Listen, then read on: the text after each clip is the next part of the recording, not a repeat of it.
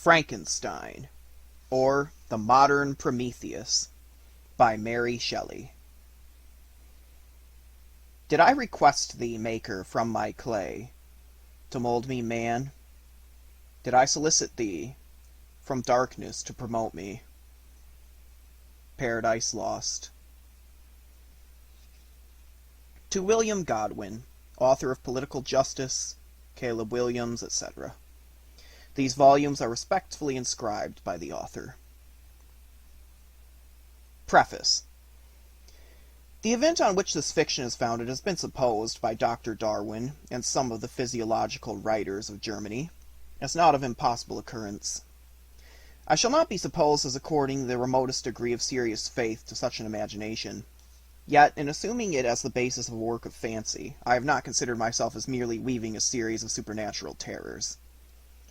The event on which the interest of the story depends is exempt from the disadvantages of a mere tale of specters or enchantment.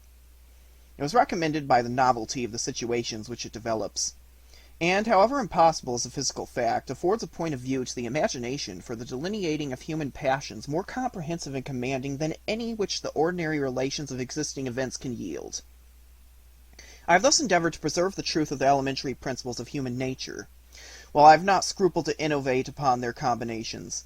The Iliad, the tragic poetry of Greece, Shakespeare, in The Tempest and Midsummer Night's Dream, and most especially Milton in Paradise Lost, conform to this rule, and the most humble novelist, who seeks to confer or receive amusement from his labors, may, without presumption, apply to prose fiction a license, or rather a rule, from the adoption of which so many exquisite combinations of human feeling have resulted in the highest specimens of poetry. The circumstance on which my story rests was suggested in casual conversation. It was commenced partly as a source of amusement, and partly as an expedient for exercising any untried resources of mind. Other motives were mingled with these as the work proceeded. I am by no means indifferent to the manner in which whatever moral tendencies exist in the sentiments or characters it contains shall affect the reader. Yet my chief concern in this respect has been limited to the avoiding the enerving effects of the novels of the present day, and to the exhibition of the amiableness of domestic affection, and the excellence of universal virtue. The opinions which naturally spring from the character and situation of the hero are by no means to be conceived as existing always in my own conviction, nor is any inference justly to be drawn from the following pages as prejudicing any philosophical doctrine of whatever kind.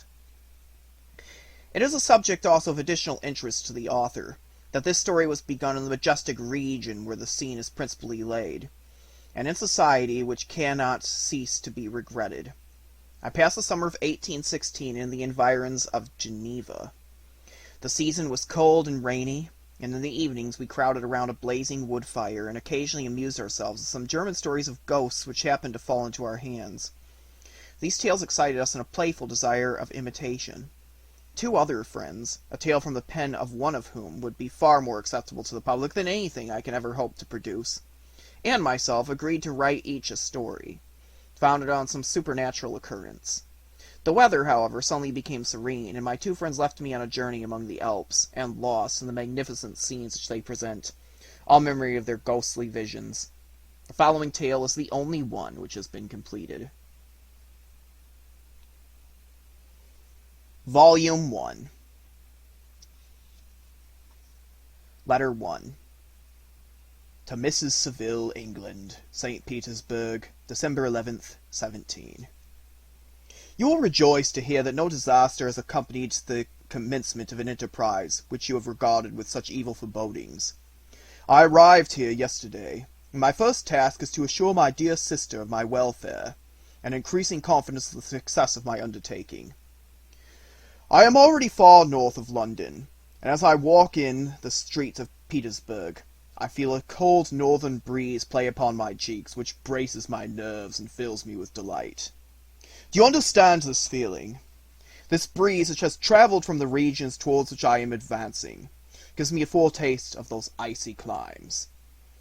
Inspirited by this wind of promise, my daydreams became more fervent and vivid.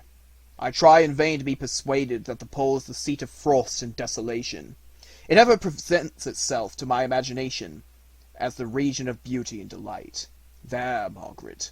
The sun is forever visible, its broad disk just skirting the horizon, and diffusing perpetual splendor.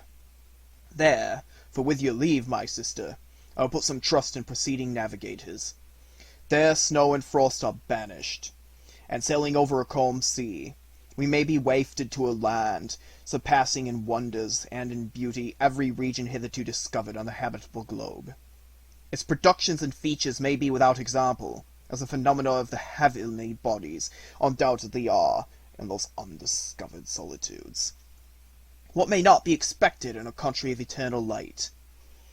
I may there discover the wondrous power which attracts the needle, and may regulate 1,000 celestial observations, that require only this voyage to render their seeming eccentricities consistent forever. I shall satiate my ardent curiosity with the sight of a part of the world never before visited, and may tread a land never before imprinted by the foot of man.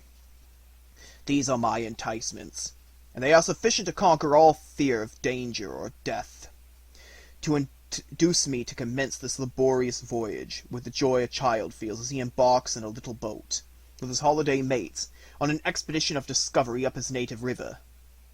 But, supposing all these conjectures to be false, you cannot contest the inestimable benefit which shall confer on all mankind to the last generation, by discovering a passage near the pole to these countries, to reach at which present so many months are requisite, or by ascertaining the secret of the magnet, which, if at all possible, can only be effected by an undertaking such as mine. These reflections have dispelled the agitation with which I began my letter, and I feel my heart glow with enthusiasm, which elevates me to heaven, for nothing contributes so much to tranquilize the mind as a steady purpose, a point on which the soul may fix its intellectual eye. This expedition has been the favorite dream of my early years. I have read with ardor the accounts of the various voyages which have been made in the prospect of arriving at the North Pacific Ocean through the seas which surround the pole. You may remember that a history of all the voyages made for purposes of discovery composed the whole of our good Uncle Thomas's library. My education was neglected, yet I was passionately fond of reading. These volumes were my study day and night, and my familiarity with them increased that regret which I had felt as a child on learning that my father's dying injunction had forbidden my uncle to allow me to embark in a seafaring life. These visions faded when I perused, for the first time, those poets whose effusions entranced my soul and lifted it to heaven. I also became a poet, and for 1 year lived in a paradise of my own creation. I imagined that I might obtain a niche in the temple, where the names of Homer and Shakespeare are consecrated. You are well acquainted with my failure, and how heavily I bore the disappointment. But just at that time I inherited the fortune of my cousin, and my thoughts were turned into the channel of their earlier bent. 6 years have passed since I resolved on my present undertaking. I can, even now, remember the hour from which I dedicated myself to this great enterprise. I commenced by inuring my body to hardship. I accompanied the whale-fishers on several expeditions to the North Sea. I voluntarily endured cold, famine, thirst, and want of sleep. I often worked harder than the common soldiers during the day, and devoted my nights to the study of mathematics, the theory of medicine, and those branches of physical science from which a naval adventurer might derive the greatest practical advantage. Twice I actually hired myself as an undermate in a Greenland whaler, and acquitted myself to admiration. I must own I felt a little proud when my captain offered me the second dignity in the vessel, and entreated me to remain with the greatest earnestness, so valuable did he consider my services. And now, dear Margaret, do I not deserve to accomplish some great purpose? My life might have been passed in ease and luxury, but I preferred glory to every enticement that wealth placed in my path. Oh, that some encouraging voice would answer in the affirmative! My courage and my resolution is firm, but my hopes fluctuate, and my spirits are often depressed. I am about to proceed on a long and difficult voyage, the emergencies of which will demand all my fortitude.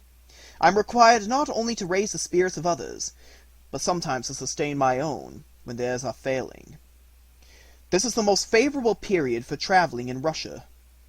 They fly quickly over the snow in the sledges. The motion is pleasant, and, in my opinion, far more agreeable than that of an English stagecoach.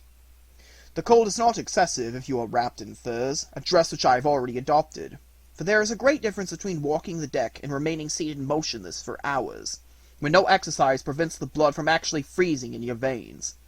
I have no ambition to lose my life on the post road between St. Petersburg and Archangel. I shall depart for the latter town in a fortnight or 3 weeks, and my intention is to hire a ship there, which can easily be done by paying the insurance for the owner, and to engage as many sailors as I think necessary among those who are accustomed to the whale fishing. I do not intend to sail until the month of June. And when shall I return? Ah, dear sister, how can I answer this question? If I succeed, many, many months, perhaps years, will pass before you and I may meet. If I fail, you will see me again soon, or never. Farewell, my dear, excellent Margaret. Heaven shower down blessings on you, and save me, that I may again and again testify my gratitude for all your love and kindness. Your affectionate brother, R. Walton. Letter 2. To Mrs. Saville, England, Archangel, 28th March 17. How slowly the time passes here, encompassed as I am by frost and snow. Yet a second step is taken towards my enterprise. I have hired a vessel, and am occupied in collecting my sailors. Those whom I have already engaged appear to be men on whom I can depend, and are certainly possessed of dauntless courage. But I have one want, which I have never yet been able to satisfy, and the absence of the object of which I now feel as a most severe evil. I have no friend, Margaret, when I am glowing with the enthusiasm of success. There will be none to participate my joy. If I am assailed by disappointment, no one will endeavor to sustain me in dejection. I shall commit my thoughts to paper, it is true, but that is a poor medium for the communication of feeling. I desire the company of a man who could sympathize with me, whose eyes would reply to mine. You may deem me romantic, my dear sister, but I bitterly feel the want of a friend. I have no one near me, gentle yet courageous, possessed of a cultivated as well as of a capricious mind, whose tastes are like my own, to approve or amend my plans. How would such a friend repair the faults of your poor brother? I am too ardent in execution, and too impatient of difficulties. But it is a still greater evil to me that I am self-educated. For the first 14 years of my life I ran wild on a common, and read nothing but our Uncle Thomas's books of voyages. At that age I became acquainted with the celebrated poets of our own country. But it was only when it had ceased to be in my power to derive its most important benefits from such a conviction, that I perceived the necessity of becoming acquainted with more languages than that of my native country. Now I am 28, a man in reality more illiterate than many schoolboys of 15. It is true that I have thought more, and that my daydreams are more extended and magnificent, but they want, as the painters call it, keeping. And I greatly need a friend who would have sense enough not to despise me as romantic, and affection enough for me to endeavor to regulate my mind. Well, these are useless complaints. I shall certainly find no friend on the wide ocean, nor even here at Archangel, among merchants and seamen. Yet some feelings, unallied to the dross of human nature, beat even in these rugged bosoms. My lieutenant, for instance, is a man of wonderful courage and enterprise. He is madly desirous of glory. He is an Englishman, and in the midst of national and professional prejudices, unsoftened by cultivation, retains some of the noblest endowments of humanity. I first became acquainted with him on board a whale vessel. Finding that he was unemployed in this city, I easily engaged him to assist in my enterprise. The master is a person of excellent disposition, and is remarkable in the ship for his gentleness, and the mildness of his discipline. He is, indeed, of so amiable a nature, that he will not hunt, a favourite, and almost the only amusement here, because he cannot endure to spill blood. He is, moreover, heroically generous, Some years ago he loved a young Russian lady of moderate fortune, and having amassed a considerable sum in prize money, the father of the girl consented to the match.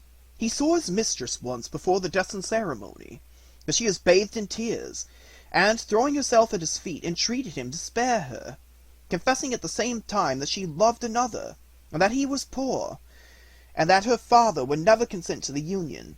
My generous friend reassured the suppliant, and on being informed of the name of her lover, instantly abandoned his pursuit.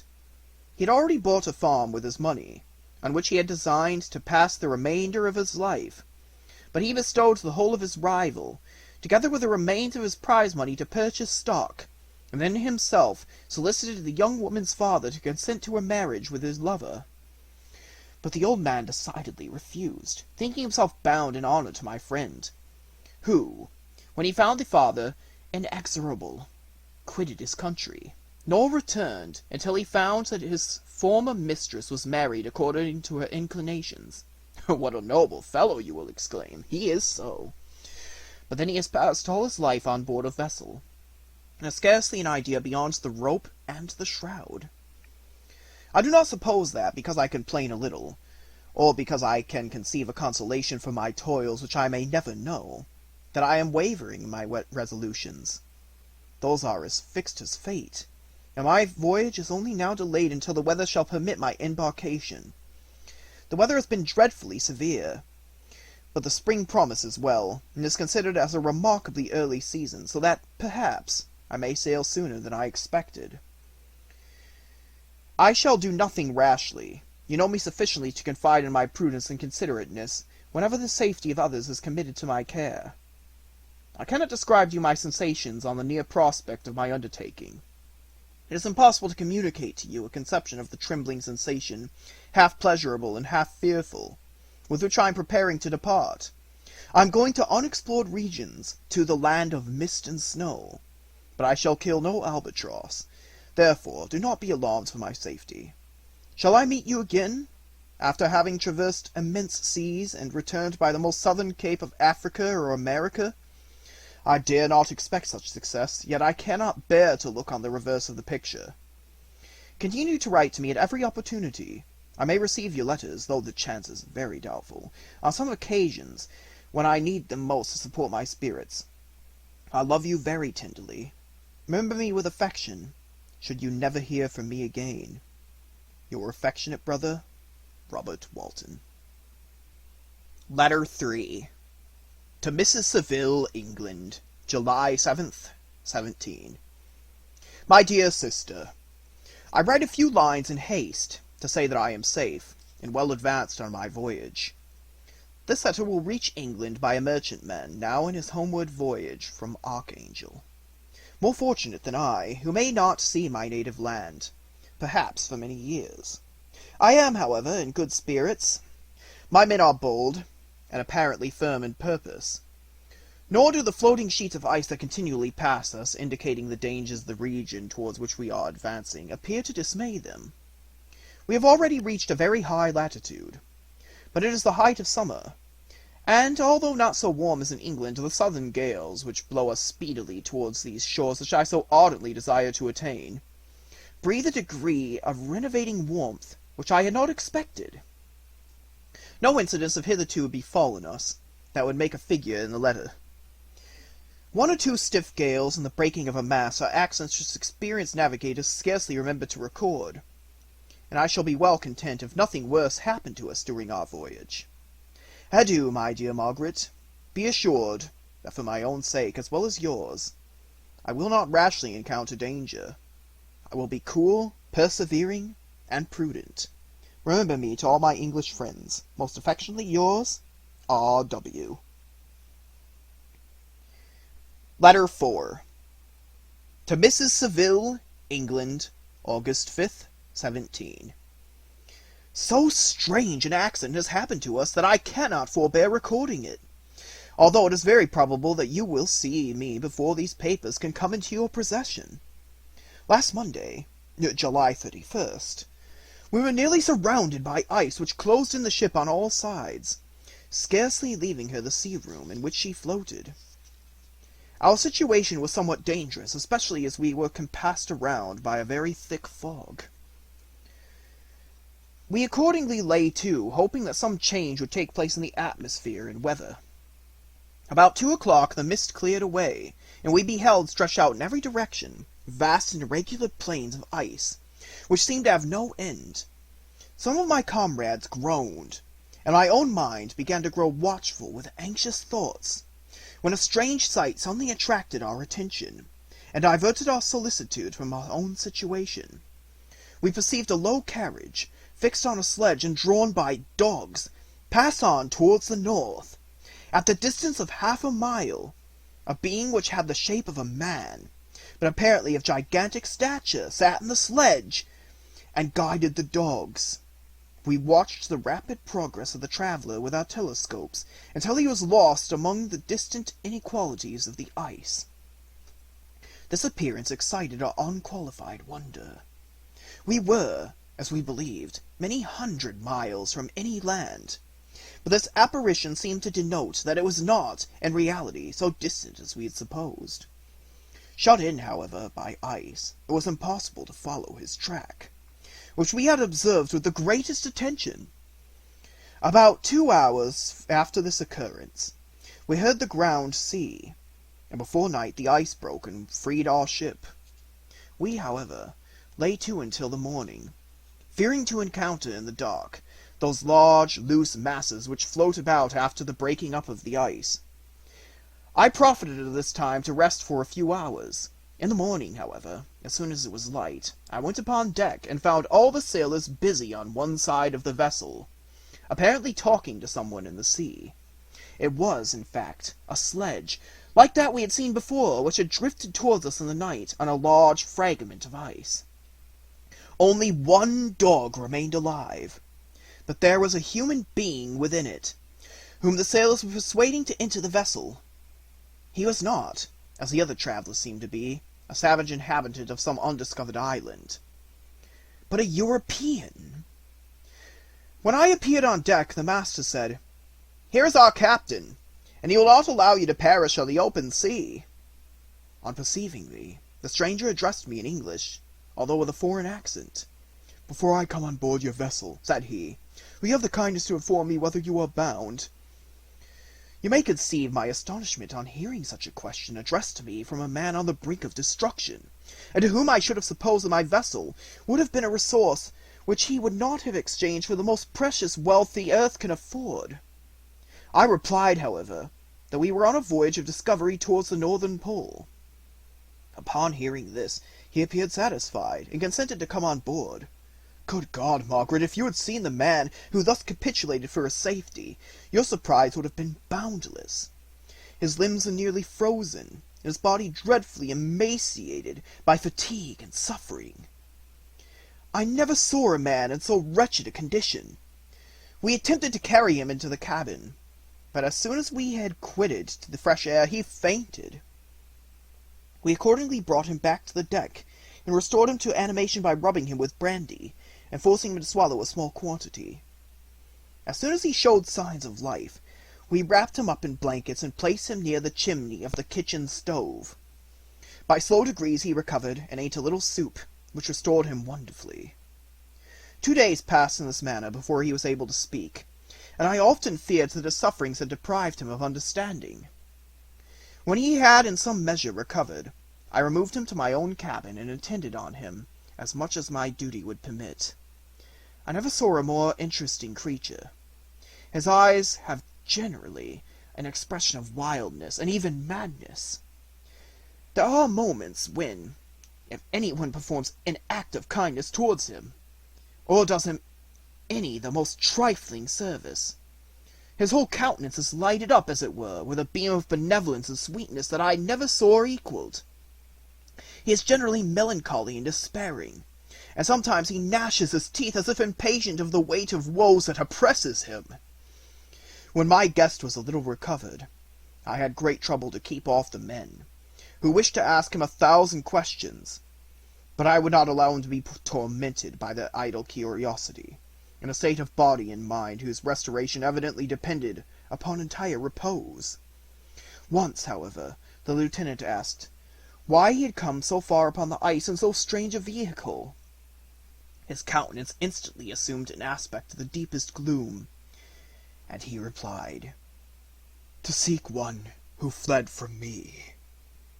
"And did the man whom you pursued travel in the same fashion?" "Yes."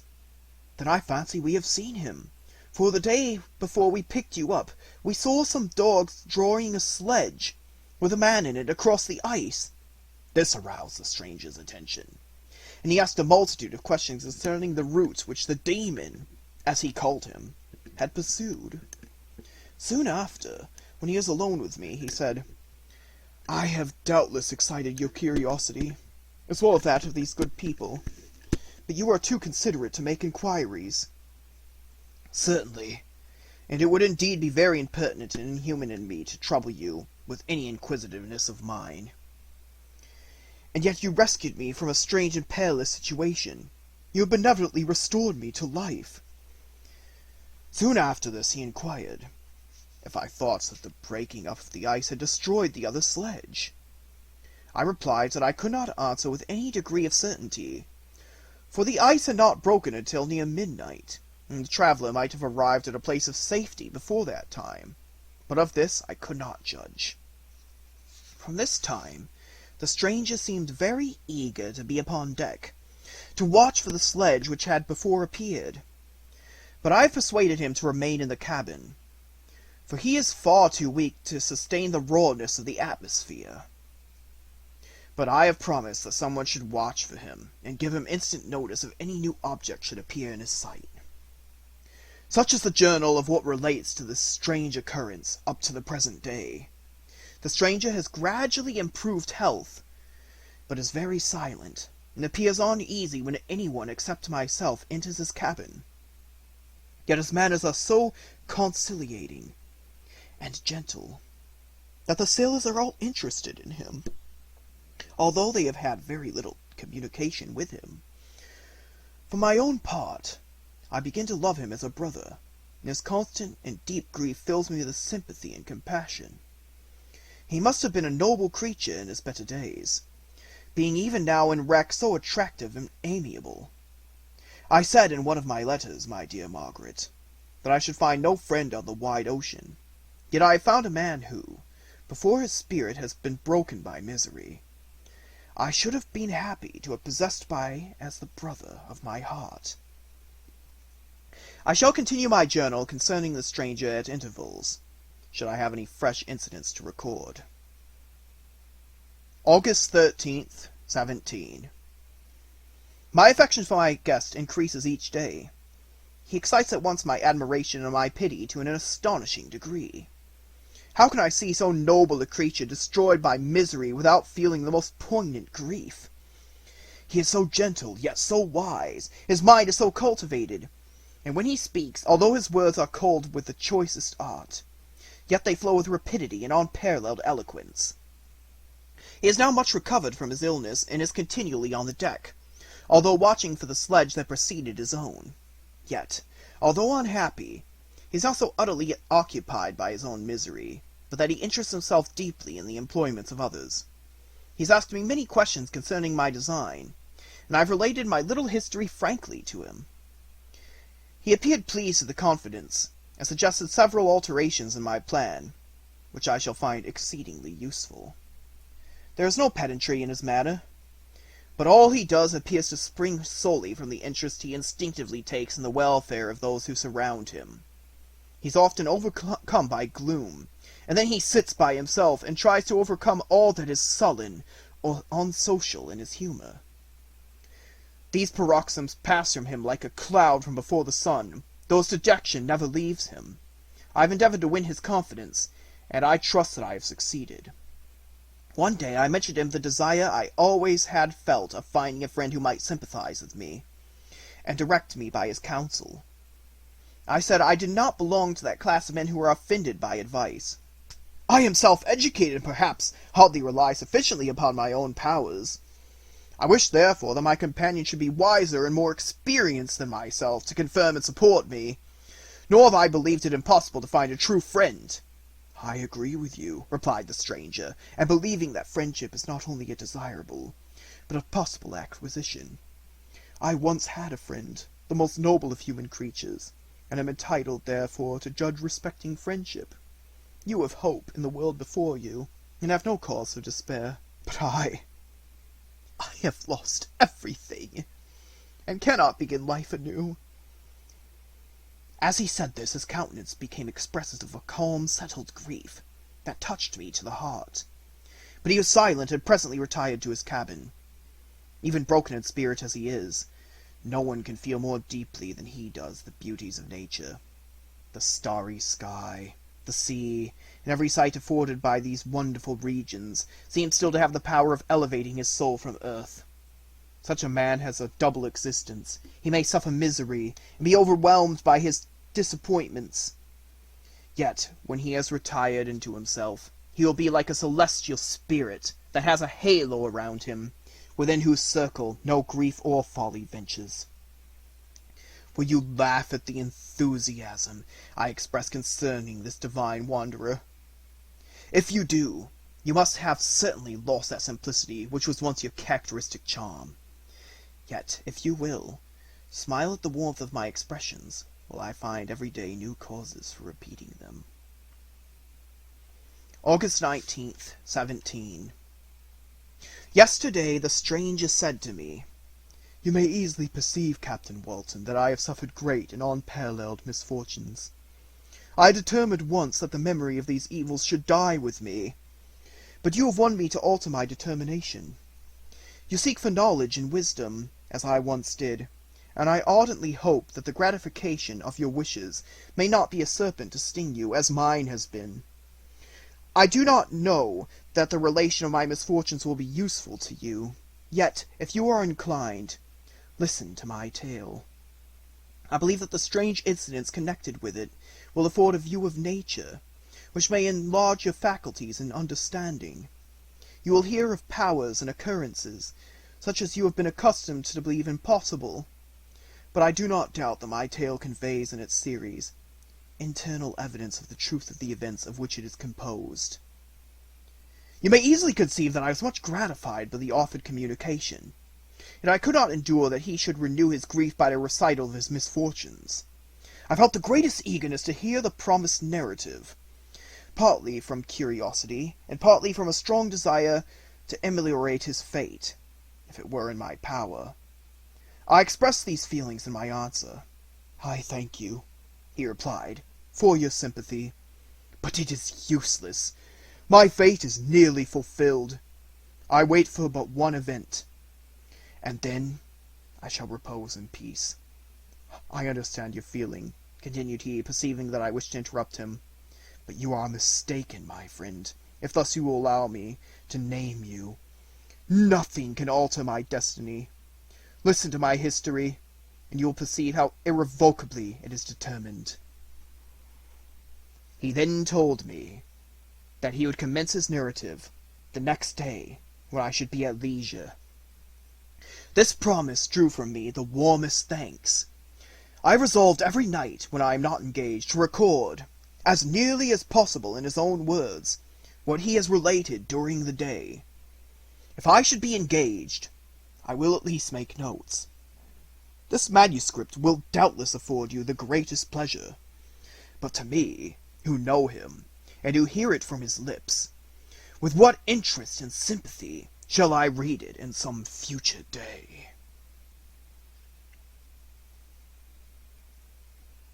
Chapter 1.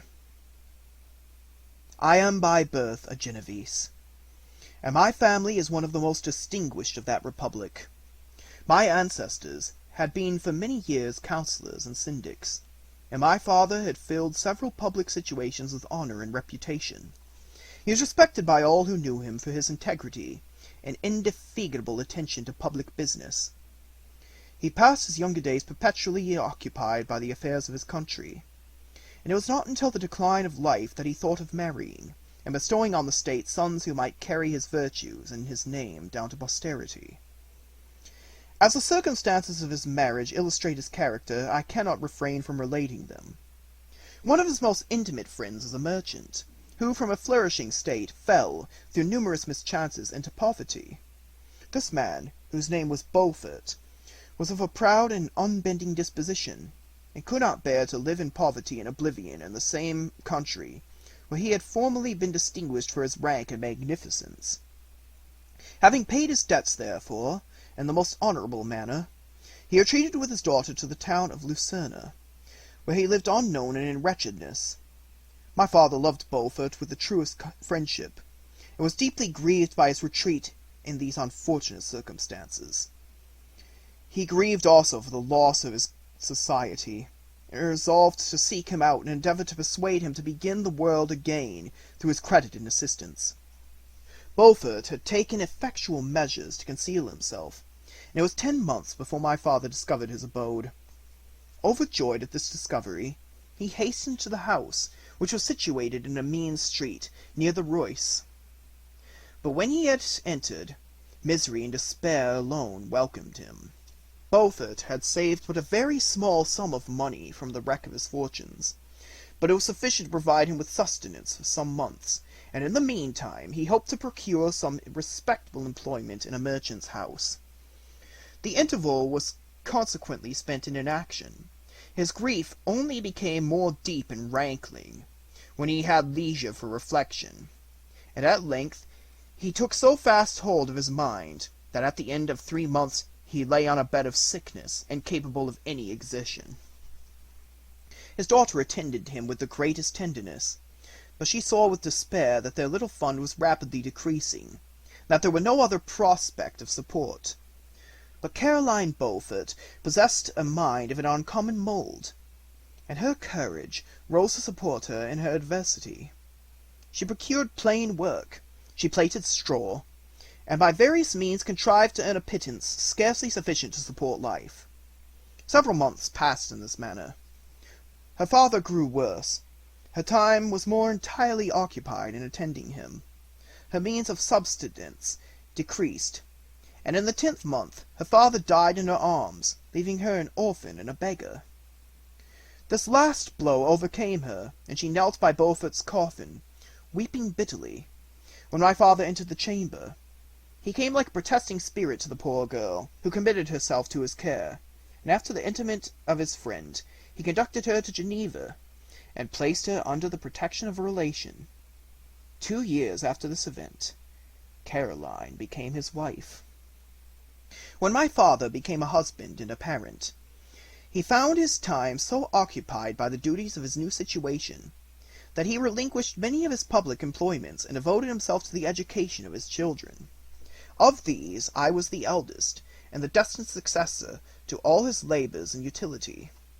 No creature could have more tender parents than mine. My improvement in health were their constant care, especially as I remained for several years their only child. But before I continue my narrative, I must record an incident which took place when I was 4 years of age. My father had a sister, whom he tenderly loved, and who had married early in life an Italian gentleman. Soon after her marriage, she had accompanied her husband into her native country, and for some years my father had very little communication with her. About the time I mentioned, she died. At a few months afterwards, he received a letter from her husband, acquainting him with his intention of marrying an Italian lady, and requesting my father to take charge of the infant Elizabeth, the only child of his deceased sister. "It is my wish," he said, "that you should consider her as your own daughter, and educate her thus. Her mother's fortune is secured to her, the documents of which I will commit to your keeping. Reflect upon this proposition, and decide whether you would prefer educating your niece yourself to her being brought up by your stepmother." My father did not hesitate, and immediately went to Italy, that he might accompany the little Elizabeth to her future home. I have often heard my mother say that she was at that time the most beautiful child she had ever seen, and showed signs even then of a gentle and affectionate disposition.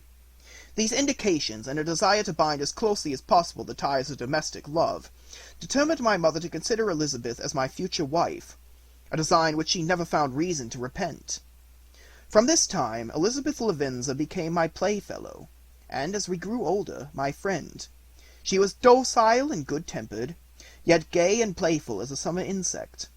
Although she was lively and animated, her feelings were strong and deep, and her disposition uncommonly affectionate.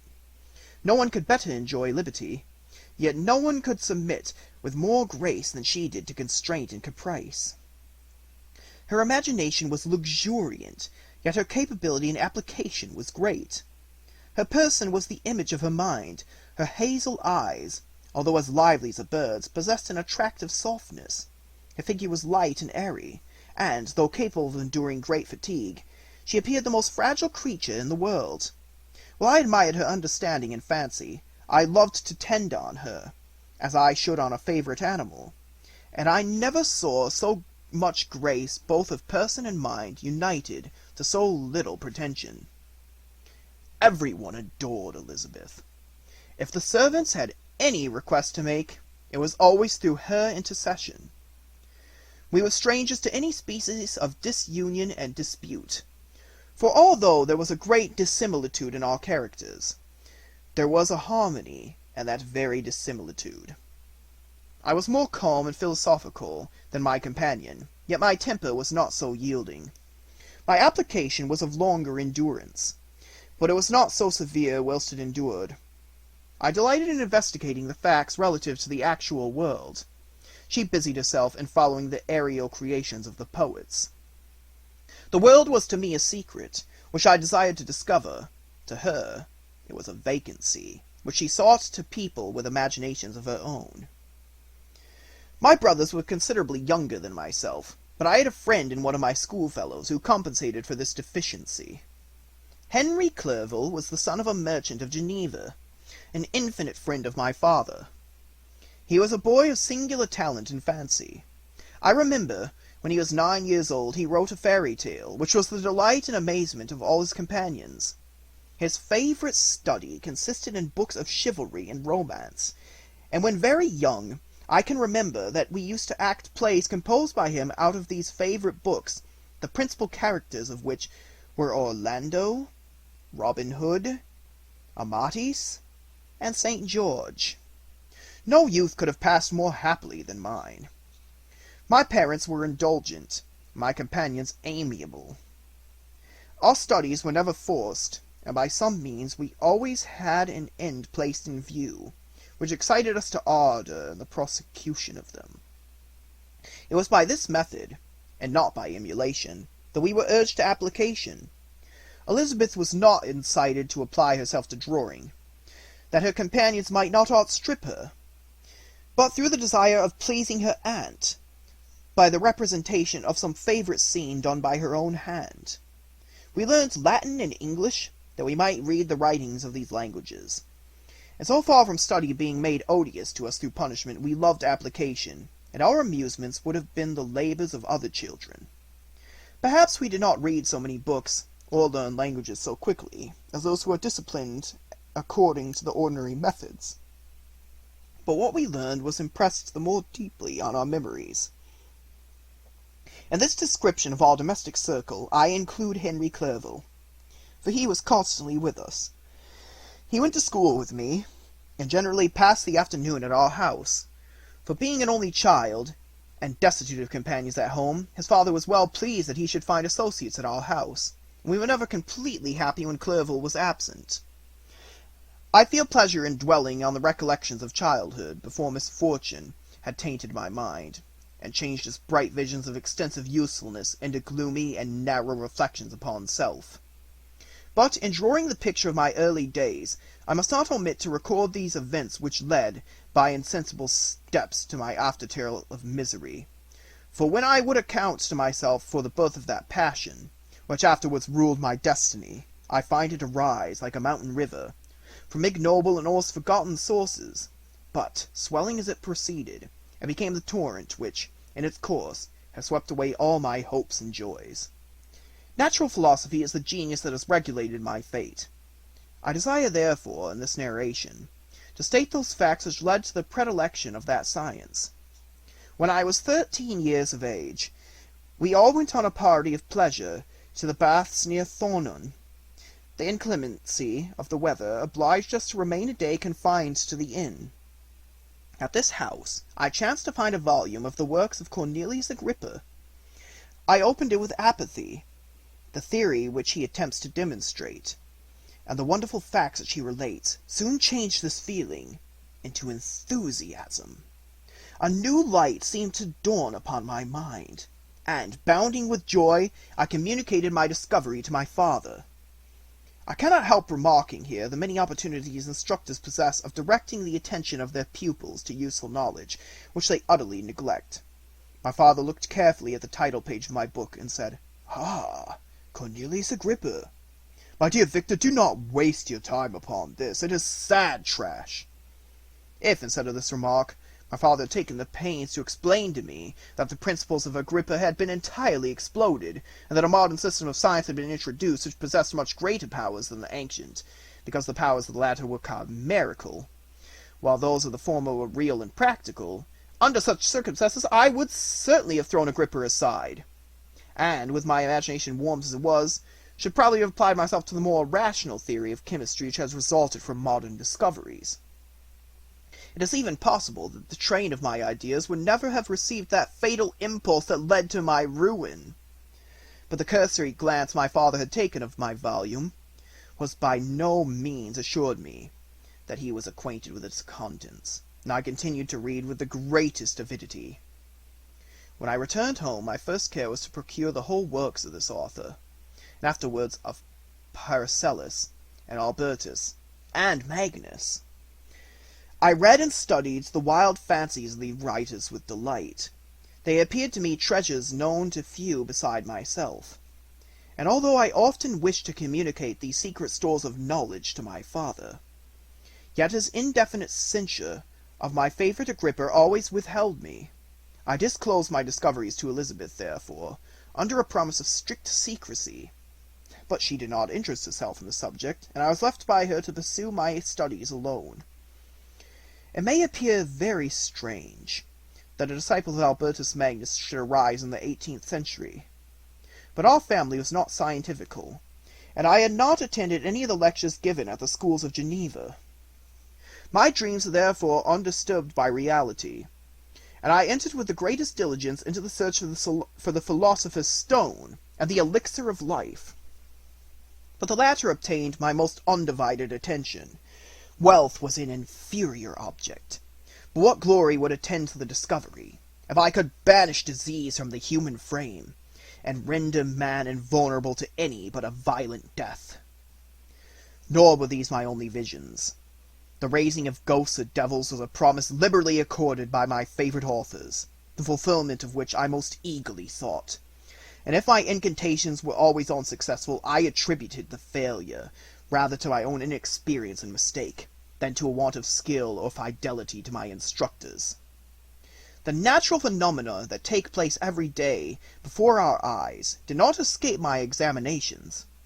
Distillation, and the wonderful effects of steam, possessed of which my favourite authors were utterly ignorant, excited my astonishment, but my utmost wonder was engaged by some experiments on an air pump, which I saw employed by a gentleman whom we were in the habit of visiting. The ignorance of the early philosophers on these and several of the points served to decrease their credit with me, but I could not entirely throw them aside, before some other systems should occupy their place in my mind. When I was about 15 years old, we had retired to a house near Bell River, when we witnessed a most violent and terrible thunderstorm. It advanced from behind the mountains of Jura, and the thunder burst at once with frightful loudness from various quarters of the heavens. I remained, while the storm lasted, watching its progress with curiosity and delight. As I stood at the door, on a sudden I beheld a stream of fire issue from an old and beautiful oak which stood about 20 yards from our house, and so soon as the dazzling light vanished, the oak had disappeared, and nothing remained but a blasted stump. When we visited it the next morning, we found the tree shattered in a singular manner. It was not splintered by the shock, but entirely reduced to thin ribbons of wood.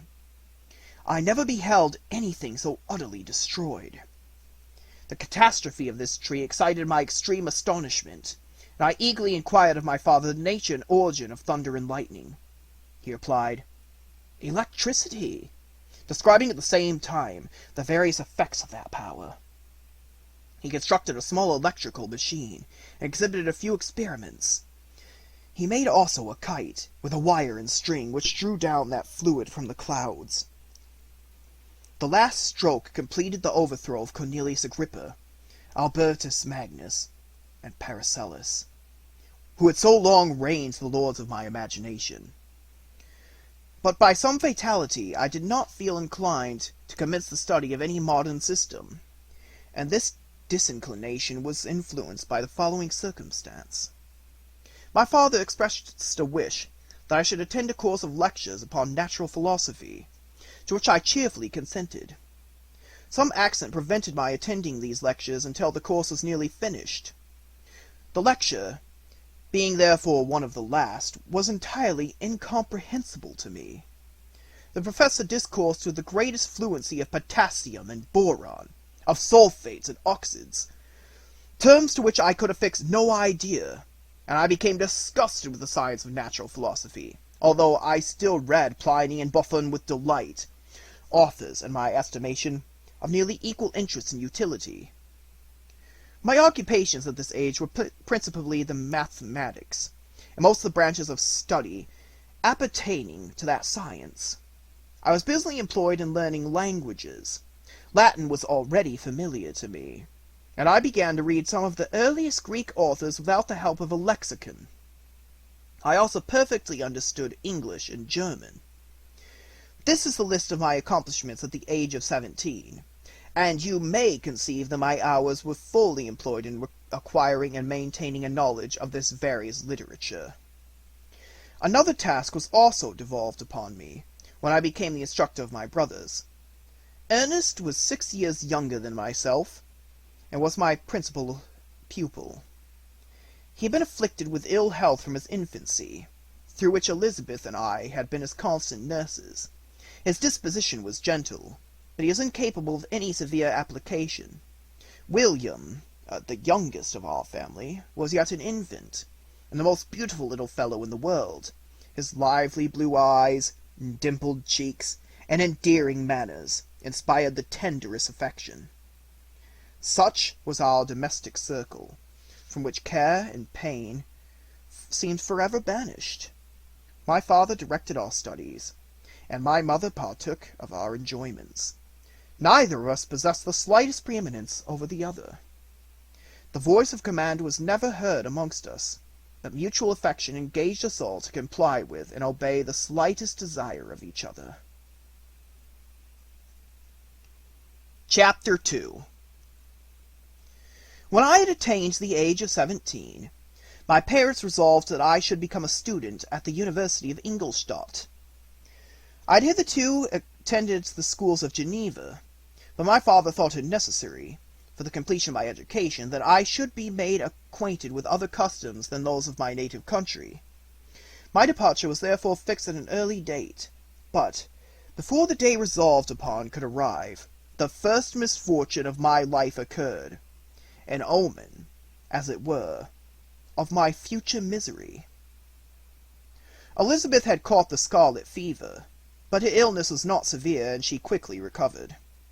During her confinement, many arguments had been urged to persuade my mother to refrain from attending upon her. She had at first yielded to our entreaties, but when she heard that her favourite was recovering, she could not debar herself from her society, and entered her chamber long before the danger of infection was past. The consequences of this imprudence were fatal. On the 3rd day my mother sickened. Her fever was very malignant, and the looks of her attendants prognosticated the worst event. On her deathbed the fortitude and benignity of this admirable woman did not desert her. She joined the hands of Elizabeth and myself. "My children," she said, "my firmest hopes of future happiness were placed on the prospect of your union. This expectation will now be the consolation of your father. Elizabeth, my love, you'll supply my place to your younger cousins. Alas, I regret that I am taken from you, and, happy and beloved as I have been, is it not hard to quit you all? But these are not thoughts befitting me. I will endeavour to resign myself cheerfully to death, and will indulge a hope of meeting you in another world." She died calmly, and her countenance expressed affection even in death. I need not describe the feelings of those whose dearest ties are rent by that most irreparable evil, the void that presents itself to the soul, and the despair that is exhibited on the countenance. It is so long before the mind can persuade itself that she, whom we saw every day, and whose very existence appeared a part of our own, can have departed forever, that the brightness of a beloved eye can have been extinguished, and the sound of a voice so familiar and so dear to the ear can be hushed, never more to be heard. These are the reflections of the first days, but when the lapse of time proves the reality of the evil, then the actual bitterness of grief commences. Yet from whom has not that rude hand rent away some dear connection? And why should I describe the sorrow which all have felt, and must feel? The time at length arrives when grief is rather an indulgence than a necessity, and the smile that plays upon the lips, although it may be deemed a sacrilege, is not banished. My mother was dead, but we still had duties which we ought to perform. We must continue our course with the rest, and learn to think ourselves fortunate, whilst one remains whom the spoiler has not seized. My journey to Ingolstadt, which had been deferred by these events, was now again determined upon. I obtained from my father a respite of some weeks. This period was spent sadly. My mother's death and my speedy departure depressed our spirits, but Elizabeth endeavoured to renew the spirit of cheerfulness in our little society. Since the death of her aunt, her mind had acquired new firmness and vigour. She determined to fulfil her duties with the greatest exactness, and she felt that most imperious duty of rendering her uncle and cousins happy had devolved upon her. She consoled me, amused her uncle, instructed my brothers, and I never beheld her so enchanting as at that time, when she was continually endeavouring to contribute to the happiness of others, entirely forgetful of herself. The day of my departure at length arrived. I had taken leave of all my friends, excepting Clerval, who spent the last evening with us. He bitterly lamented that he was unable to accompany me, but his father could not be persuaded to part with him, intending that he should become a partner with him in business, in compliance with his favourite theory, that learning was superfluous in the commence of ordinary life. Henry had a refined mind. He had no desire to be idle, and was well pleased to become his father's partner, but he believed that a man might be a very good trader, and yet possess a cultivated understanding. We sat late, listening to his complaints, and making many little arrangements for the future. The next morning early I departed. Tears gushed from the eyes of Elizabeth. They proceeded partly from sorrow at my departure, and partly because she reflected that the same journey was to have taken place 3 months before, when a mother's blessing would have accompanied me. I threw myself into the chaise that was to convey me away, and indulged in the most melancholy reflections.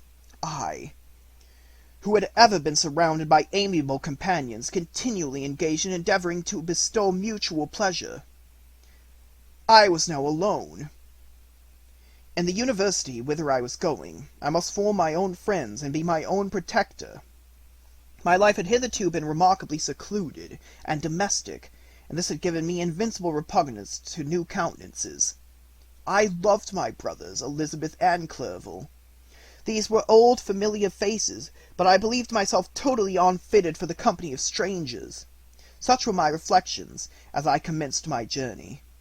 But as I proceeded, my spirits and hopes arose. I ardently desired the acquisition of knowledge. I had often, when at home, thought it hard to remain during my youth cooped up in one place, and had longed to enter the world, and take my station among other human beings.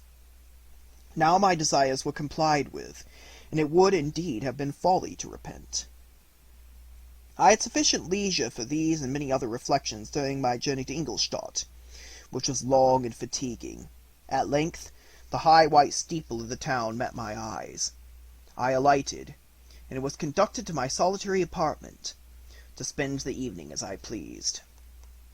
The next morning I delivered my letters of introduction, and paid a visit to some of the principal professors, and among others to Monsieur Crimp, professor of natural philosophy. He received me with politeness, and asked me several questions concerning my progress of the different branches of science appertaining to natural philosophy. I mentioned, it is true, with fear and trembling, the only authors I had ever read upon these subjects. The professor stared. "Have you," he said, "really spent your time in studying such nonsense?" I replied with the affirmative. "Every minute," continued Monsieur Crimp with warmth, "every minute that you have wasted on those books is utterly and entirely lost. You've burdened your memory with exploded systems and useless names. Good God, in what desert land have you lived where no one was kind enough to inform you that these fancies, on which you have so greedily imbibed, are 1,000 years old, and as musty as they are ancient? I little expected in this enlightened and scientific age to find a disciple of Albertus Magnus and Paracelsus. My dear sir, you must begin your studies entirely anew." So saying, he stepped aside, and wrote down a list of several books treating of natural philosophy, which he desired me to procure, and dismissed me, after mentioning that in the beginning of the following week he intended to commence a course of lectures upon natural philosophy and its general relations, and that Mr. Waldman, a fellow professor, would lecture upon chemistry the alternate days that he missed. I returned home, not disappointed, for I had long considered that those authors useless whom the professor had so strongly reprobated. But I did not feel much inclined to study the books which I procured at his recommendation. Monsieur Crimp was a little squat man, with a gruff voice and repulsive countenance. The teacher, therefore, did not prepossess me in favor of his doctrine. Besides, I had contempt for the uses of modern natural philosophy. It was very different when the masters of the science sought immortality and power upon views, although futile, were grand. But now the scene was changed. The ambition of the inquirer seemed to limit itself to the annihilation of those visions on which my interest in science was chiefly founded. I was required to exchange chimeras of boundless grandeur for realities of little worth. Such were my reflections during the first 2 or 3 days spent almost in solitude. But as the ensuing week commenced, I thought of the information which Mr. Crimp had given me concerning the lectures, and although I could not consent to go and hear the little conceited fellow deliver sentences out of a pulpit, I recollected what he had said of Mr. Waldman, whom I had never seen, as he had hitherto been out of town. Partly from curiosity, and partly from idleness, I went into the lecturing room, which Mr. Waldman entered shortly after. This professor was very unlike his colleague. He appeared about 50 years of age, but with an aspect expressive of the greatest benevolence. A few grey hairs covered his temples, but those at the back of his head were nearly black. His person was short, but remarkably erect, and his voice was the sweetest I had ever heard. He began his lecture by a recapitulation of the history of chemistry, and the various improvements made by different men of learning, pronouncing with fervour the names of the most distinguished discoverers. He then took a cursory view of the present state of the science, and explained many of its elementary terms. After having made a few preparatory experiments, he concluded with a panegyric upon modern chemistry, the terms of which I shall never forget. "The ancient teachers of this science," said he, "promised impossibilities and performed nothing. The modern masters promise very little. They know that metals cannot be transmuted, and that the elixir of life is a chimera. But these philosophers, whose hands seem only made to dabble in dirt, and their eyes to pore over the microscopic crucible, have indeed performed miracles. They penetrate to the recesses of nature, and show how she works in her hiding places. They ascend into the heavens. They have discovered how the blood circulates, and the nature of the air we breathe. They have acquired new and almost unlimited powers. They can command the thunders of heaven, mimic the earthquake, and even mock the invisible world with its own shadows." I departed highly pleased with the professor and his lecture, and paid him a visit the very same morning. His manners in private were even more mild and attractive than in public, for there was a certain dignity in his mien and his lecture, which in his own house was replaced with the greatest affability and kindness. He heard with attention my little narration concerning my studies, and smiled at the names of Cornelius Agrippa and Paracelsus, but without the contempt that Mr. Crimp had exhibited. He said that these were men to whom indefatigable zeal modern philosophers were indebted for most of the foundations of their knowledge. They had left to us as an easier task to give new names and arrange in connected classifications the facts which they, in a great degree, had been the instruments of bringing to light. The labours of men of genius, however erroneously directed, scarcely fail in ultimately turning to the solid advantage of mankind. I listened to a statement which was delivered without any presumption or affectation, and then added that his lecture had removed any prejudices against modern chemists, and I, at the same time, requested his advice concerning the books I ought to procure. "I am happy," said Mr. Waldman, "to have gained a disciple. If your application equals your ability, I have no doubt of your success. Chemistry is the branch of natural philosophy in which the greatest improvements have been and may be made. It is on that account that I have made it my peculiar study, but at the same time I have not neglected the other branches of science. A man would make but a very sorry chemist if he attended to that department of human knowledge alone.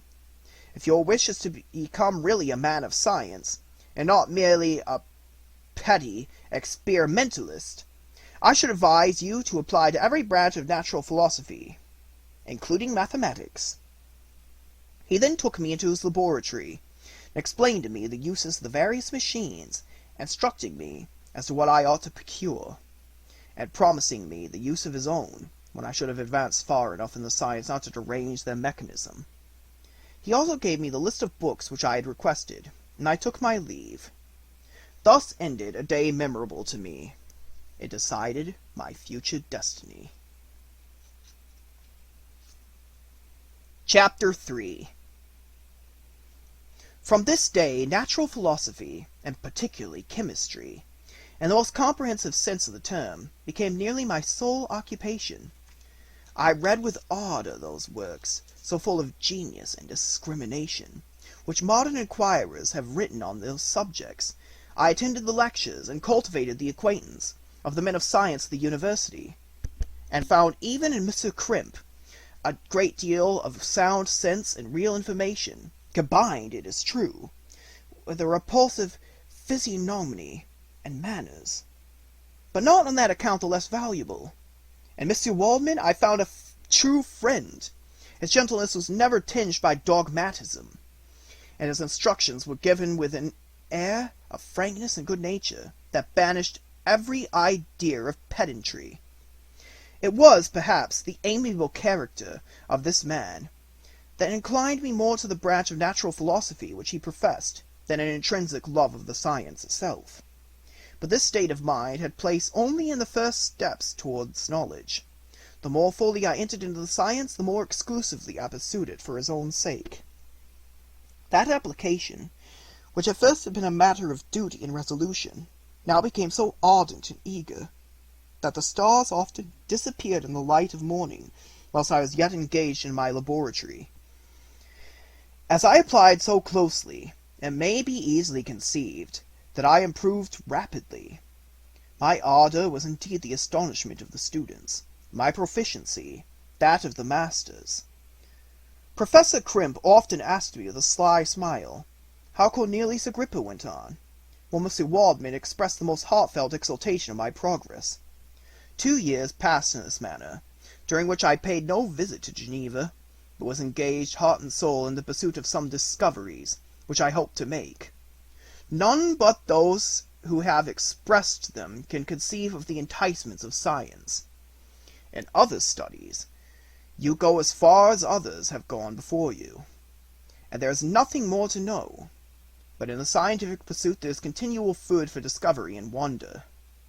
A mind of moderate capacity, which closely pursues one study, must infallibly arrive at great proficiency in that study, and I, who continually sought the attainment of one object of pursuit, and was solely wrapped up in this, improved so rapidly that, at the end of 2 years, I made some discoveries in the improvement of the chemical instruments, which procured me some great esteem and admiration at the university. When I had arrived at this point, and had become as well acquainted with the theory and practice of natural philosophy as depended on the lessons of any of the professors of Ingolstadt, my residence there being no longer conducive to my improvements, I thought of returning to my friends in my native town, when an incident happened that protracted my stay. One of the phenomena which had particularly attracted my attention was the structure of the human frame, and indeed any animal endued with life. Whence, I often asked myself, did the principle of life proceed? It was a bold question, and one which has ever been considered as a mystery. Yet, with how many things are we upon the brink of becoming acquainted, if cowardice or carelessness did not restrain our inquiries? I resolved these circumstances in my mind, and determined thenceforth to apply myself more particularly to these branches of natural philosophy which relate to physiology. Unless I had been animated by an almost supernatural enthusiasm, my application to this study would have been irksome and almost intolerable. To examine the causes of life, we must first have recourse to death. I became acquainted with the science of anatomy, but this was not sufficient. I must also observe the natural decay and corruption of the human body. In my education, my father had taken the greatest precautions that my mind should be impressed with no supernatural horrors. I do not ever remember to have trembled at a tale of superstition, or to have feared the apparition of a spirit. Darkness had no effect upon my fancy, and a churchyard to me was merely the receptacle of bodies deprived of life, which, from being the seat of beauty and strength, had become food for the worm. Now I was led to examine the cause and progress of this decay, and forced to spend days and nights in vaults and charnel houses. My attention was fixed upon every object of the most insupportable to the delicacy of the human feelings. I saw how the fine form of man was degraded and wasted. I beheld the corruption of death succeed to the blooming cheek of life. I saw how the worm inherited the wonders of the eye and brain. I paused, examining and analyzing all the minutiae and causation, as exemplified in the change from life to death, and death to life, until from the midst of this darkness a sudden light broke in upon me, a light so brilliant and wondrous, yet so simple, that while I became dizzy with the immensity of the prospect which it illustrated, I was surprised that among so many men of genius, who had directed their inquiries towards the same science, that I alone should be reserved to discover so astonishing a secret. Remember, I am not recording the vision of a madman. The sun does not more certainly shine in the heavens than that which I now affirm is true. Some miracle might have produced it, yet the stages of the discovery were distinct and probable. After days and nights of incredible labor and fatigue, I succeeded in discovering the cause of generation in life. Nay, more, I became myself capable of bestowing animation upon lifeless matter. The astonishment which I had at first experienced on this discovery soon gave place to delight and rapture. After so much time spent in painful labor, to arrive at once at the summit of my desires was the most gratifying consummation of my toils. But this discovery was so great and overwhelming that all the steps by which I had been progressively led to it were obliterated, and I beheld only the result. What had been the study and desire of the wisest man since the creation of the world was now within my grasp. Not that, like a magic scene, it all opened upon me at once.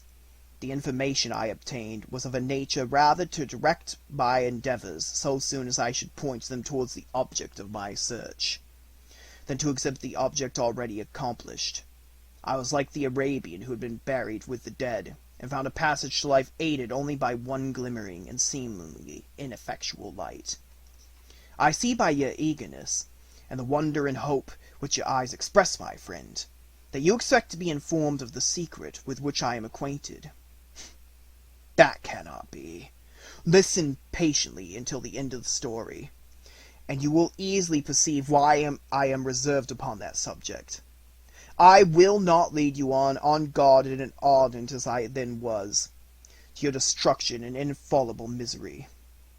Learn from me, if not by my precepts, at least by my example, how dangerous is the acquirement of knowledge, and how much happier that man is who believes his native town to be the world, than he who aspires to become greater than his nature will allow. When I found so astonishing a power placed within my hands, I hesitated a long time concerning the manner in which I should employ it. Although I possessed the capacity of bestowing animation, yet to prepare a frame for the reception of it, with all its intricacies of fibres, muscles, and veins, still remained a work of inconceivable difficulty and labor. I doubted at first whether I should attempt the creation of a being like myself, or one of a simpler organization. But my imagination was too much exalted by my first success to permit me to doubt of my ability to give life to an animal as complex and wonderful as man. The materials at present within my command hardly appeared adequate to so arduous an undertaking. But I doubted not that I should ultimately succeed. I prepared myself for a multitude of reverses. My operations might be incessantly baffled, and at last my work be imperfect. Yet, when I considered the improvement which every day takes place in my science and mechanics, I was encouraged to the hope of my present attempts would at least lay the foundations of future successes. Nor could I consider the magnitude and complexity of my plan as any argument of its impracticability. It was with these feelings that I began the creation of a human being.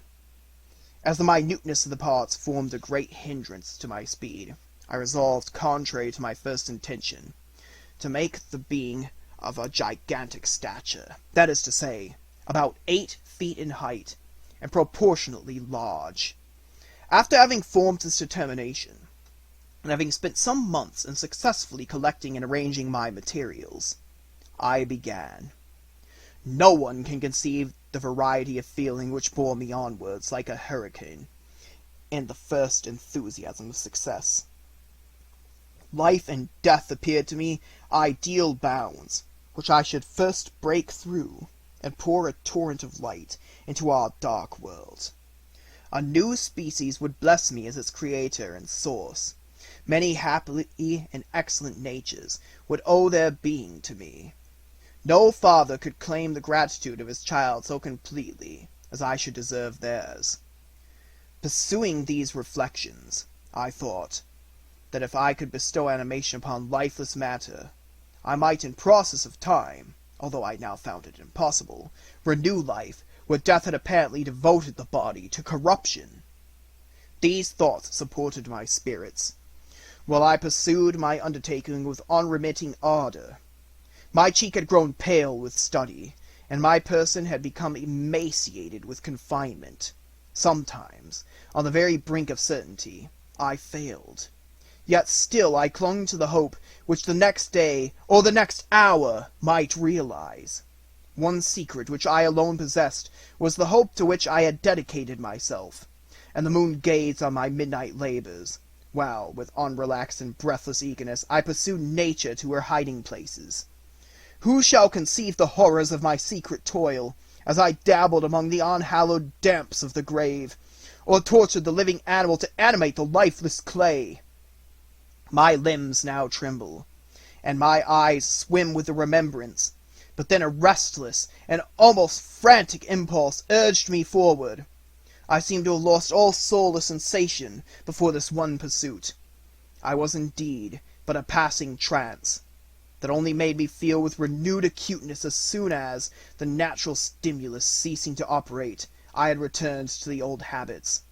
I collected bones from charnel houses, and disturbed with profane fingers the tremendous secrets of the human frame. In a solitary chamber, or rather cell, at the top of the house, and separated from all the other apartments by a gallery and staircase, I kept my workshop of filthy creation. My eyeballs were starting from the sockets and attending to the details of my employment.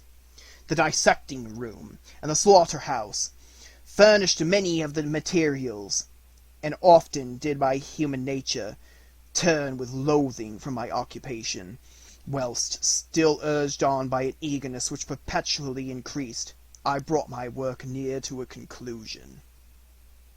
The summer months passed while I was thus engaged, heart and soul, in one pursuit. It was a most beautiful season. Never did the fields bestow a more plentiful harvest, or the vines yield a more luxuriant vintage. But my eyes were insensible to the charms of nature, and the same feelings which made me neglect the scenes around me caused me also to forget those friends who were so many miles absent, and whom I had not seen for so long a time. I knew my silence disquieted them, and I well remembered the words of my father. "I know that while you are pleased with yourself, you will think of us with affection, and we shall hear regularly from you. You must pardon me if I regard any interruption in your correspondence as a proof that your other duties are equally neglected." I knew well, therefore, what would be my father's feelings, but I could not tear my thoughts from my employment, loathsome in itself, but which had taken some irresistible hold of my imagination. I wished, as it were, to procrastinate all that had related to my feelings of affection until the great object, which swallowed up every habit of my nature, should be completed. I then thought that my father would be unjust if he ascribed my neglect to vice, or faultiness on my part, but I am now convinced that he was justified in convincing that I should not be altogether free from blame. A human being in perfection ought always to preserve a calm and peaceful mind, and never to allow passion or transitory desire to disturb his tranquillity. I do not think that the pursuit of knowledge is an exception to this rule. If the study to which you apply yourself has a tendency to weaken your affections, and to destroy your taste for those simple pleasures in which no alloy can possibly mix, then that study is certainly unlawful, that is to say, not benefiting the human mind. If this rule were always observed, if no man allowed any pursuit whatsoever to interfere with the tranquillity of his domestic affections, Greece had not been enslaved, Caesar would have spared his country, America would have been discovered more gradually, and the empires of Mexico and Peru had not been destroyed.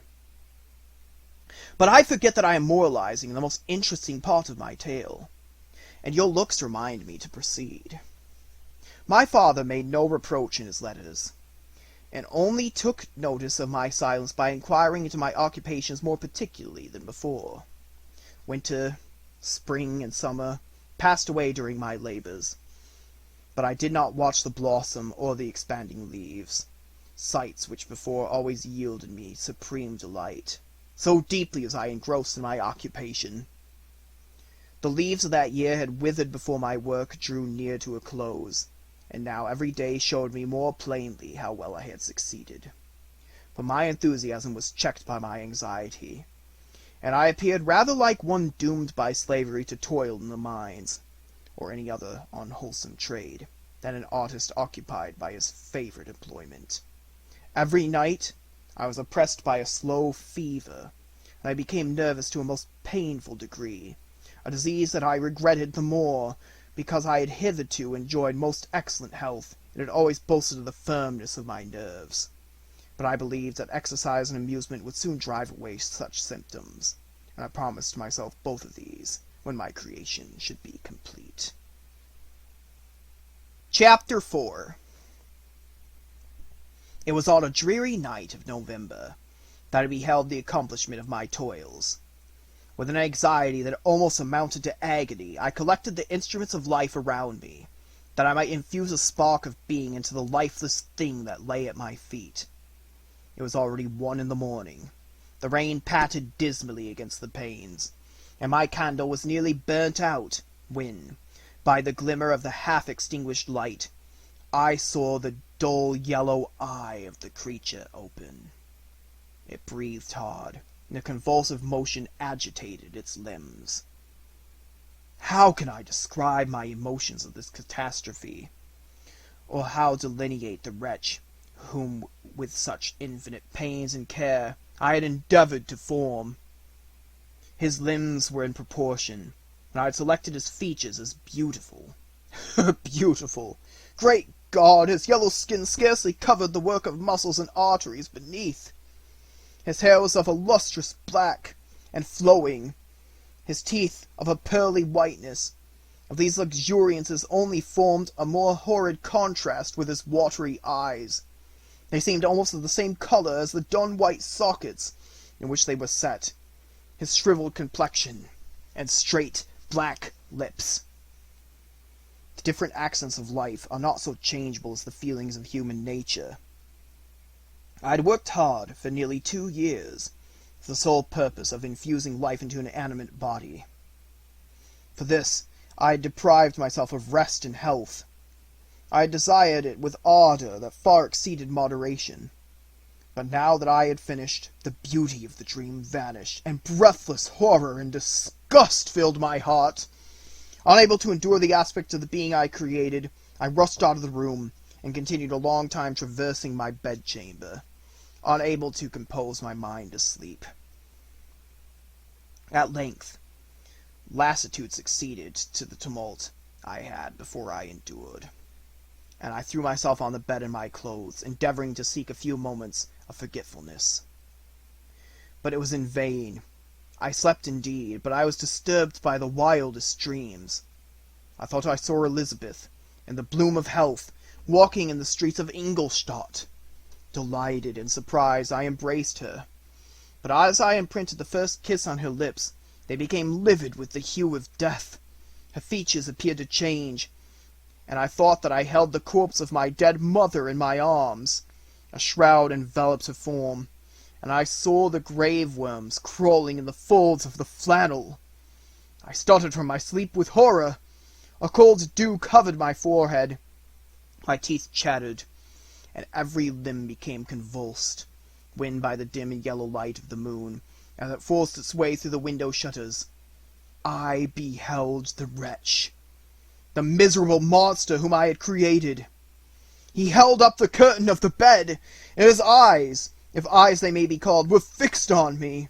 His jaws opened, and he muttered some inarticulate sounds, while a grin wrinkled in his cheeks. He might have spoken, but I did not hear. One hand was stretched out, seemingly to detain me, but I escaped and rushed downstairs. I took refuge in the courtyard belonging to the house which I inhabited, where I remained during the rest of the night, walking up and down in the greatest agitation, listening attentively, catching and fearing each sound, as if it were to announce the approach of the demoniacal corpse to which I had been so miserably given life. Oh, no mortal could support the horror of that countenance. A mummy again endured with animation could not be so hideous as that wretch. I had gazed on him while unfinished. He is ugly then, but when those muscles and joints were rendered capable of motion, it became a thing such as even Dante could not have conceived. I passed the night wretchedly. Sometimes my pulse beat so quickly and hardly that I felt the palpitation of every artery. At others, I nearly sank to the ground. Through languor and extreme weakness, mingled with this horror, I felt the bitterness of disappointment. Dreams that had been my food and pleasant rest for so long a space were now become a hell to me, and a change so rapid, the overthrow so complete. Morning, dismal and wet, at length dawned, and discovered to my sleepless and aching eyes the church of Ingolstadt, its white steeple and clock, which indicated the 6th hour. The porter opened the gates of the court, which had that night been my asylum, and I issued into the streets, pacing them with quick steps, as if I sought to avoid the wretch whom I feared every turning of the street would present to my view. I did not dare turn to the apartment which I inhabited, but felt impelled to hurry on, although wetted by the rain, which poured from the black and comfortless sky. I continued walking in this manner for some time, endeavouring, by bodily exercise, to ease the load that weighed upon my mind. I traversed the streets without any clear conception of where I was or what I was doing.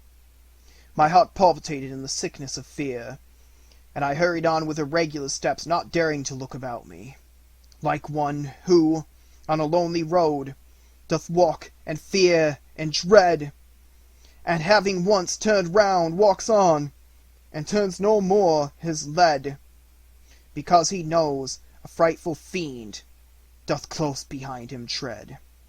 Excerpt from Coleridge's Ancient Mariner.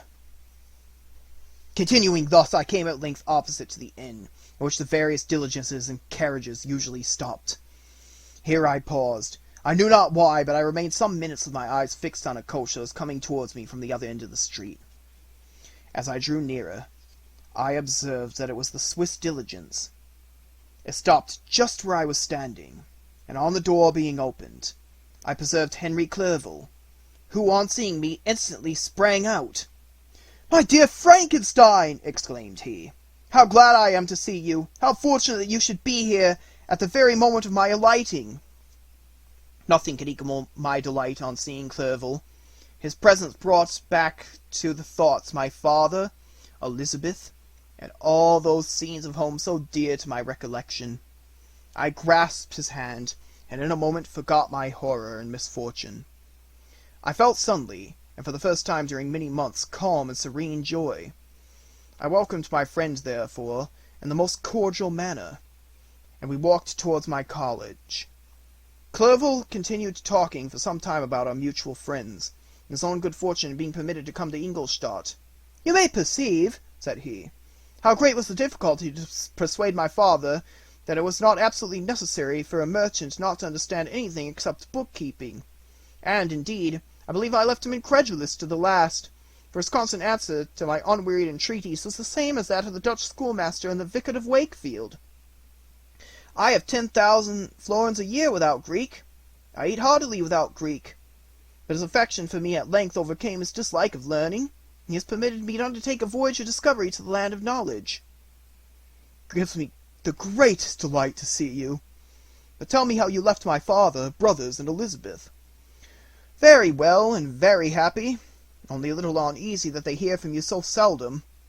By the by, I mean to lecture you a little upon the ancient myself. But, my dear Frankenstein," continued he, stopping short and gazing full at my face, "I did not before remark how very ill you appear. So thin and pale.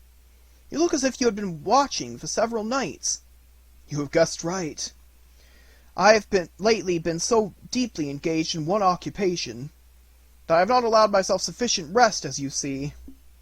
But I sincerely hope, that all these employments are now at an end, and I am at length free." I trembled excessively. I could not endure to think of, and far less to allude to, the occurrences of the preceding night. I walked with a quick pace, and we soon arrived at my college. I then reflected, and the thought made me shiver, that the creature whom I had left in my apartment might still be there, alive and walking about. I dreaded to behold this monster, but I feared more still that Henry should see him. Entreating him, therefore, to remain a few minutes at the bottom of the stairs, I darted up towards my own room. My hand was already on the lock of the door before I collected myself. I then paused, and a cold shiver came over me. I threw the door forcibly open, as children are accustomed to do when they expect a spectre to stand in waiting for them on the other side. But nothing appeared. I stepped fearfully in. The apartment was empty, and my bedroom was also freed from its hideous guest. I could hardly believe that so great a good fortune could have befallen me, but when I became assured that my enemy had indeed fled, I clapped my hands for joy and ran down to Clerval. We ascended into my room, and the servant presently brought breakfast. But I was unable to contain myself. It was not joy only that possessed me. I felt my flesh tingle with excessive sensitiveness, and my pulse beat rapidly. I was unable to remain for a single instant in the same place. I jumped over the stairs, clapped my hands, and laughed aloud. Clerval at first attributed my unusual spirits to joy on his arrival, but when he observed me more attentively, He saw a wildness in my eyes for which he could not account, and my loud, unrestrained, heartless laughter frightened and astonished him. "My dear Victor!" cried he, "what for God's sake is the matter? Do not laugh in that manner. How ill you are! What is the cause of all this?" "Do not ask me," cried I, putting my hands before my eyes, for I thought I saw the dreaded spectre glide into my room.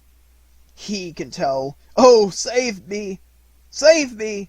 I imagined that the monster seized me. I struggled furiously and fell down in a fit. Poor Clerval! What must have been his feelings? A meeting which he anticipated with such joy, so strangely turned to bitterness. But I was not the witness of his grief, for I was lifeless, and did not recover my senses for a long, long time. That was the commencement of a nervous fever, which confined me for several months. During all that time, Henry was my only nurse. I afterwards learned that, knowing my father's advanced age and unfitness for so long a journey, and how wretched my sickness would make Elizabeth, he spared them this grief by concealing the extent of my disorder. He knew that I could not have a more kind and attentive nurse than himself, and, firm in the hope he felt of my recovery, he did not doubt that, instead of doing harm, he performs the kindest action that he could towards them. But I was in reality very ill, and surely nothing but the unbounded and unremitting attentions of my friend could have restored me to life. The form of the monster on whom I had bestowed existence was forever in my eyes, and I raved incessantly concerning him. Doubtless my words surprised Henry. He at first believed them to be the wanderings of my disturbed imagination, and the pertinacity with which I continually recurred to the same subject persuaded him that my disorder indeed owed its origin to some uncommon and terrible event. By very slow degrees, and with frequent relapses, that alarmed and grieved my friend, I recovered. I remember the first time I became capable of observing outward objects with any kind of pleasure. I perceived that the fallen leaves had disappeared, and that the young buds were shooting forth from the trees that shaded my window. It was a divine spring, and the season contributed greatly to my convalescence. I also felt sentiments of joy and affection revive in my bosom. My gloom disappeared, and in a short time I became as cheerful as before I was attacked by the fatal passion. "Dearest Clerval," exclaimed I, "how kind, how very good you are to me! This whole winter, instead of being spent in study as you promised yourself, has been consumed in my sick room. How shall I ever repay you? I feel the greatest remorse for the disappointment of which I have been the occasion. But you will forgive me." "You will repay me entirely if you do not discompose yourself. But get well as fast as you can, and since you appear in such good spirits, I may speak to you on one subject, may I not?" I trembled. One subject! What could it be? Could he allude to an object on whom I dared not even think? "Compose yourself," said Clerval, who observed my change of colour. "I will not mention it if it agitates you, but your father and cousin would be very happy if they received a letter from you in your own handwriting. They hardly know how ill you have been, and are uneasy at your long silence." "Is that all? My dear Henry, how could you suppose that my first thought would not fly to those dear, dear friends whom I love? You are so deserving of my love. If this is your present temper, my friend, you'll perhaps be glad to see a letter that has been lying here for some days for you. It is from your cousin, I believe." Chapter 5. Clerval then put the following letter into my hands. To V. Frankenstein. My dear cousin, I cannot describe to you the uneasiness we have all felt concerning your health. We cannot help imagining that your friend Clerval conceals the extent of your disorder, for it is now several months since we have seen your handwriting, and all this time you have been obliged to dictate your letters to Henry. Surely, Victor, you must have been exceedingly ill, and this makes us all very wretched, as much so nearly as after the death of your dear mother. My uncle was almost persuaded that you were indeed dangerously ill, and could hardly be restrained from undertaking a journey to Ingolstadt.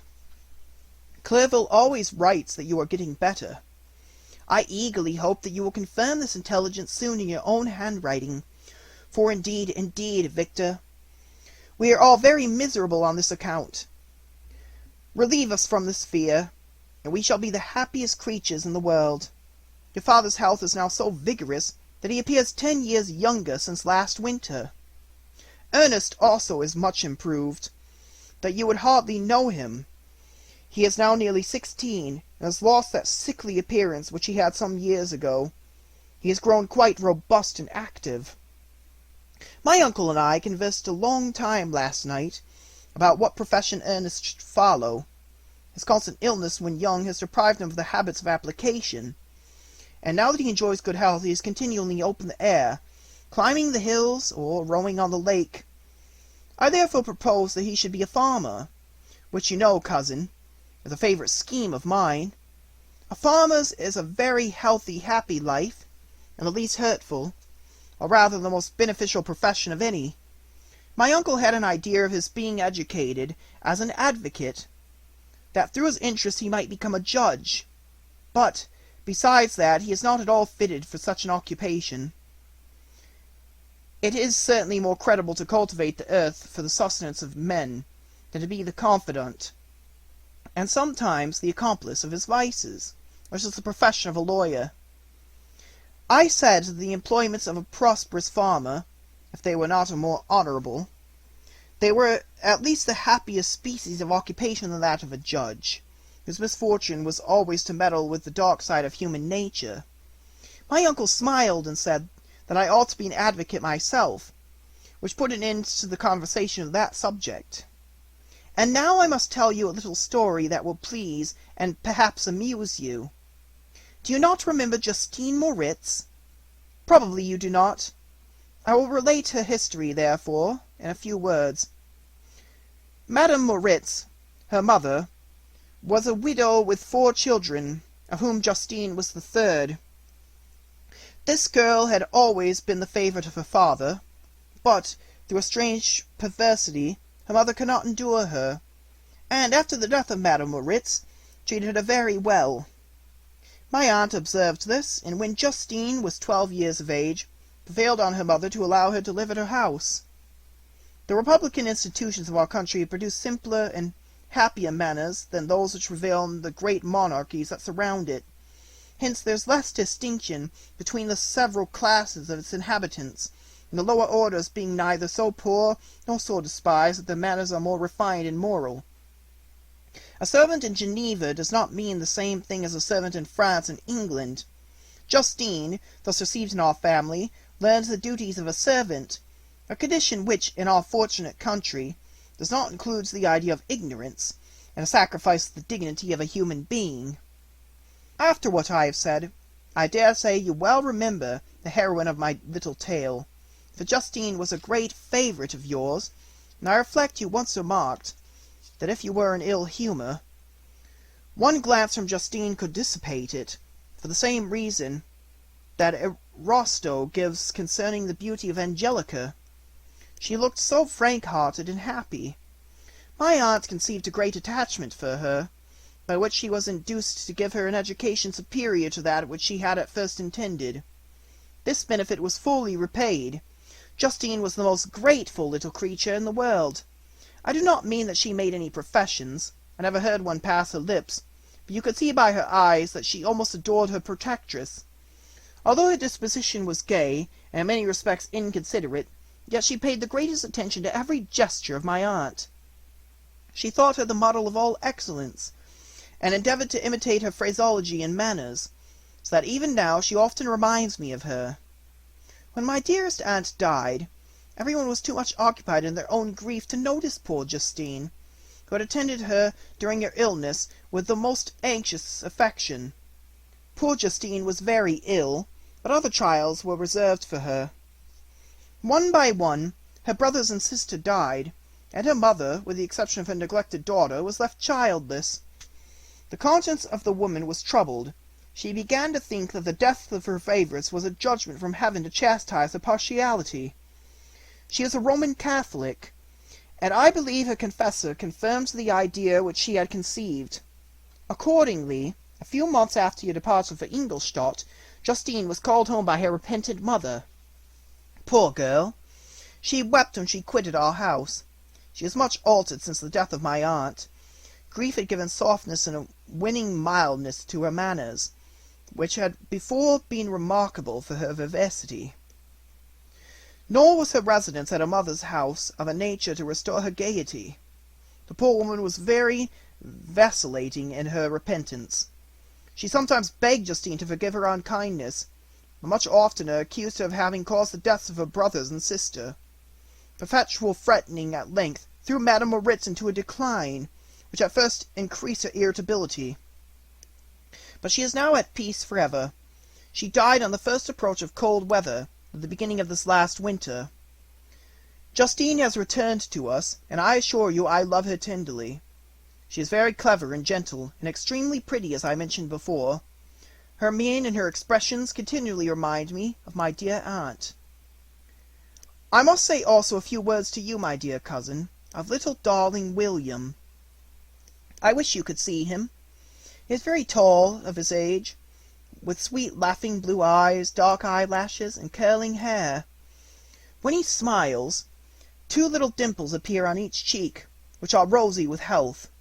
He has already had 1 or 2 little wives, but Louisa Biron is his favourite, a pretty little girl of 5 years of age. Now, dear Victor, I dare say you wish to be indulged in a little gossip concerning the good people of Geneva. The pretty Miss Mansfield has already received the congratulatory visits on her approaching marriage with a young Englishman, John Melbourne, Esquire.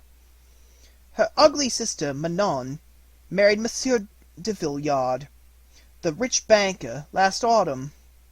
Your favourite schoolfellow, Louis Manoir, has suffered several misfortunes since the departure of Clerval from Geneva, but he has already recovered his spirits, and is reported to be on the point of marrying a very lively, pretty Frenchwoman, Madame Tavernier. She is a widow, and much older than Manoir, but she is very much admired and a favourite with everybody. I have written myself into good spirits, dear cousin, yet I cannot conclude without again anxiously inquiring concerning about your health. Dear Victor, if you are not very ill, write yourself. Make your father and all of us happy, or, I cannot bear to think of the other side of the question. My tears already flow. Adieu, my dearest cousin. Elizabeth Lavenza, Geneva, March 18th, 17. Dear, dear Elizabeth, I exclaimed when I had read her letter.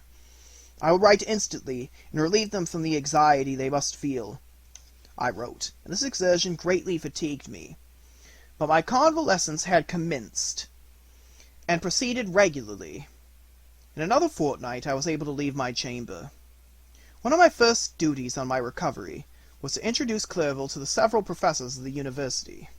In doing this I underwent a kind of rough usage, ill befitting the wounds that my mind had sustained. Ever since the fatal night, the end of my labours and the beginning of my misfortunes, I had conceived a violent antipathy, even to the name of natural philosophy. When I was otherwise quite restored to health, the sight of a chemical instrument would renew all the agony of my nervous symptoms. Henry saw this, and had removed all my apparatus from my view.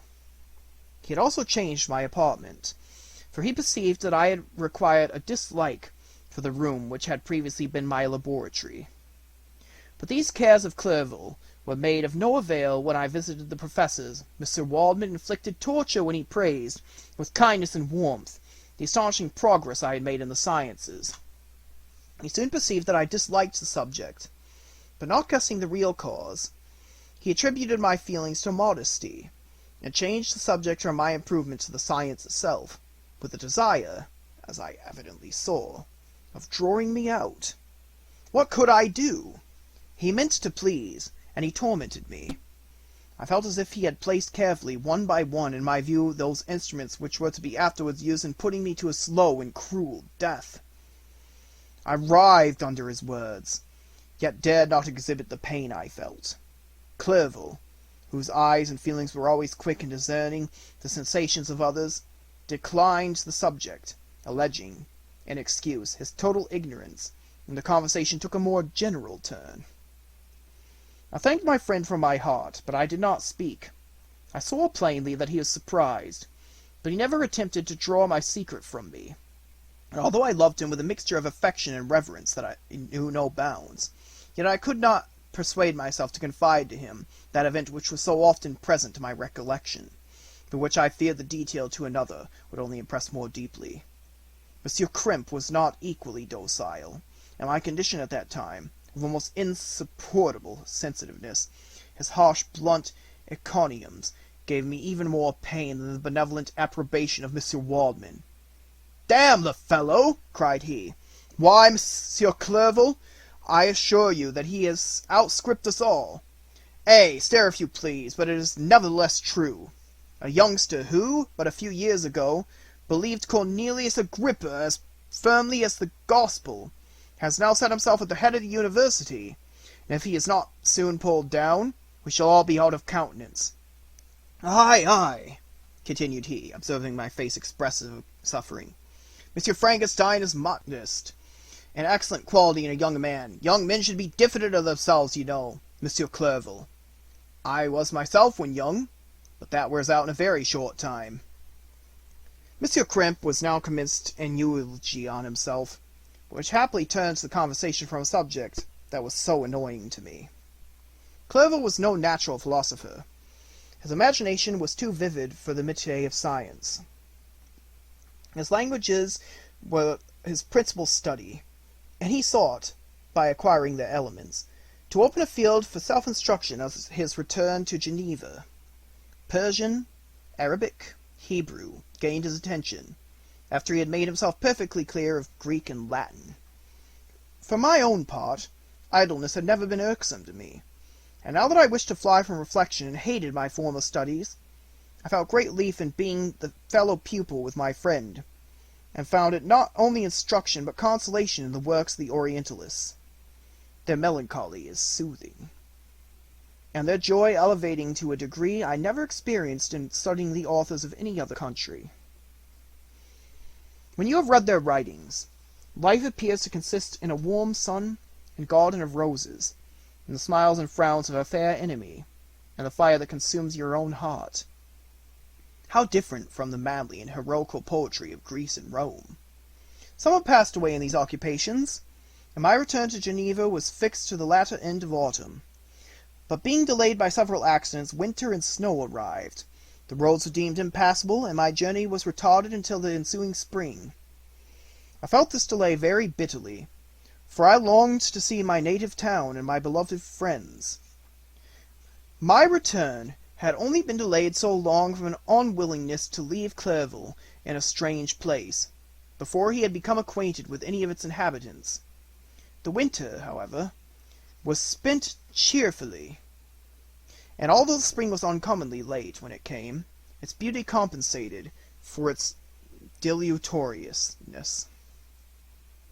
The month of May had already commenced, and I expected the letter daily which was to fix the date of my departure, when Henry proposed a pedestrian tour of the environs of Ingolstadt, that I might bid a personal farewell to the country I had so long inhabited. I acceded with pleasure to this proposition. I was fond of exercise, and Clerval had always been my favourite companion of the rambles of this nature that I had taken among the scenes of my native country. We passed a fortnight in these perambulations. My health and spirits had long been restored, and they gained additional strength from the salubrious air I breathed, the natural incidents of our progress, and the conversation of my friend. Study had before secluded me from the intercourse of my fellow creatures, and rendered me unsocial, but Clerval called forth the better feelings of my heart. He again taught me to love the aspect of nature, the cheerful faces of children. Excellent friend! How sincerely did you love me and endeavor me to elevate my mind until it was on a level with your own. A selfish pursuit had cramped and narrowed me, until your gentleness and affection warmed and opened my senses. I became the same happy creature who, a few years ago, loving and beloved by all, had no sorrow or care. when happy and animate nature had the power of bestowing on me the most delightful sensations. A serene sky and verdant fields filled me with ecstasy. The present season was indeed divine. The flowers of spring bloomed in the hedges, while those of summer were already in bud. I was undisturbed by thoughts which during the preceding year had pressed upon me, notwithstanding my endeavours to throw them off, with my invincible burden. Henry rejoiced in my gaiety, and sincerely sympathized in my feelings. He exerted himself to amuse me, while he expressed the sensations that filled his soul. The results of his mind on this occasion were truly astonishing. His conversation was full of imagination, and very often, in imitation of the Persian and Arabic writers, he invented tales of wonderful fancy and passion. At other times he repeated my favorite poems, or drew me out into arguments, which he supported with great ingenuity. We returned to our college on a Sunday afternoon. The peasants were dancing, and every one we met appeared gay and happy. My own spirits were high, and I bounded along with feelings of unbridled joy and hilarity. Chapter 6. On my return, I found the following letter from my father. To thee, Frankenstein. My dear Victor, you have probably waited impatiently for a letter to fix the date of your return to us, and I was at first tempted to write only a few lines, merely mentioning the day on which I should expect you. But that would be a cruel kindness, and I dare not do it. What would be a surprise, my son, when you expected a happy and gay welcome, to behold, on the contrary, tears and wretchedness? And how, Victor, could I relate our misfortune? Absence cannot have rendered you callous to our joys and griefs. And how shall I inflict pain on an absent child? I wish to prepare you for the woeful news, but I know it is impossible. Even now, your eye skims over the page to seek the words which are to convey you to the horrible tidings. William is dead! That sweet child whose smiles delighted and warmed my heart, who was so gentle, yet so gay. Victor, he is murdered! I will not attempt to console you, but will simply relate the circumstances of the transaction. Last Thursday, May 7th, I, my niece, and your 2 brothers went to walk in Plainpalais. The evening was warm and serene, and we prolonged our walk farther than usual. It was already dusk before we thought of returning, and then we discovered that William and Ernest, who had gone on before, were not to be found. We accordingly rested on the seat until they should return. Presently, Ernest came and inquired if we had seen his brother.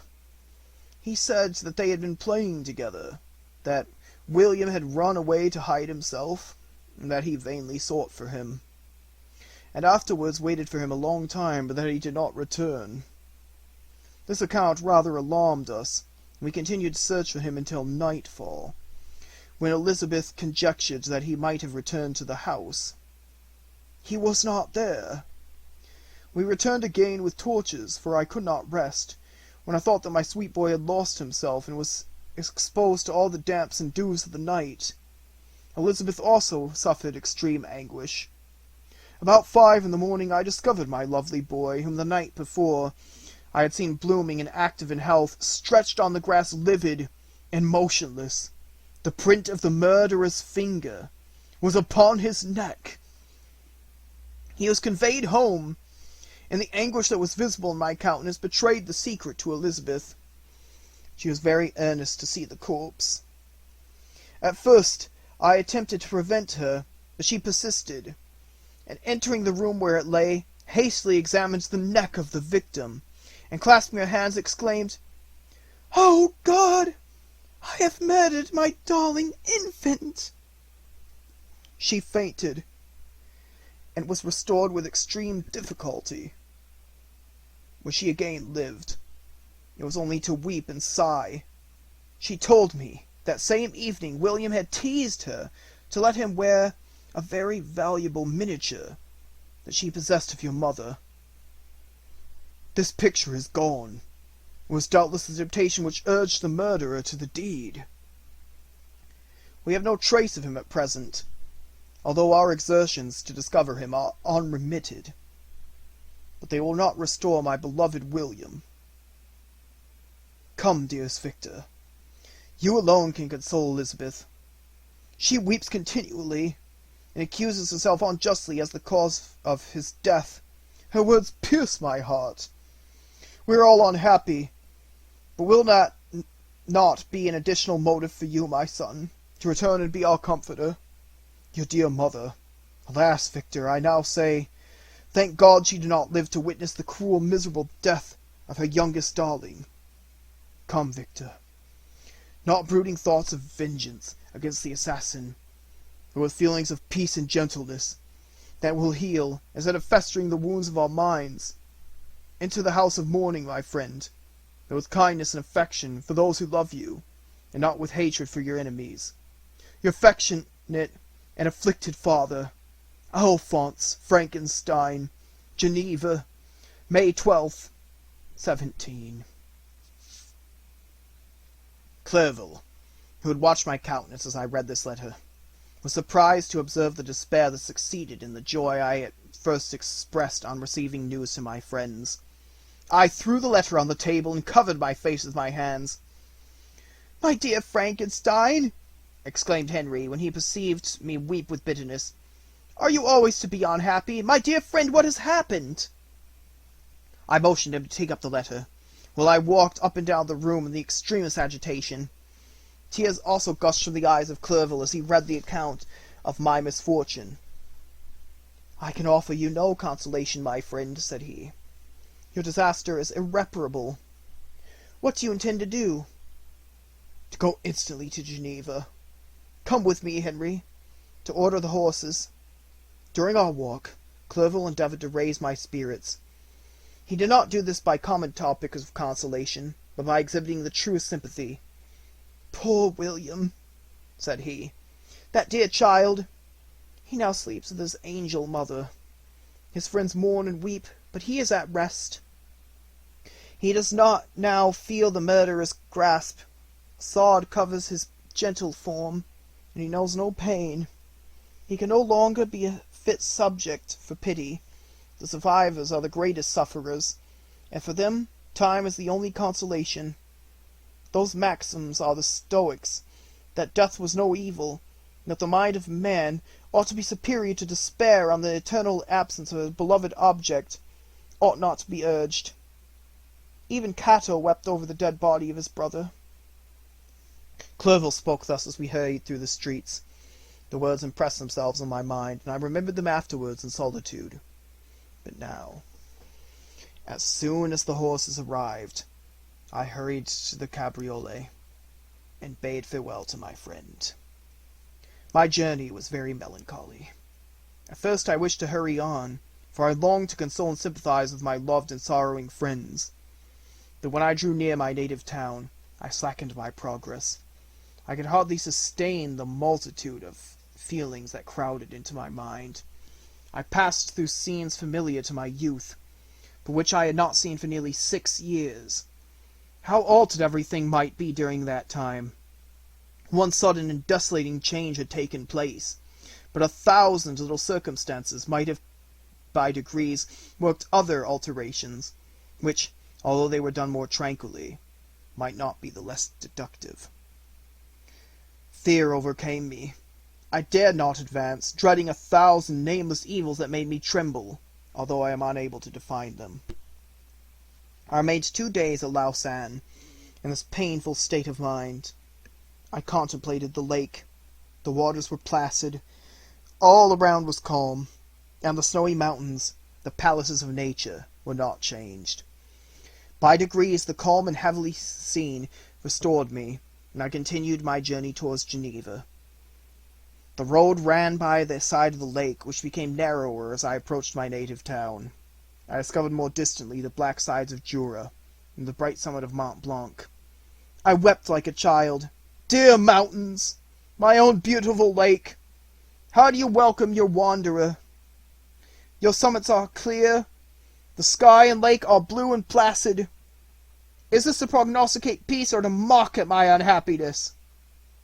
I fear, my friend, that I shall render myself tedious by dwelling on these preliminary circumstances, but they were days of comparative happiness, and I think of them with pleasure.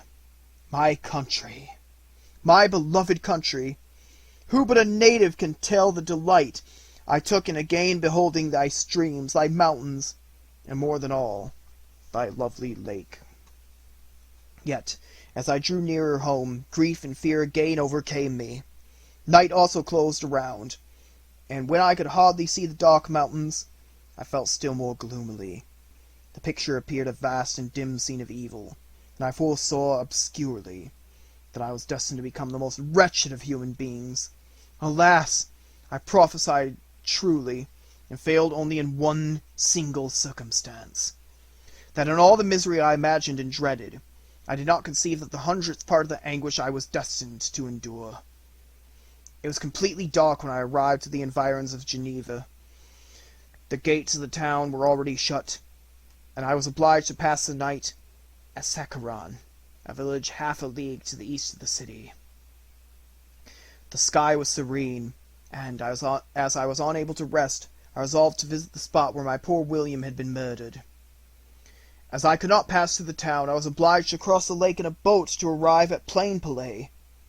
During this short village, I saw the lightnings playing on the summit of Mont Blanc, and the most beautiful figures. The storm appeared to approach rapidly, and on landing, I ascended a low hill, that I might observe its progress. It advanced, the heavens were clouded, and I soon felt the rain coming slowly in large drops, but its violence quickly increased. I quitted my seat and walked on, although the darkness and storm increased every minute, and the thunder burst with a terrific crash over my head. It was echoed from Saliva and Juras and the Alps of Savoy. Vivid flashes of lightning dazzled my eyes, illuminating the lake, making it appear like a vast sheet of fire. Then for an instant everything seemed of a pitchy darkness, until the eye recovered itself from the preceding flash. The storm, as is often the case in Switzerland, appeared at once in various parts of the heavens. The most violent storm hung exactly north of the town, over that part of the lake which lies between the promontory of Belrive and the lakes of Coppet. Another storm enlightened Jura with faint flashes, and another darkened and sometimes disclosed the mole, a peaked mountain to the east of the lake. While I watched the storm, so beautiful yet terrific, I wandered on with a hasty step. This noble war in the sky elevated my spirits. I clasped my hands and exclaimed aloud, "William, dear angel, this is thy funeral! This thy dirge!" As I said these words, I perceived in the gloom a figure which stole from behind a clump of trees near me. I stood fixed, gazing intently. I could not be mistaken. A flash of lightning illuminated the object, and discovered its shape plainly to me. Its gigantic stature, and the deformity of its aspect, more hideous than belongs to humanity, instantly informed me that it was the wretch, the filthy demon to whom I had given life. What did he there?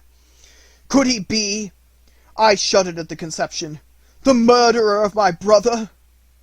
No sooner did that idea cross my imagination than I became convinced of its truth. My teeth chattered, and I was forced to lean against a tree for support. The figure passed me quickly, and I lost it in the gloom. Nothing in human shape could have destroyed that fair child. He was the murderer. I could not doubt it. The mere presence of the idea was irresistible proof of the fact. I thought of pursuing the devil, but it would have been in vain, for another flash discovered him to me hanging above the rocks of the nearly perpendicular ascent of Mont Saleve, and a hill that bounds Plainpalais in the south. He soon reached the summit and disappeared. I remained motionless. The thunder ceased, and the rain still continued, and the scene was enveloped in an impenetrable darkness. I resolved in my mind the events which I had until now sought to forget. The whole trait of my progress towards the creation. The appearance of the work of my own hands alive at my bedside. Its departure. 2 years had now nearly elapsed since the night on which he first received life. And this was his first crime? Alas! I had turned loose into the world a depraved wretch, whose delight was in carnage and misery. Had he not murdered my brother? No one can conceive the anguish I suffered during the remainder of the night, which I spent, cold and wet, in the open air. But I did not feel the inconvenience of the weather. My imagination was busy in scenes of evil and despair. I considered the being whom I had cast among mankind, and endowed with the will and power to effect purposes and horror, such as the deed which he had now done, kneeling in the light of my own vampire, my own spirit set loose from the grave, and forced to destroy all that was dear to me. Day dawned, and I directed my steps toward the town. The gates were open, and I hastened to my father's house. My first thought was to discover what I knew of the murderer, and cause instant pursuit to be made. But I paused when I reflected on the story that I had to tell. A being whom I myself had formed and endued with life had met me at midnight among the precipices of an inaccessible mountain. I remembered also the nervous fever with which I had been seized just at the time that I dated my creation, and which would give an air of delirium to a tale otherwise so utterly improbable. I knew well that if any other had communicated such a relation to me, I should have looked upon it as the ravings of insanity. Besides, the strange nature of the animal would elude all pursuit, even if I were so far credited as to pursue my relatives to commence it. Besides, of what use would be pursuit? Who could arrest a creature capable of scaling the overhanging sides of Mount Salave? Those reflections determined me, and I resolved to remain silent. It was about 5 in the morning when I entered my father's house. I told the servants not to disturb the family, and went into the library to attend their usual hour of rising. 6 years had elapsed, passed as a dream but for one indelible trace, and I stood in the same place where I had last embraced my father before my departure to Ingolstadt. Beloved and respectable parent, he still remains to me. I gazed on the picture of my mother, which stood over the mantelpiece. It was a historical subject, painted at my father's desire, and represented Caroline Beaufort in an agony of despair, kneeling by the coffin of her dead father. Her garb was rustic, and her cheek pale, but there was an air of dignity and beauty that hardly permitted the sentiment of pity. Below this picture was a miniature of William, and my tears flowed when I looked upon it. While I was thus engaged, Ernest entered. He had heard me arrive and hastened to welcome me. He expressed a sorrowful delight to see me. "Welcome, my dearest Victor," said he. "I wish you had come 3 months ago, and you would have found us all joyous and delighted. We are now unhappy, and I am afraid tears instead of smiles will be your welcome. Our father looks so sorrowful. This dreadful event seems to have revived his mind, so grief on the death of his mamma. Poor Elizabeth is also quite inconsolable." Ernest seemed to weep as he said these words. "Do not," said I, "welcome me thus. Try to be more calm, that I may not be absolutely miserable the moment I enter my father's house after so long an absence. But tell me, how does my father support his misfortunes? And how is my poor Elizabeth?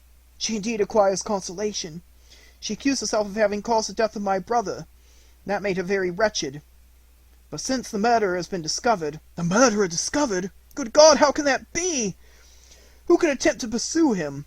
It is impossible. One might as well try to overtake the winds, or confine a mountain stream with a straw." "I do not know what you mean. But we were all very unhappy when she was discovered.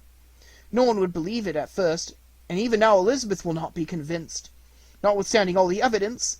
Indeed, who would credit that Justine Moritz, who was so amiable and fond of all the family, could all at once become so extremely wicked?" "Justine Moritz! Poor, poor girl! Is she the accused? But it is wrongfully. Everyone knows that. No one believes it. Surely, Ernest, no one did at first, but several circumstances came out that have almost forced conviction upon us, and her own behavior has been so confused as to add to the evidence of facts a weight that, I fear, leaves no hope for doubt. But she will be tried today, and you will hear them all." He related that, the morning on which the murder of poor William had been discovered, Justine had been taken ill and confined to her bed, and after several days one of the servants, happening to examine the apparel she had worn on the night of the murder, had discovered in her pocket the picture of my mother, which had been judged to be the temptation of the murderer.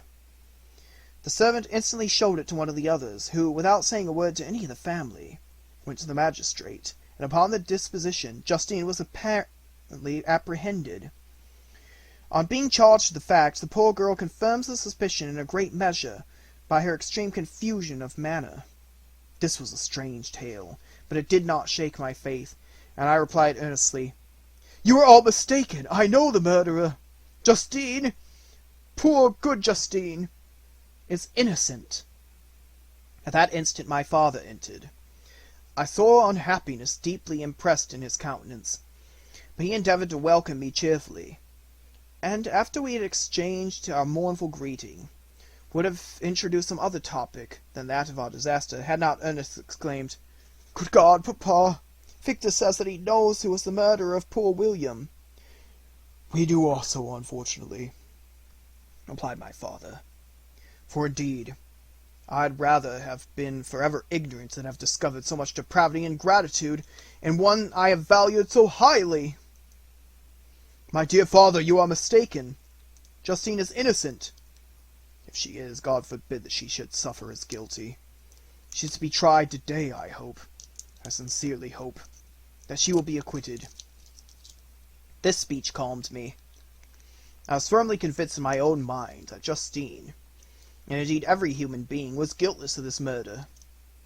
I had no fear, therefore, that any circumstantial evidence should be brought forward strong enough to convict her, and in this assurance I calmed myself, expecting the trial with eagerness, without prognosticating an evil result.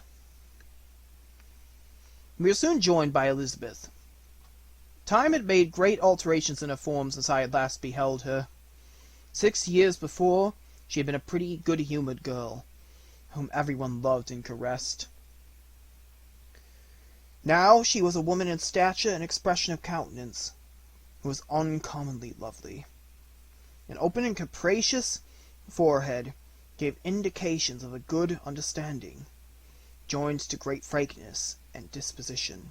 Her eyes were hazel, and expressive of mildness, now through recent affliction and allied to sadness. Her hair was of a rich dark auburn, her complexion fair, her figure slight and graceful.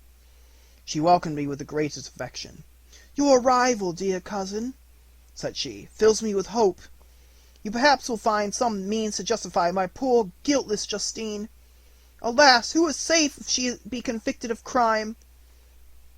I rely on her innocence as certainly as I do upon my own. Our misfortune is doubly hard to us. We have not only lost that lovely, darling boy, but this poor girl, whom I sincerely love, to be torn away by even a worse fate. If she is condemned, I shall never know joy more. But she will not. I am sure she will not. And then I shall be happy again, even after the sad death of my little William." "She is innocent, my Elizabeth," said I, "and that shall be proved. Fear nothing. But let your spirits be cheered by the assurance of her acquittal." "How kind you are! Everyone else believes in her guilt, and that made me wretched, for I knew that it was impossible, and to see everyone else prejudiced in so deadly a manner rendered me hopeless and despairing." She wept. "Sweet niece," said my father, "dry your tears. If she is, as you believe, innocent, rely on the justice of our judges, and the activity with which I shall prevent the slightest shadow of partiality." Chapter 7. We passed a few sad hours until 11 o'clock, when the trial was to commence. My father and the rest of the family being obliged to attend as witnesses, I accompanied them to the court. During the whole of this wretched mockery of justice, I suffered living torture. It was to be decided whether the result of my curiosity and lawless devices would cause the death of two of my fellow beings, one a smiling babe full of innocence and joy, the other far more dreadfully murdered, with every aggravation of infamy that would make the murder memorable in horror. Justine also was a girl of merit, and possessed qualities which promised to render her life happy. Now all was to be obliterated in an ignominious grave, and I the cause. 1,000 times rather would I have confessed myself guilty to the crime ascribed to Justine. But I was absent when it was committed, and such a declaration would have been considered the ravings of a madman, and would not have exculpated her who suffered through me. The appearance of Justine was calm. She was dressed in mourning, and her countenance, always engaging, was rendered, by the solemnity of her feelings, exquisitely beautiful. Yet she appeared confident in innocence, and did not tremble, although gazed on and execrated by thousands for all the kindness which her beauty might otherwise have excited, was obliterated in the minds of the spectators by the imagination of the enormity which she was supposed to have committed. She was tranquil, yet her tranquillity was evidently constrained, and as her confusion had before been adduced as a proof of her guilt, she worked up her mind to an appearance of courage. When she entered the court, she threw her eyes round it, and quickly discovered where we were seated.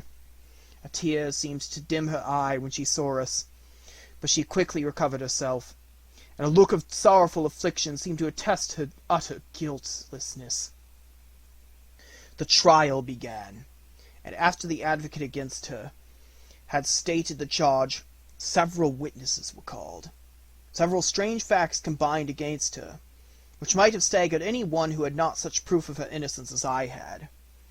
She had been out the whole of the night on which the murder had been committed, and towards morning had been perceived by a market woman not far from the spot where the body of the murdered child had been afterwards found. The woman asked her what she did there, but she looked very strangely, and only returned a confused and unintelligible answer. She returned to the house about 8 o'clock, when one inquired where she had passed the night. She replied that she had been looking for the child, and demanded earnestly if anything had been heard concerning him. When shown the body, she fell into violent hysterics, and kept her bed for several days. The picture was then produced, which the servant had found in her pocket, and when Elizabeth, in a faltering voice, proved that it was the same which, an hour before the child had been missed, she had placed round his neck, a murmur of horror and indignation filled the court. Justine was called on for her defence. As the trial had proceeded, her countenance had altered. Surprise, horror, and mystery were strongly expressed. Sometimes she struggled with her tears, and when she was desired to plead, she collected her powers, and spoke in an audible, although variable voice. "God knows," she said, "how entirely I am innocent. But do not pretend that my protestations should acquit me. I rest my innocence on a plain and simple explanation of the facts which have been adduced against me, and I hope the character I have always borne will incline my judges to a favourable interpretation, when any circumstance appears doubtful or suspicious."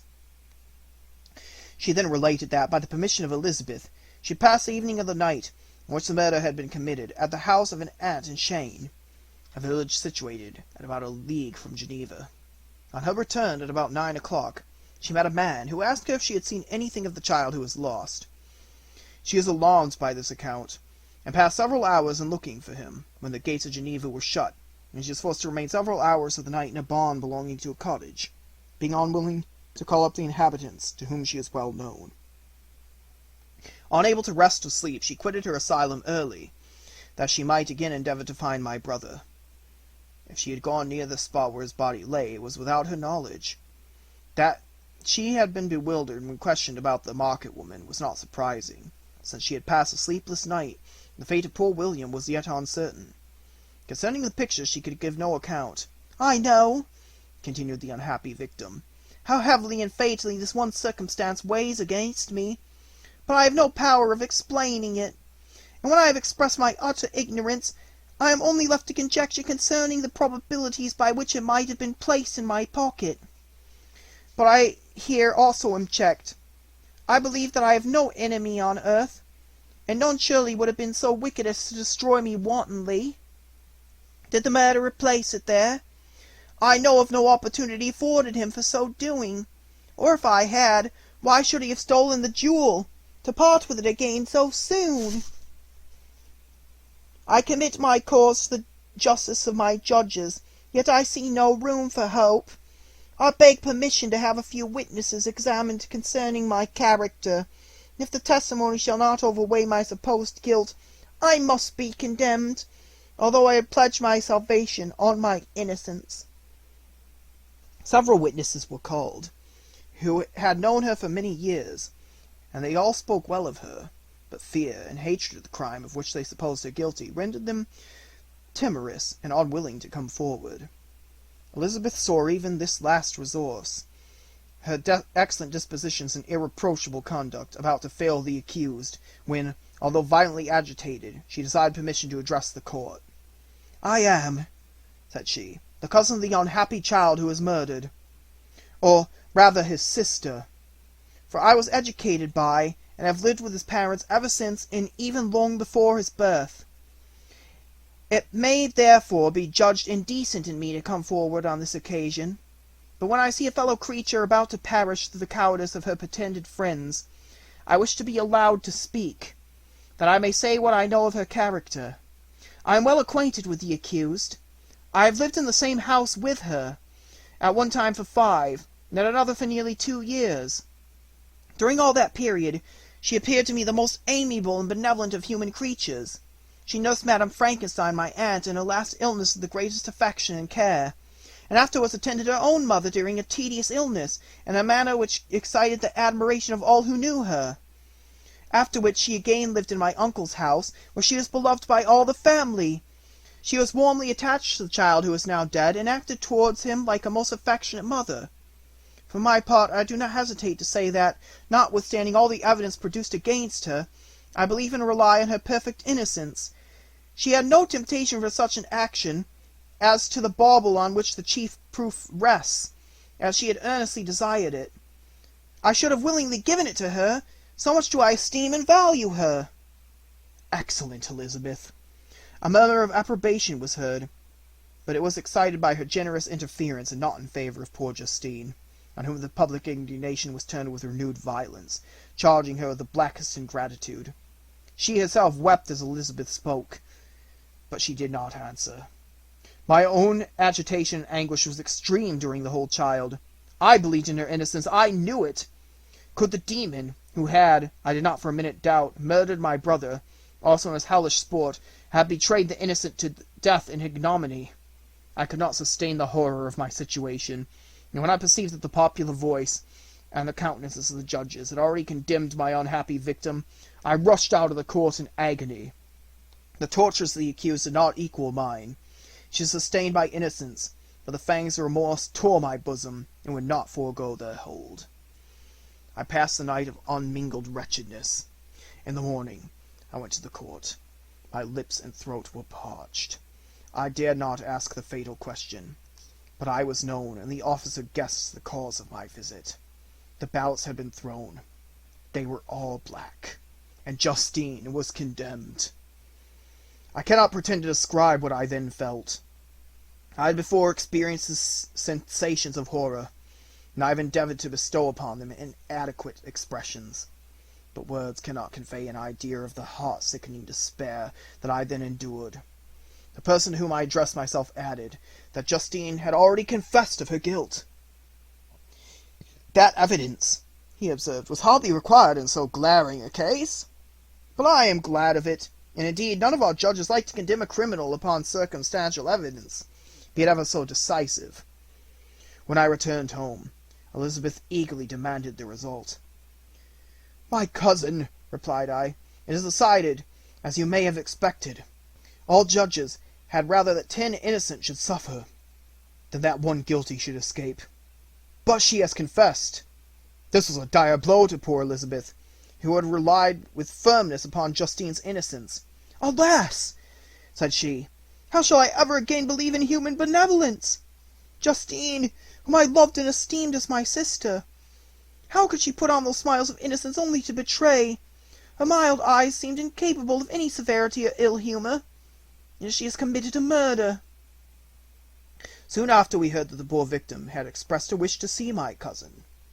My father wished her not to go, but said that he left it to her judgment and feelings to decide. Yes, said Elizabeth, I will go, although she is guilty, and you, Victor, shall accompany me. I cannot go alone. The idea of this visit was torture to me, and yet I could not refuse. We entered the gloomy prison chamber, and beheld Justine sitting on some straw at the farther end. Her hands were manacled, and her head rested on her knees. She rose on seeing us enter, and when we were alone with her, she threw herself at the feet of Elizabeth, weeping bitterly. My cousin wept also. "Oh, Justine," said she, "why did you rob me of my last consolation? I relied on your innocence, and although I was then very wretched, I was not so miserable as I am now. And do you also believe that I am so very, very wicked? Do you also join with my enemies to crush me?" Her voice was suffocated with sobs. "Rise, my poor girl," said Elizabeth. "Why do you kneel if you are innocent? I am not one of your enemies. I believed you guiltless, notwithstanding every evidence, until I heard that you yourself declared your guilt. That report, you say, is false, and be assured, dear Justine, that nothing can shake my confidence in you for a moment, but your own confession." "I did confess, but I confessed a lie. I confessed that I might obtain absolution, but now that falsehood lies heavier at my heart than all my other sins. The God of heaven forgive me! Ever since I was condemned, my confessor has besieged me. He threatened and menaced, until I almost began to think that I was the monster that he said I was. He threatened excommunication and hellfire in my last moments, if I continued obdurate. Dear lady, I had none to support me. All looked on me as a wretch doomed to ignominy and perdition. What could I do? In an evil hour I subscribed to a lie, and now only am I truly miserable." She paused, weeping, and then continued. "I thought with horror, my sweet lady, that you should believe your Justine, whom your blessed aunt had so highly honoured, and whom you loved, was a creature capable of a crime which none of the devil himself could have perpetrated. Dear William, dearest child, I shall soon see you again in heaven, where we shall all be happy, and that consoles me, going as I am to suffer ignominy and death. Oh, Justine, forgive me for having one moment distrusted you. Why did you confess? But do not mourn, my dear girl. I will everywhere proclaim your innocence and force belief. Yet you must die, you my playfellow, my companion, my more than sister. I never can survive so horrible a misfortune. Dear sweet Elizabeth, do not weep.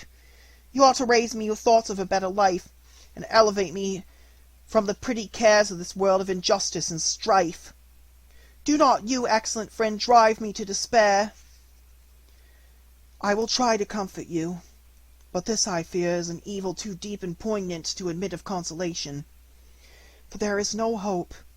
Yet heaven bless thee, my dearest Justine, with resignation, and a confidence elevated beyond this world. Oh, how I hate its shows and mockeries! When one creature is murdered, another is immediately deprived of life in a slow torturing manner. Then the executioners, the hands yet reeking with the blood of innocence, believe that they have done a great deed. They call this retribution. Hateful name!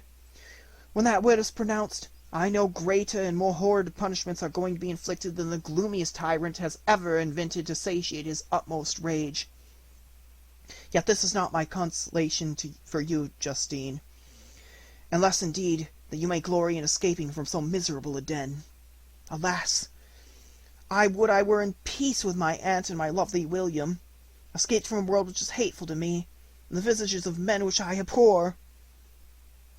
Justine smiled languidly. "This, dear lady, is despair, and not resignation. I must not learn the lesson that you would teach me. Talk of something else, something that will bring peace, and not increase of misery." During this conversation I had retired to a corner of the prison room, where I could conceal the horrid anguish that had possessed me. Despair! Who dared talk of that? The poor victim, who on the morrow was to pass a dreary boundary between life and death, felt not as I did. Such deep and bitter agony. I gnashed my teeth, and ground them together, uttering a groan which came from my inmost soul." Justine started. When she saw who it was, she approached me and said, "Dear sir, you are very kind to visit me. You, I hope, do not believe that I am guilty." I could not answer. "No, Justine," said Elizabeth. "He is more convinced of your innocence than I was, for even when he heard that you had confessed, he did not credit it. I truly thank him. In these last moments I feel the sincerest gratitude towards those who think of me with kindness. How sweet is the affection of others to such a wretch as I am! It removes more than half my misfortune, and I feel as if I could die in peace, now that my innocence is acknowledged by you, dear lady, and your cousin." Thus the poor sufferer tried to comfort others and herself. She indeed gained the resignation she desired. But I, the true murderer, felt an ever-dying worm alive in my bosom, which allowed of no hope or consolation. Elizabeth also wept, and was unhappy, but hers also was the misery of innocence, which, like a cloud that passes over the fair moon, for a while hides, but cannot tarnish its brightness. Anguish and despair had penetrated into the core of my heart. I bore a hell within me, which nothing could extinguish. We stayed several hours with Justine. It was with great difficulty that Elizabeth could tear herself away. "I wish," cried she, "that I were to die with you. I cannot live in this world of misery." Justine assumed an air of cheerfulness, while she was with difficulty repressing bitter tears. She embraced Elizabeth, and said, in a voice of half-suppressed emotion, "Farewell, sweet lady. Dearest Elizabeth, my beloved and only friend, may heaven in its bounty bless and preserve you. May this be the last misfortune that you will ever suffer. Live and be happy, and make others so." As we returned, Elizabeth said, "You know not, my dear Victor, how much I am relieved, now that I trust in the innocence of this unfortunate girl. I never could again have known peace, if I had been deceived in my reliance on her. For the moment that I did believe her guilty, I felt an anguish that I could not have long sustained. Now my heart is lightened, the innocent suffers, but she whom I thought amiable and good has not betrayed the trust I reposed in her, and I am consoled. Amiable cousin, such were your thoughts, mild and gentle as your own dear eyes and voice. But I was a wretch, and none ever conceived of the misery that I then endured."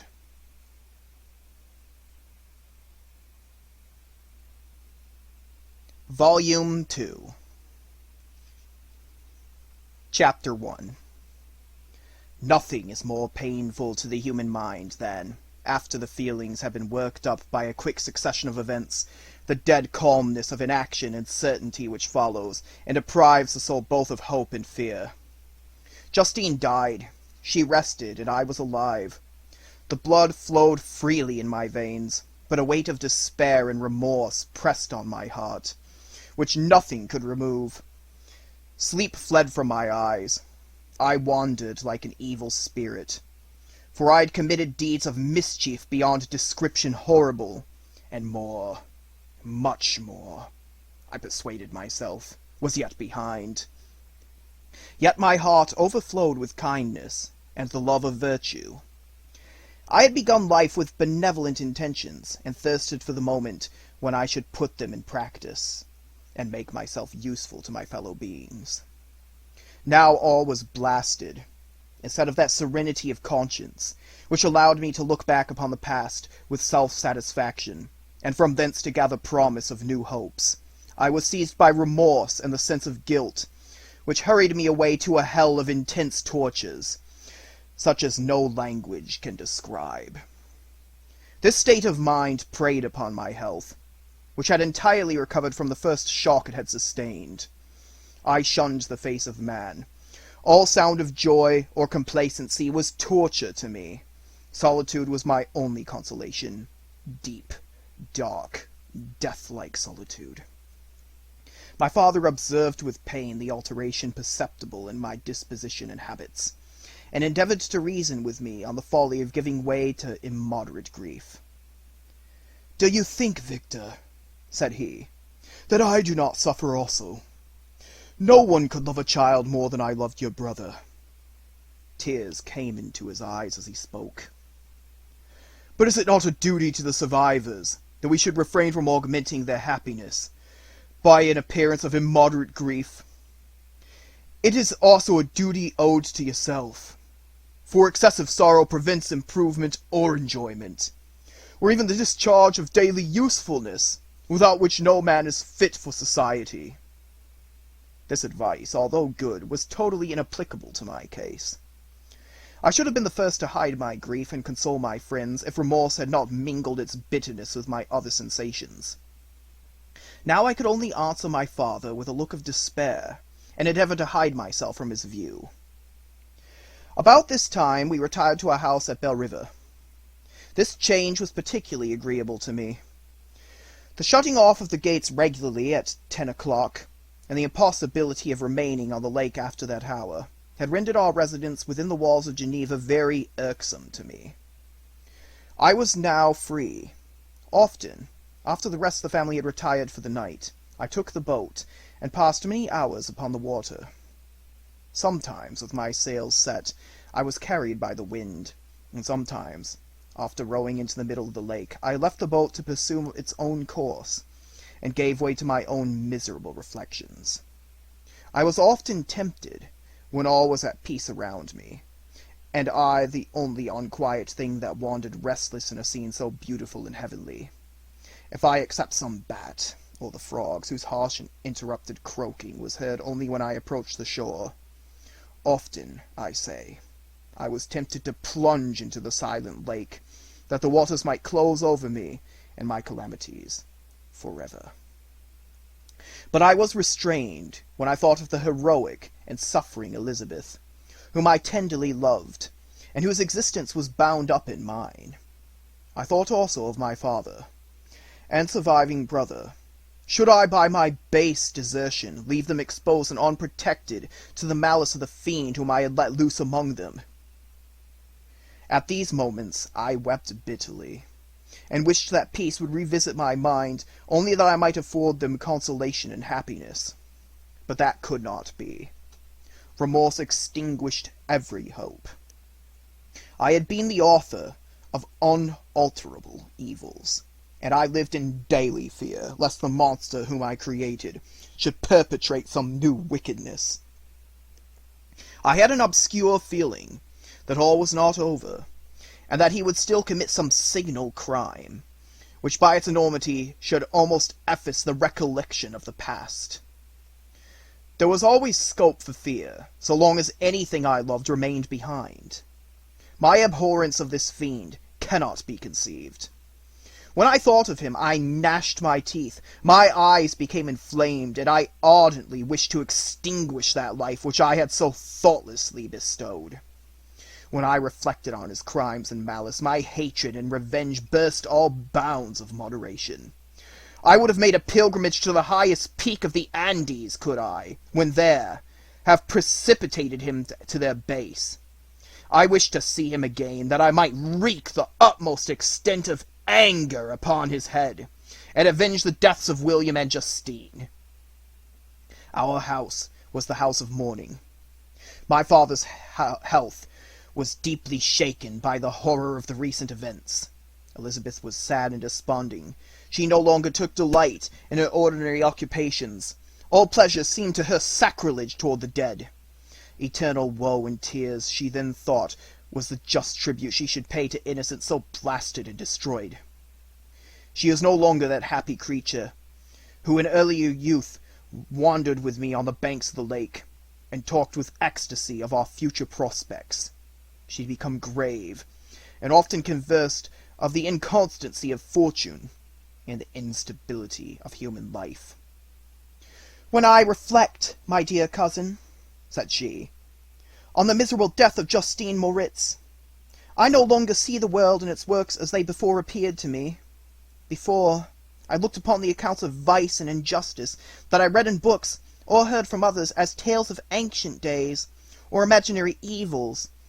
At least they were remote, and more familiar to reason than to the imagination. But now misery has come home, and men appear to me as monsters thirsting for each other's blood. Yet I am certainly unjust. Everybody believed that poor girl to be guilty, and if she could have committed the crime for which she suffered, assuredly she would have been the most depraved of human creatures. For the sake of a few jewels, to have murdered the son of her benefactor and friend, a child whom she had nursed from its birth, and appeared to love as if it had been her own.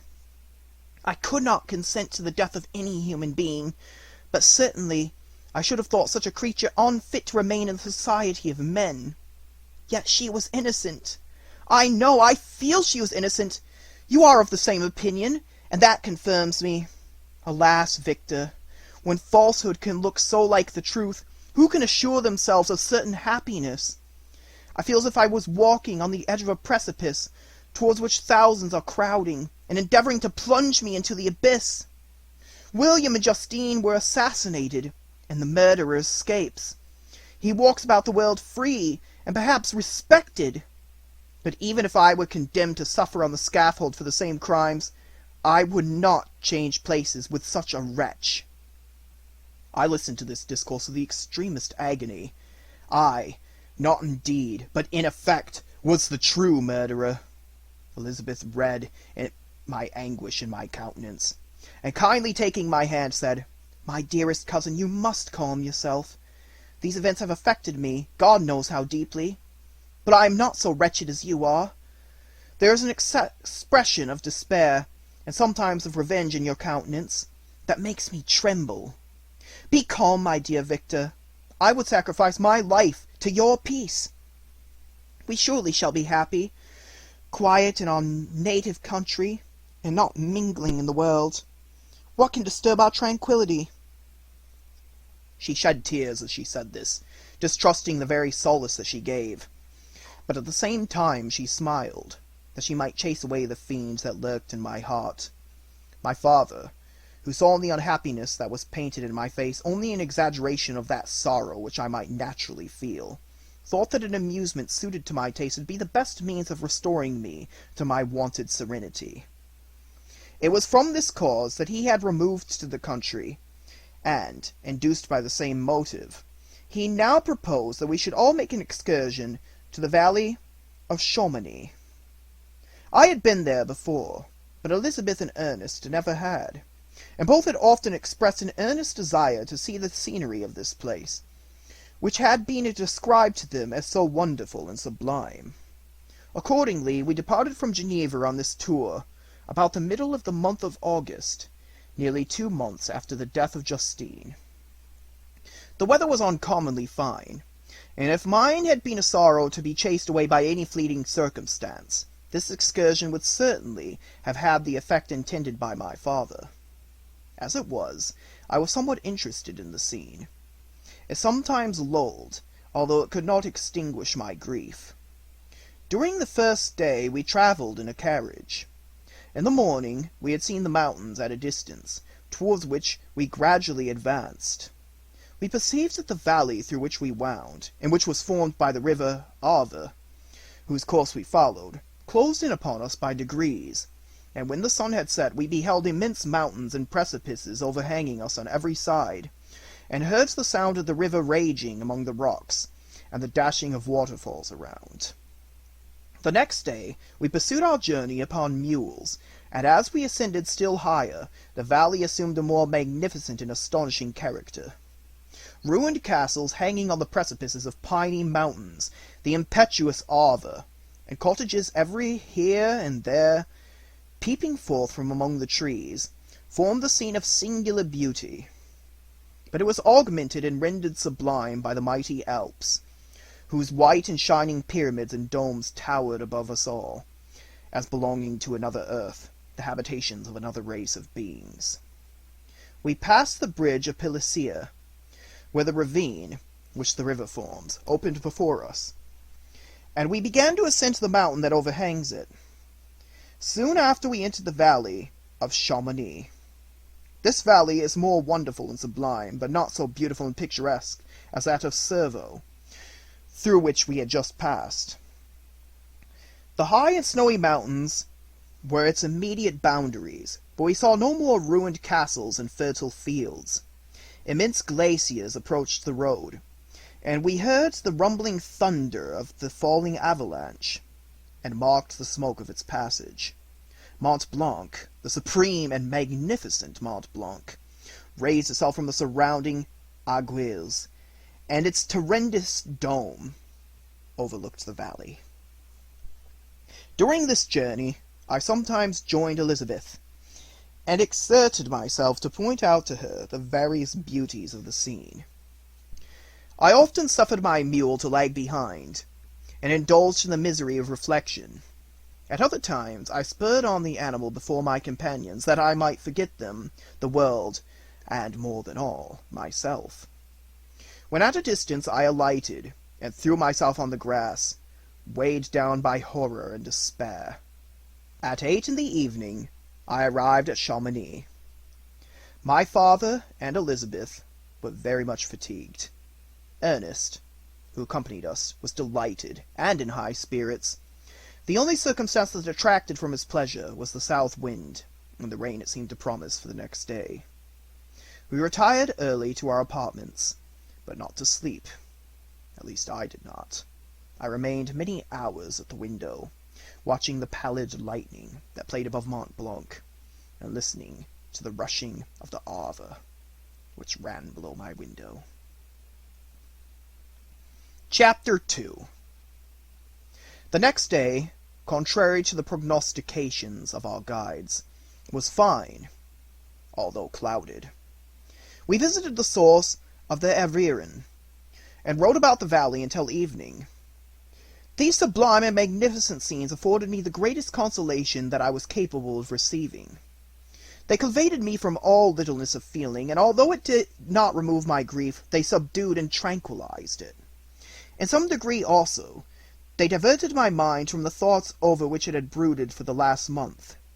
I returned in the evening, fatigued, but less unhappy, and conversed with my family with more cheerfulness than had been my custom for some time. My father was pleased, and Elizabeth overjoyed. "My dear cousin," said she, "you see what happiness you diffuse, and you are happy. Do not relapse again." The following morning the rain poured down in torrents, and thick mists hid the summits of the mountains. I rose early, but felt unusually melancholy. The rain depressed me, my old feelings recurred, and I was miserable. I knew how disappointed my father would be at this sudden change, and I wished to avoid him until I had recovered myself so far as to be enabled to conceal these feelings that overpowered me. I knew that they would remain that day at the inn, and as I had ever inured myself to rain, moisture, and cold, I resolved to go alone to the summit of Montrevert. I remembered the effect that the view of the tremendous and ever-moving glacier had produced upon my mind when I first saw it. It then filled me with sublime ecstasy that gave wings to the soul, and allowed it to soar from the obscure world to light and joy. The sight of the awful and majestic in nature had indeed always the effect of solemnizing my mind, and causing me to forget the passing cares of life. I determined to go alone, for I was well acquainted with the path, and the presence of another would destroy the solitary grandeur of the scene. The ascent is precipitous, but the path is cut into continual and short windings, which enable you to surmount the perpendicularity of the mountain. It is a scene terrifically desolate. In 1,000 spots the traces of the winter avalanche may be perceived, where trees lie broken and strewed on the ground, some entirely destroyed, others bent, leaning upon the jutting rocks of the mountain, or transversely upon other trees. The path, as you ascend higher, is intersected by ravines of snow, down which stones continually roll from above. One of them is particularly dangerous, as the slightest sound, such as even speaking in a loud voice, produces a concussion of air sufficient to draw destruction upon the head of the speaker. The pines are not tall or luxuriant, but they are somber, and add an air of severity to the scene. I looked on the valley beneath. Vast mists were rising from the rivers which ran through it, and curling in thick wreaths around the opposite mountains, whose summits were hid in the uniform clouds, while rain poured from the dark sky, and added to the melancholy impression I received from the objects around me. Alas, why does man boast of sensibility superior to the apparent in the brute? It only renders them more necessary beings. If our impulses were confined to hunger, thirst, and desire, we might be nearly free. But now we are moved by every wind that blows, and a chance word or scene that word may convey to us. We rest. A dream has power to poison sleep. We rise. One wandering thought pollutes the day. We feel, conceive, or reason, laugh or weep, embrace fond woe, or cast our cares away. It is the same, for, be it joy or sorrow, the path of its departure still is free. Man's yesterday may ne'er be like his morrow, naught may endure but mutability. It was nearly noon when I arrived at the top of that ascent. For some time I sat upon the rock that overlooks the sea of ice. A mist covered both that and the surrounding mountains. Presently a breeze dissipated the cloud, and I descended upon the glacier. The surface is very uneven, rising like the waves of a troubled sea, descending low, and interspersed by rifts that sink deep. The field of ice is almost a league in width, and I spent nearly 2 hours in crossing it. The opposite mountain is a bare, perpendicular rock. From the side where I now stood, Mont Vert was exactly opposite, at the distance of a league, and above it rose Mont Blanc, an awful majesty. I remained in a recess of the rock, gazing on this wonderful and stupendous scene. The sea, or rather the vast river of ice, wound among its dependent mountains, whose aerial summits hung over its recesses. Their icy and glittering peaks shone in the sunlight over the clouds.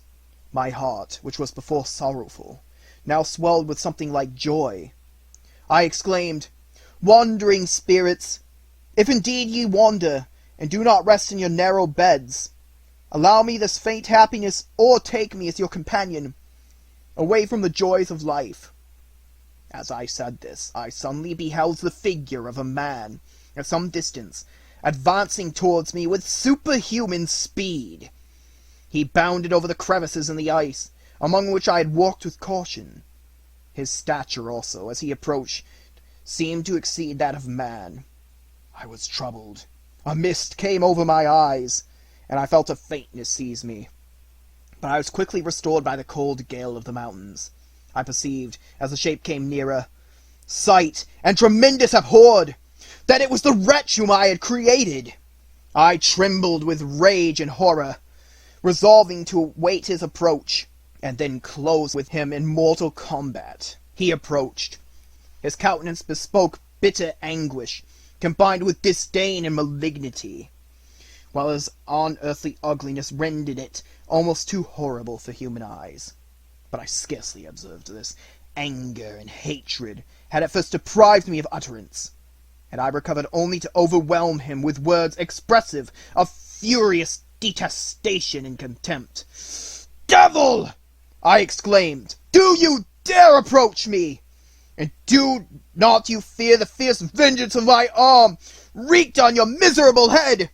Begone, vile insect, or rather stay, that I may trample you to dust, and, oh, that I could, with the extinction of your miserable existence, restore those victims you have so diabolically murdered."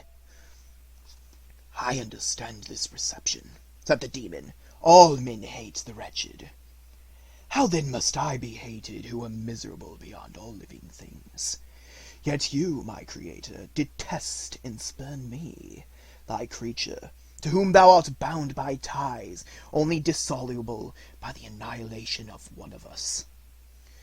You purpose to kill me. How dare you sport thus with life? Do your duty towards me, and I will do mine towards you and the rest of mankind.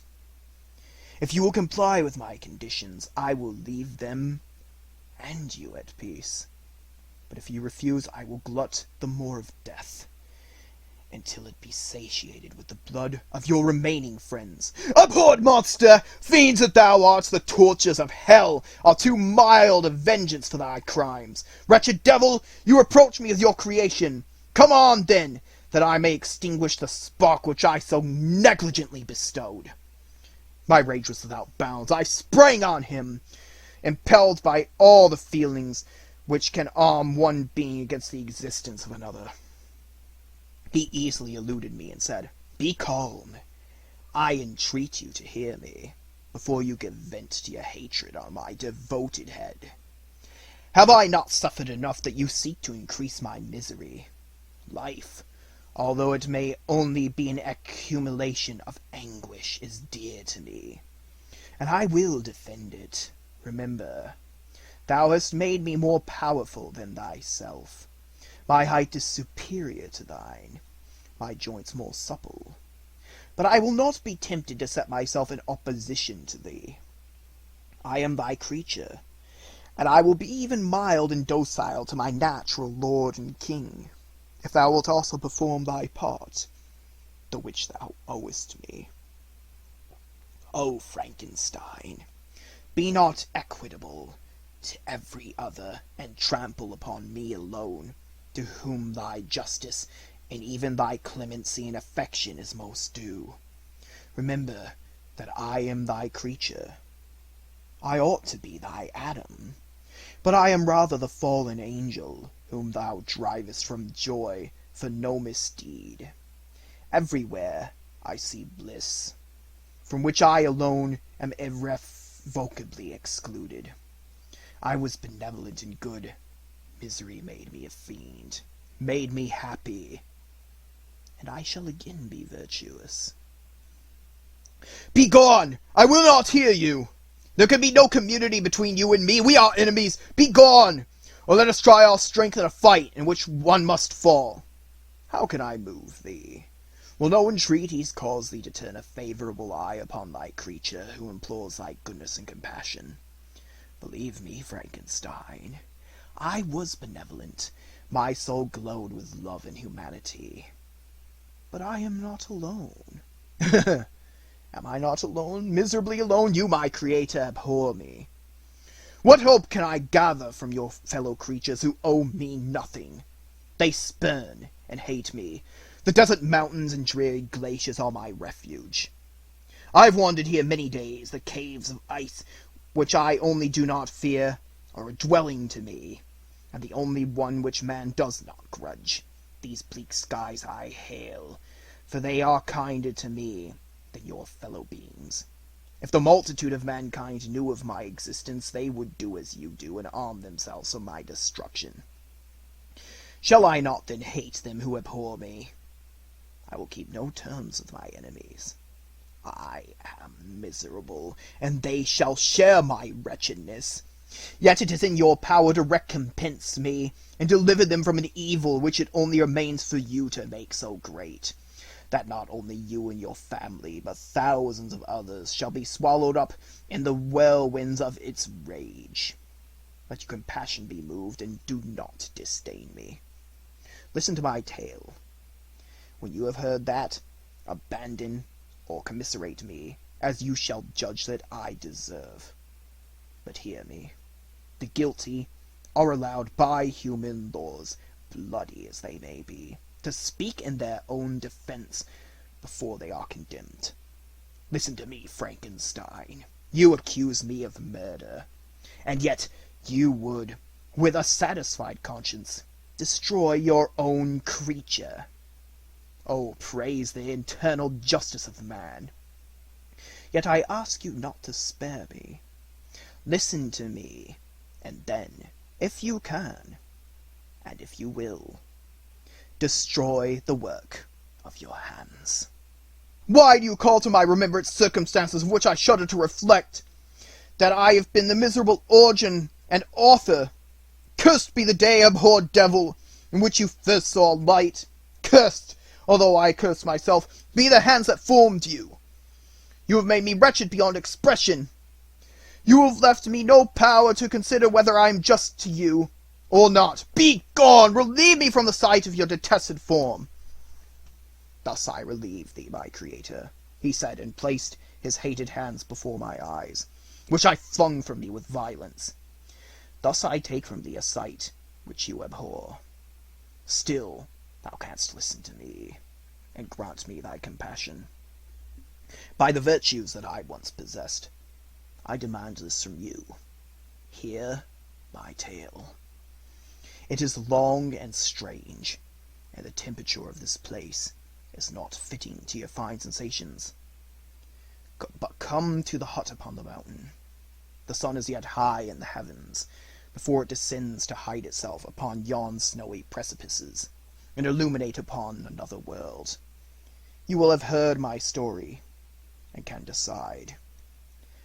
On you it rests, whether I quit forever the neighborhood of man, and lead a harmless life, or become the scourge of your fellow creatures, and the author of your own speedy ruin.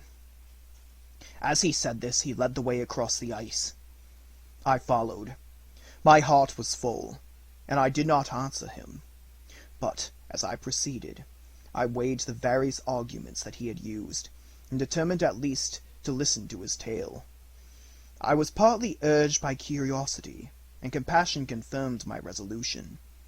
I had hitherto supposed him to be the murderer of my brother, and I eagerly sought a confirmation or denial of this opinion. For the first time, also, I felt what the duties of a creator towards its creature were, that I ought to render him happy before I complained of his wickedness. These motives urged me to comply with his demand. We crossed the ice, therefore, and ascended the opposite rock. The air was cold, and the rain again began to descend.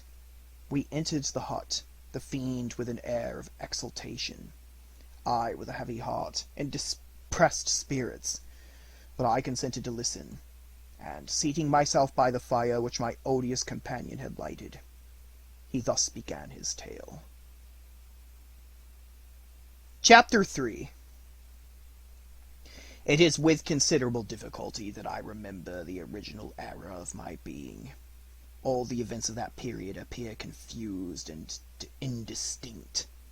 A strange multiplicity of sensations seized me, and I saw, felt, heard, and smelt at the same time, and it was, indeed, a long time before I learned to distinguish between the operations of my various senses. By degrees, I remember, a stronger light pressed upon my nerves, so that I was obliged to shut my eyes. Darkness then came over me, and troubled me. But hardly had I felt this when, by opening my eyes, as I now suppose, the light poured in upon me again. I walked, and, I believe, descended. But I presently found a great alteration in my sensations. Before, dark and opaque bodies had surrounded me, impervious to my touch or sight. But I now found that I could wander on it at liberty, with no obstacles which I could not either surmount or avoid. The light had become more and more oppressive to me, and, the heat wearying me as I walked, I sought a place where I could receive shade. This was the forest near Ingolstadt, and here I lay by the side of a brook resting from my fatigue, until I felt tormented by hunger and thirst. This roused me from my nearly dormant state, and I ate some berries which I found hanging on the trees, or lying on the ground. I slaked my thirst at the brook, and then, lying down, was overcome by sleep. It was dark when I awoke. I felt cold also, and half frightened, as it were, instinctively, finding myself so desolate. Before I had quitted your apartment, on a sensation of cold, I had covered myself with some clothes, but these were insufficient to secure me from the dews of night. I was a poor, helpless, miserable wretch. I knew and could distinguish nothing, but soon, feeling pain invade me on all sides, I sat down and wept. Soon a gentle light stole over the heavens, and gave me a sensation of pleasure. I started up, and beheld a radiant form rise from among the trees. I gazed with a kind of wonder. It moved slowly, but it enlightened my path, and I again went out in search of berries.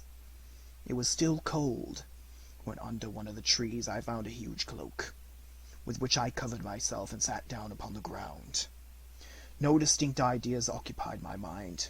All was confused. I felt light, and hunger, and thirst, and darkness. Innumerable sounds rung in my ears, and on all sides various scents saluted me. The only object that I could distinguish was the bright moon, and I fixed my eyes on that with pleasure. Several changes of day and night passed, and the orb of night had greatly lessened when I began to distinguish my sensations from each other. I gradually saw plainly the clear stream that supplied me with drink, and the trees that shaded me with their foliage. I was delighted when I first discovered that a pleasant sound, which often saluted my ears, proceeded from the throats of the little winged animals, who had often intercepted the light from my eyes. I began also to observe, with greater accuracy, the forms that surrounded me, and to perceive the boundaries of the radiant roof of light which canopied me. Sometimes I tried to imitate the pleasant songs of the birds, but was unable. Sometimes I wished to express my sensations in my own mode, but the uncouth and inarticulate sounds which broke from me frightened me into silence again. The moon had disappeared from the night, and again, with a lessened form, showed itself, while I still remained in the forest. My sensations had by this time become distinct, for my mind received every day additional ideas. My eyes became accustomed to the light, and to perceive objects in their right forms. I distinguished the insect from the herb, and by degrees one herb from another. I found that the sparrow uttered none but harsh notes, whilst those of the blackbird and thrush were sweet and enticing. One day, when I was oppressed by cold, I found a fire which had been left by some wandering beggars, and was overcome with delight at the warmth I experienced from it. In my joy I thrust my hand into the live embers, but quickly drew it out again with a cry of pain. How strange, I thought, that the same cause should produce such opposite effects. I examined the materials of the fire, and to my joy found it to be composed of wood. I quickly collected some branches, but they were wet and would not burn. I was pained at this, and sat still watching the operation of the fire. The wet wood which I had placed near the heat dried, and itself became inflamed. I reflected on this, and, by touching the various branches, I discovered the cause, and busied myself in collecting a great quantity of wood, that I might dry it, and have a plentiful supply of fire. When night came on, and brought sleep with it, I was in the greatest fear lest my fire should be extinguished.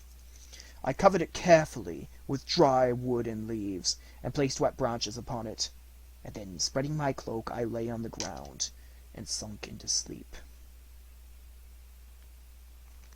It was morning when I awoke, and my first care was to visit the fire.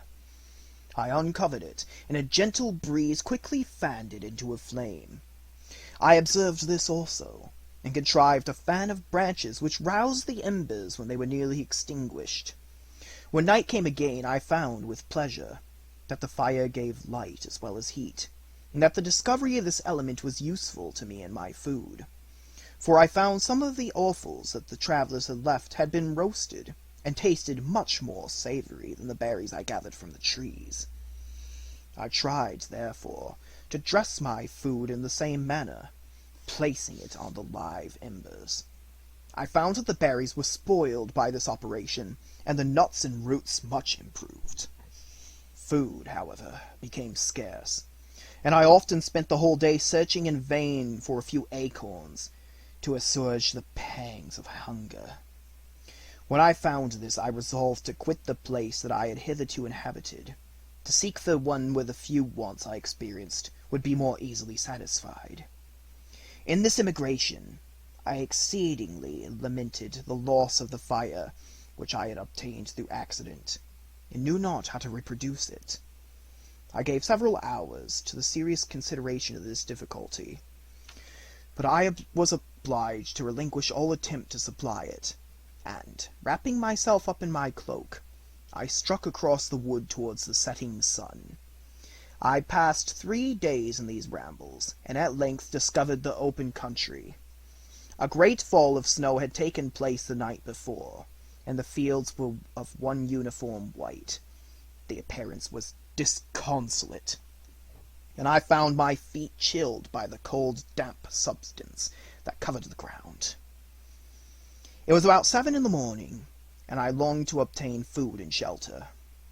At length I perceived a small hut on a rising ground, which had doubtless been built for the convenience of some shepherd. This was a new sight to me, and I examined the structure with great curiosity. Finding the door open, I entered. An old man sat in it near a fire, over which he was preparing his breakfast. He turned on hearing the noise, and perceiving me, shrieked loudly, and quitting the hut, ran across the fields with a speed of which his debilitated form hardly appeared capable.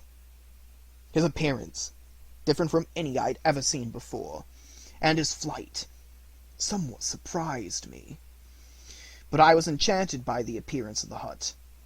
Here the snow and rain could not penetrate. The ground was dry, and it presented to me then as exquisite and divine a retreat as pandemonium appeared to the demons of hell after their sufferings in the lake of fire.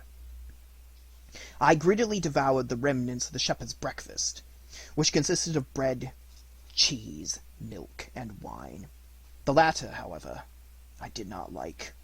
Then, overcome by fatigue, I lay down among some straw and fell asleep.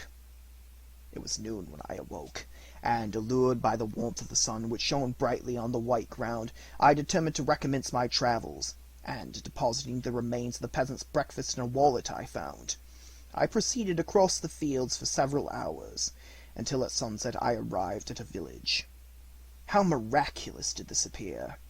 The huts, the neater cottages, and stately houses engaged my admiration by turns.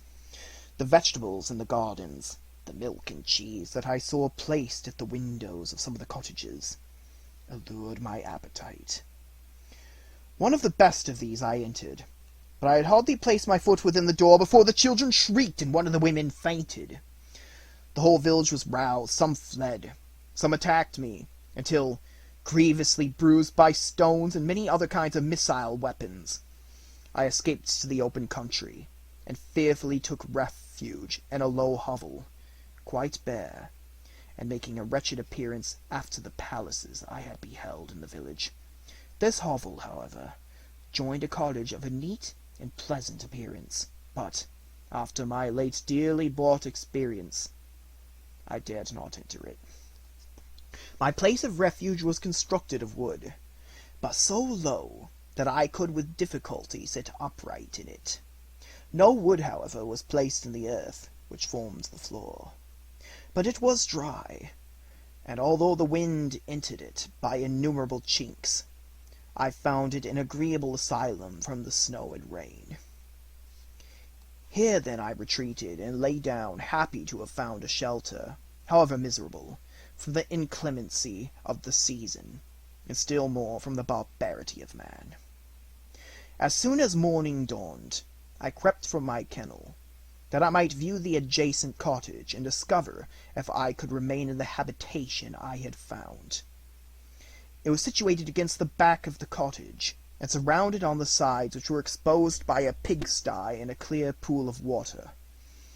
One part was open, and by that I had crept in, but now I covered every crevice by which I might be perceived with stones and wood, yet in such a manner that I might move them on occasion to pass out. All the light I enjoyed came through the sty, and that was sufficient for me. Having thus arranged my dwelling, and carpeted it with clean straw, I retired, for I saw the figure of a man at a distance, and I remembered too well my treatment the night before to trust myself in his power. I had first, however, provided for my sustenance for that day, by a loaf of coarse bread, which I purloined, and a cup with which I could drink, more conveniently than from my hand, of the pure water which flowed by my retreat. The floor was a little raised, so that it was kept perfectly dry, and by its vicinity to the chimney of the cottage it was tolerably warm. Being thus provided, I resolved to reside in this hovel until something should occur which might alter my determination. It was indeed a paradise, compared to the bleak forest, my former residence, the rain-dropping branches and dank earth. I ate my breakfast with pleasure, and was about to remove a plank to procure myself a little water, when I heard a step, and looking through a small chink I beheld a young creature, with a pail on her head, passing before my hovel. The girl was young and of gentle demeanour, unlike what I have since found cottagers and farmhouse servants to be like.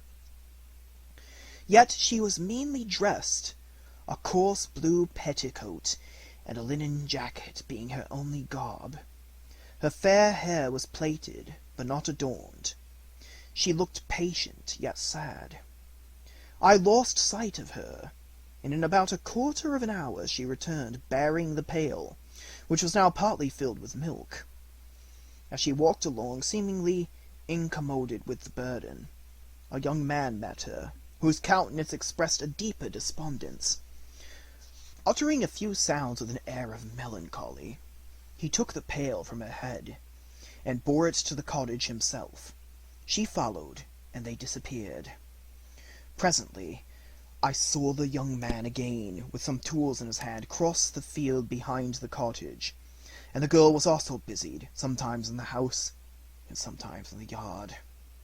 On examining my dwelling, I found that one of the windows of the cottage had formerly occupied a part of it, but the panes had been filled up with wood. In one of these was a small and almost imperceptible chink, through which the eye could just penetrate. Through this crevice a small room was visible, whitewashed and clean, but very bare of furniture.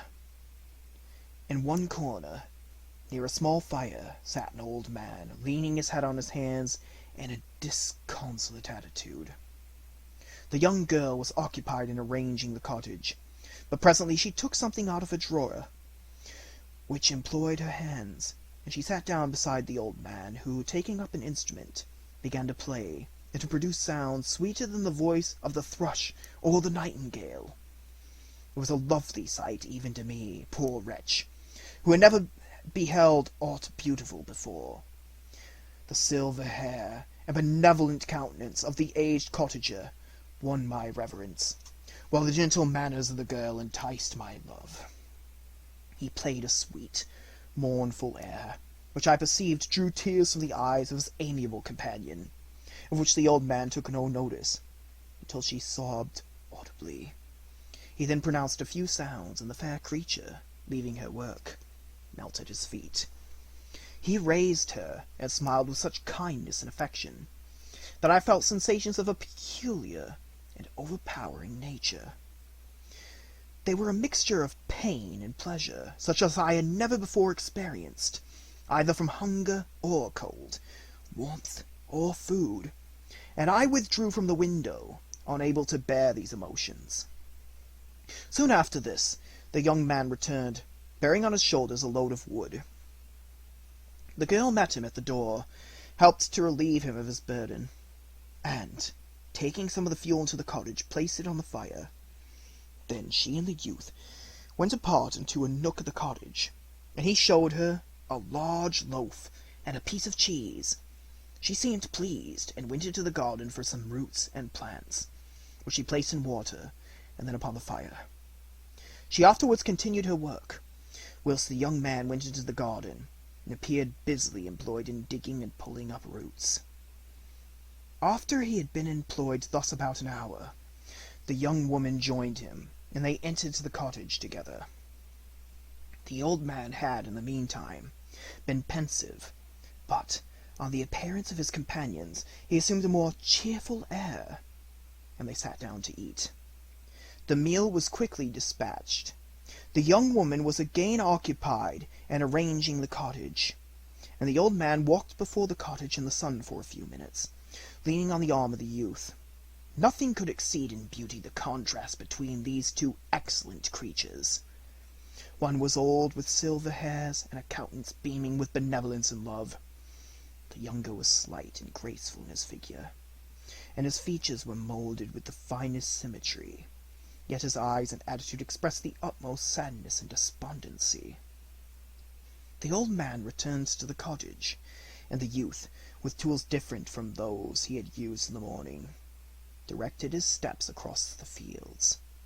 Night quickly shut in, but to my extreme wonder, I found that the cottagers had a means of prolonging light by the use of tapers, and was delighted to find that the setting of the sun did not put an end to the pleasure I experienced in watching my human neighbors. In the evening, the young girl and her companion were employed in various occupations which I did not understand, and the old man again took up the instrument, which produced the divine sounds that had enchanted me in the morning. As soon as he had finished, the youth began, not to play, but to utter sounds that were monotonous, and neither resembling the harmony of the old man's instrument or the songs of the birds. I since found that he read aloud, but at that time I knew nothing of the science of words or letters. The family, after having been thus occupied for a short time, extinguished their lights and retired, as I conjectured, to rest. Chapter 4. I lay on my straw, but I could not sleep. I thought of the occurrences of the day. What chiefly struck me was the gentle manners of these people, and I longed to join them, but dared not. I remembered too well the treatment I had suffered the night before from the barbarous villagers, and resolved, whatever course of conduct I might hereafter think it right to pursue, that for the present I would remain quietly in my hovel, watching and endeavoring to discover the motives which influenced their actions. The cottagers arose the next morning before the sun.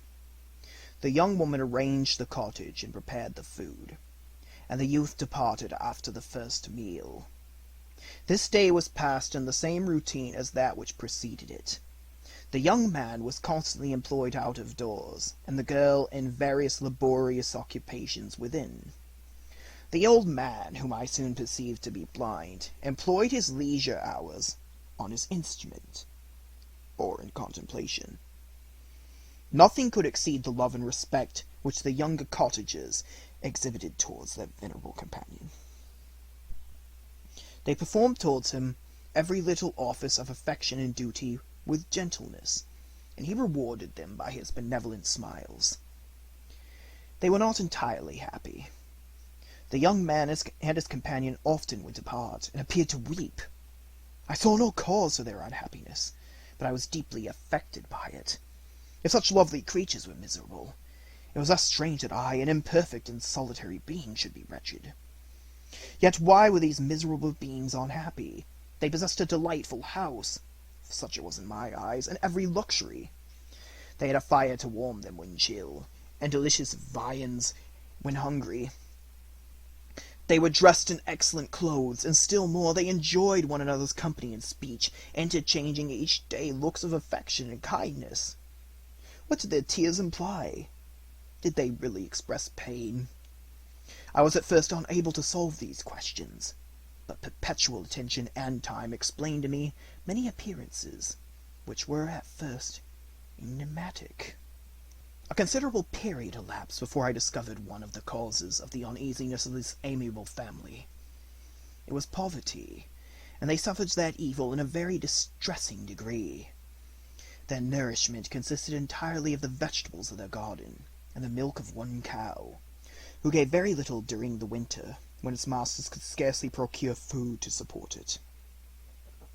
They often, I believe, suffered the pangs of hunger very poignantly, especially the two younger cottagers, for several times they placed food before the old man, while they reserved none for themselves. This trait of kindness moved me sensibly. I had been accustomed during the night to steal a part of their store for my own consumption, But when I found that in doing this I inflicted pain upon the cottagers, I abstained and satisfied myself with berries, nuts, and roots which I gathered from a neighboring wood. I discovered also another means through which I was enabled to assist their labors. I found that the youth spent a great part of each day in collecting wood for the family fire, and during the night I often took his tools, the use of which I quickly discovered, and brought home firing sufficient for the consumption of several days. I remember the first time I did this, the young woman, when she opened the door in the morning, appeared greatly astonished on seeing a great pile of wood on the outside. She uttered some words in a loud voice, and the youth joined her, who also expressed surprise. I observed with pleasure that he did not go to the forest that day, but spent it in repairing the cottage and cultivating the garden. By degrees I made a discovery of still greater moment. I found that these people possessed a method of communicating their experience and feelings to one another by articulate sounds. I perceived that the words they spoke sometimes produced pleasure or pain, smiles or sadness, in the minds and countenances of the hearers. This was indeed a godlike science, and I ardently desired to become acquainted with it. But I was baffled in every attempt I made for this purpose. The pronunciation was quick, and the words they uttered, not having any apparent connection with visible objects, I was unable to discover any clue by which I could unravel this mystery of their reference. By great application, however, and after having remained during the space of several revolutions of the moon in my hovel, I discovered the names that were given to some of the most familiar objects of the discourse. I learned and applied the words fire, milk, bread, and wood. I learned also the names of the cottagers themselves. The youth and his companion had each of them several names, but the old man had only one, which was father. The girl was called sister, or Agatha, and the youth Felix, brother or son. I cannot describe the delight I felt when I learned the ideas appropriated to each of these sounds, and was able to pronounce them. I distinguished several other words, without being able as yet to understand or apply them, such as good, dearest, unhappy. I spent the winter in this manner. The gentle manners and beauties of the cottagers greatly endeared them to me. When they were unhappy, I felt depressed.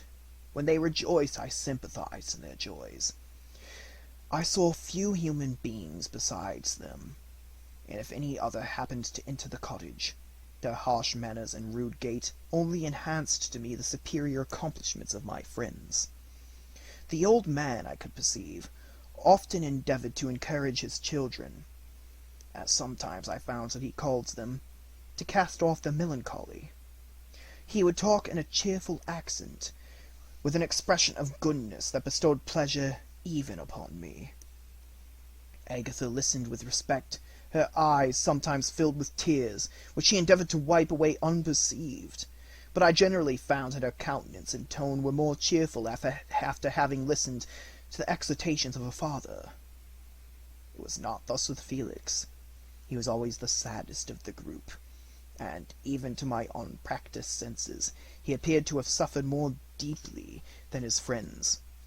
But if his countenance was more sorrowful, his voice was more cheerful than that of his sister, especially when he addressed the old man.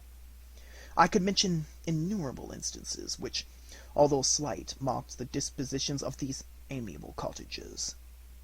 In the midst of poverty and want, Felix carried with pleasure to his sister the first little white flower that peeped from beneath the snowy ground. Early in the morning, before she had risen, he cleared away the snow that obstructed her path to the milk-house, drew water from the well, and brought the wood from the outhouse, where, to his perpetual astonishment, he found his store always replenished by an invisible hand. In the day, I believe, he worked sometimes for a neighboring farmer, because he often went forth and did not return after dinner, yet brought no wood with him. At other times he worked in the garden, but, as there was little to do in the frosty season, he read to the old man and Agatha. This reading had puzzled me extremely at first, but by degrees I discovered that he uttered many of the same sounds when he read as when he talked. I conjectured, therefore, that he found on the paper signs for speech which he understood, and I ardently longed to comprehend these also. But how was that possible when I did not even understand the sounds for which they stood as signs? I improved, however, sensibly in this science, but not sufficiently to follow up any kind of conversation, although I applied my whole mind to the endeavor.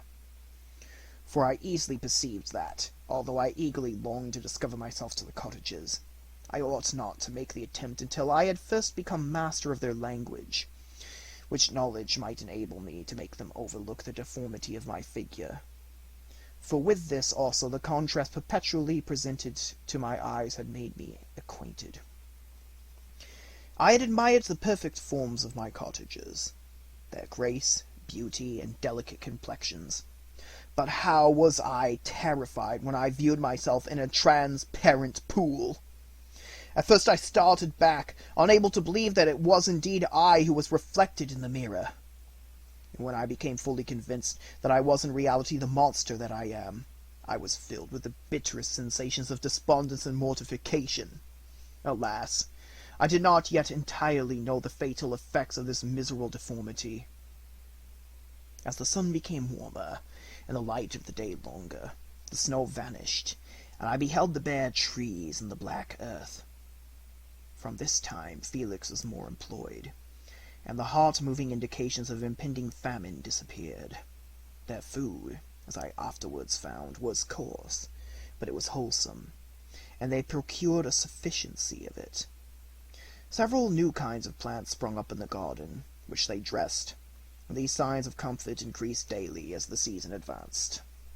The old man, leaning on his son, walked each day at noon, when it did not rain, as I found it was called when the heavens poured forth its waters. This frequently took place, but a high wind quickly dried the earth, and the season became far more pleasant than it had been. My mode of life in my hovel was uniform. During the morning I attended the motions of the cottagers, and when they were dispersed in various occupations I slept. The remainder of the day was spent in observing my friends. When they had retired to rest, if there was any moon, or the night was starlight, I went into the woods and collected my own food and fuel for the cottage. When I returned, as often as it was necessary, I cleared their path from the snow, and performed those offices that I had seen done by Felix. I afterwards found that these labors, performed by an invisible hand, greatly astonished them, and once or twice I heard them on these occasions utter the words, "Good spirit! Wonderful!" But I did not then understand the signification of these terms.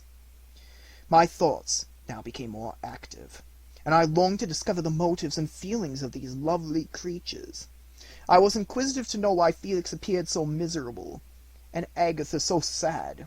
I thought, foolish wretch, that it might be in my power to restore happiness to these deserving people. When I slept, or was absent, the forms of the venerable blind father, the gentle Agatha, and the excellent Felix flitted before me. I looked upon them as superior beings, who would be the arbiters of my future destiny. It formed in my imagination 1,000 pictures of presenting myself to them, and their reception of me. I imagined that they would be disgusted until, by my gentle demeanor and conciliating words, I should first win their favor, and afterwards their love. These thoughts exhilarated me, and led me to apply with fresh ardor to the acquiring the art of language. My organs were indeed harsh, but supple, and although my voice was very unlike the soft music of their tones, yet I pronounced such words as I understood with tolerable ease. It was as the ass and the lapdog, yet surely the gentle ass, whose intentions were affectionate, although his manners were rude, deserved better treatment than blows and execration. The pleasant showers and genial warmth of spring greatly altered the aspect of the earth. Men, who before this change seemed to have been hid in caves, dispersed themselves, and were employed in various arts of cultivation. The birds sang in more cheerful notes, and the leaves began to bud forth on the trees. Happy, happy earth! fit habitation for gods, which so short a time before was bleak, damp, and unwholesome. My spirits were elevated by the enchanting appearance of nature. The past was blotted from my memory. The present was tranquil, and the future gilded by bright rays of hope and anticipations of joy. Chapter 5. I now hasten to the more moving part of my story. I shall relate events that impressed me with feelings which, from what I was, have made me what I am. Spring advanced rapidly. The weather became fine, and the skies cloudless. It surprised me that what before was desert and gloomy should now bloom with the most beautiful flowers and verdure. My senses were gratified and refreshed by 1,000 senses of delight and 1,000 sights of beauty. It was on one of these days when my cottages periodically rested from labor. The old man played on his guitar, and the children listened to him. I observed from the countenance of Felix was melancholy beyond expression. He sighed frequently, and once his father paused in his music, and I conjectured by his manner that he inquired the cause of his son's sorrow. Felix replied in a cheerful accent, and the old man was recommencing his music when someone tapped at the door. It was a lady on horseback, accompanied by a countryman as a guide. The lady was dressed in a dark suit, and covered with a thick black veil. Agatha asked a question, to which the stranger only replied by pronouncing in a sweet accent the name of Felix. Her voice was musical, but unlike that of either of my friends. On hearing this word, Felix came up hastily to the lady, who, when she saw him, threw up her veil, and I beheld a countenance of angelic beauty and expression. Her hair of a shining raven black, curiously braided.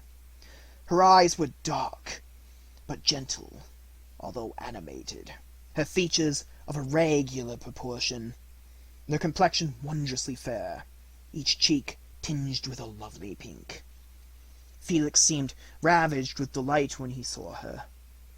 Every trait of sorrow vanished from his face, and it instantly expressed a degree of ecstatic joy, of which I could hardly have believed it capable.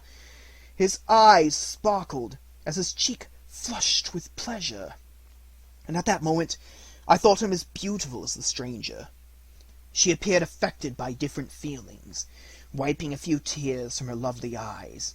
She held out her hand to Felix, who kissed it rapturously, and called her, as well as I could distinguish, his sweet Arabian.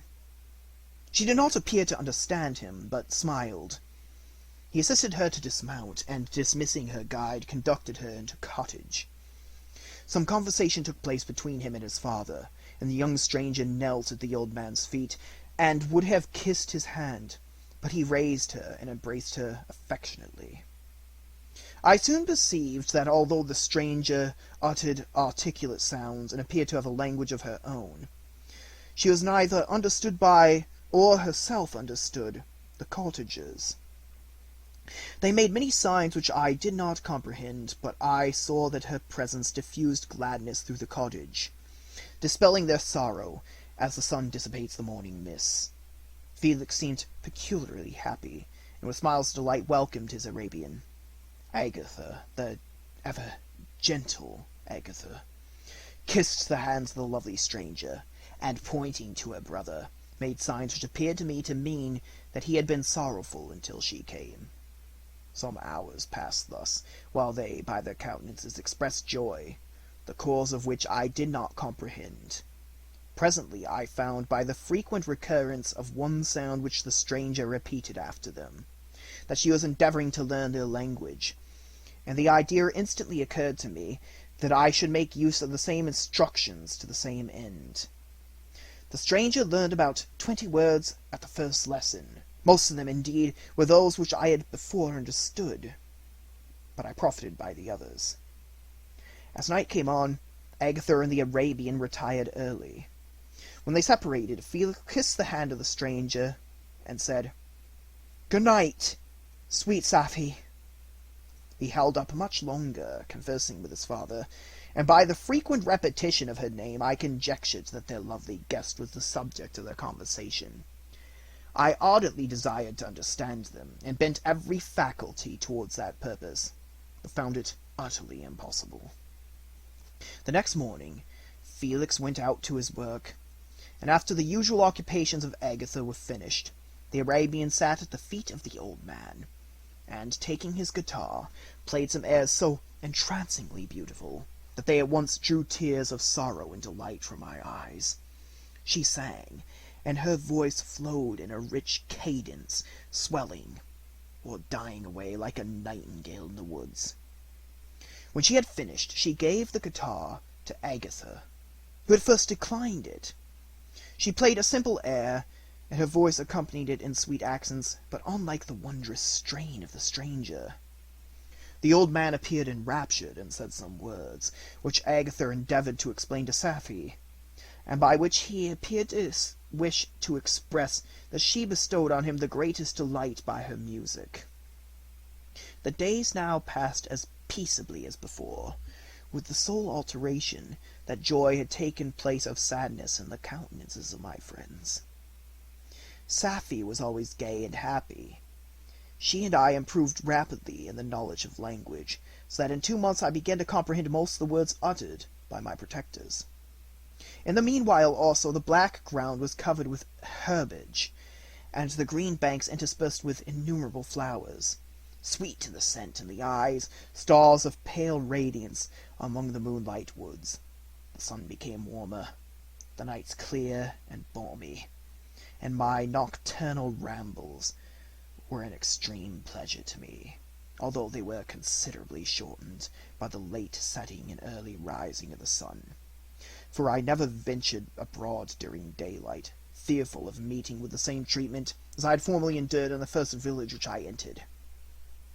My days were spent in close attention, that I might more speedily master the language, and may boast that I improved more rapidly than the Arabian, who understood very little and conversed in broken accents, whilst I comprehended and could imitate almost every word that was spoken. While I improved in speech, I also learned the science of letters, as it was taught to the stranger, and this opened before me a wide field for wonder and delight. The book from which Felix instructed Safie was Volney's Ruins of Empires.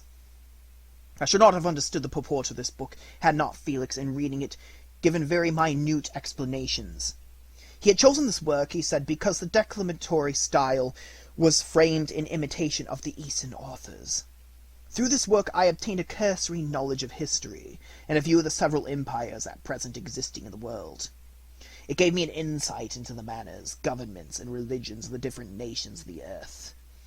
I heard of the slothful Asiatics, of the stupendous genius and mental activity of the Grecians, of the wars and wonderful virtue of the early Romans, of their subsequent degeneration, of the decline of the mighty empire, of chivalry, Christianity, and kings.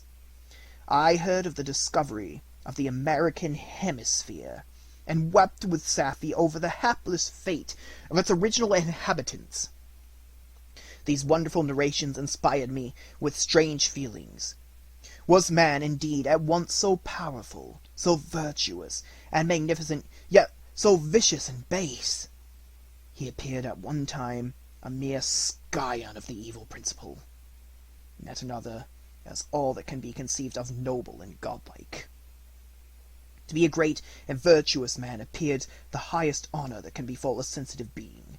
To be base and vicious, as many on record have been, appears the lowest degradation, a condition more abject than that of the blind mole or harmless worm. For a long time I could not conceive how one man could go forth to murder his fellow, or even why there were laws and governments. But when I heard details of vice and bloodshed, my wonder ceased, and I turned away with disgust and loathing. Every conversation of the cottagers now opened new wonders to me. While I listened to the instructions which Felix bestowed upon the Arabian, the strange system of human society was explained to me. I heard of the division of property, of immense wealth and squalid poverty, of rank descent, and noble blood. The words induced me to turn towards myself. I learned that the possessions most esteemed by your fellow creatures were high and unsullied descent united with riches. A man might be respected with only one of these acquisitions, but without either he was considered, except in very rare instances, as a vagabond and a slave, doomed to waste his powers for the profit of the chosen few. And what was I? Of my creation and creator, I was absolutely ignorant, but I knew that I possessed no money, no friends, no kind of property. I was, besides, endowed with a figure hideously deformed and loathsome. I was not even of the same nature as man. I was more agile than they, and could subsist upon coarser diet. I bore the extremes of heat and cold with less injury to my frame. My stature far exceeded theirs. When I looked around, I saw and heard of none like me.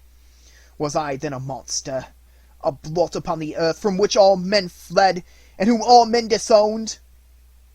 I cannot describe to you the agony that these reflections inflicted upon me. I tried to dispel them, but sorrow only increased with knowledge. Oh, that I had forever remained in my native wood, nor known or felt beyond the sensations of hunger, thirst, and heat. Of what a strange nature is knowledge! It clings to the mind, when it has once seized on it, like a lichen on the rock. I wished sometimes to shake off all thought and feeling, but I learned that there was but one means to overcome the sensation of pain, and that was death, a state which I feared yet did not understand. I admired virtue and good feelings, and loved the gentle manners and amiable qualities of my cottagers, but I was shut out from intercourse with them, except through means which I obtained by stealth, when I was unseen and unknown, and which rather increased than satisfied the desire I had of becoming one of my fellows. The gentle words of Agatha, and the animated smiles of the charming Arabian, were not for me. The mild excitations of the old man, and the lively conversation of the loved Felix, were not for me. Miserable, unhappy wretch! Other lessons were impressed upon me even more deeply. I heard of the difference of sexes, of the birth and growth of children, how the father doted on the smiles of the infant, and the lively sallies of the older child. All the life and cares of the mother were wrapped up in the previous charge. How the mind of youth expanded and gained knowledge of brother, sister, and all the various relationships which bind one human being to another in mutual bonds. But where were my friends and relations? No father had watched my infant days. No mother had blessed me with smiles and caresses. Or if they had, all my past life was now a blot, a blind vacancy in which I distinguished nothing. From my earliest remembrance, I had been as I then was in height and proportion. I had never yet seen a being resembling me, or who claimed any intercourse with me. What was I? The question again recurred, to be answered only with groans. I will soon explain to what these feelings tended.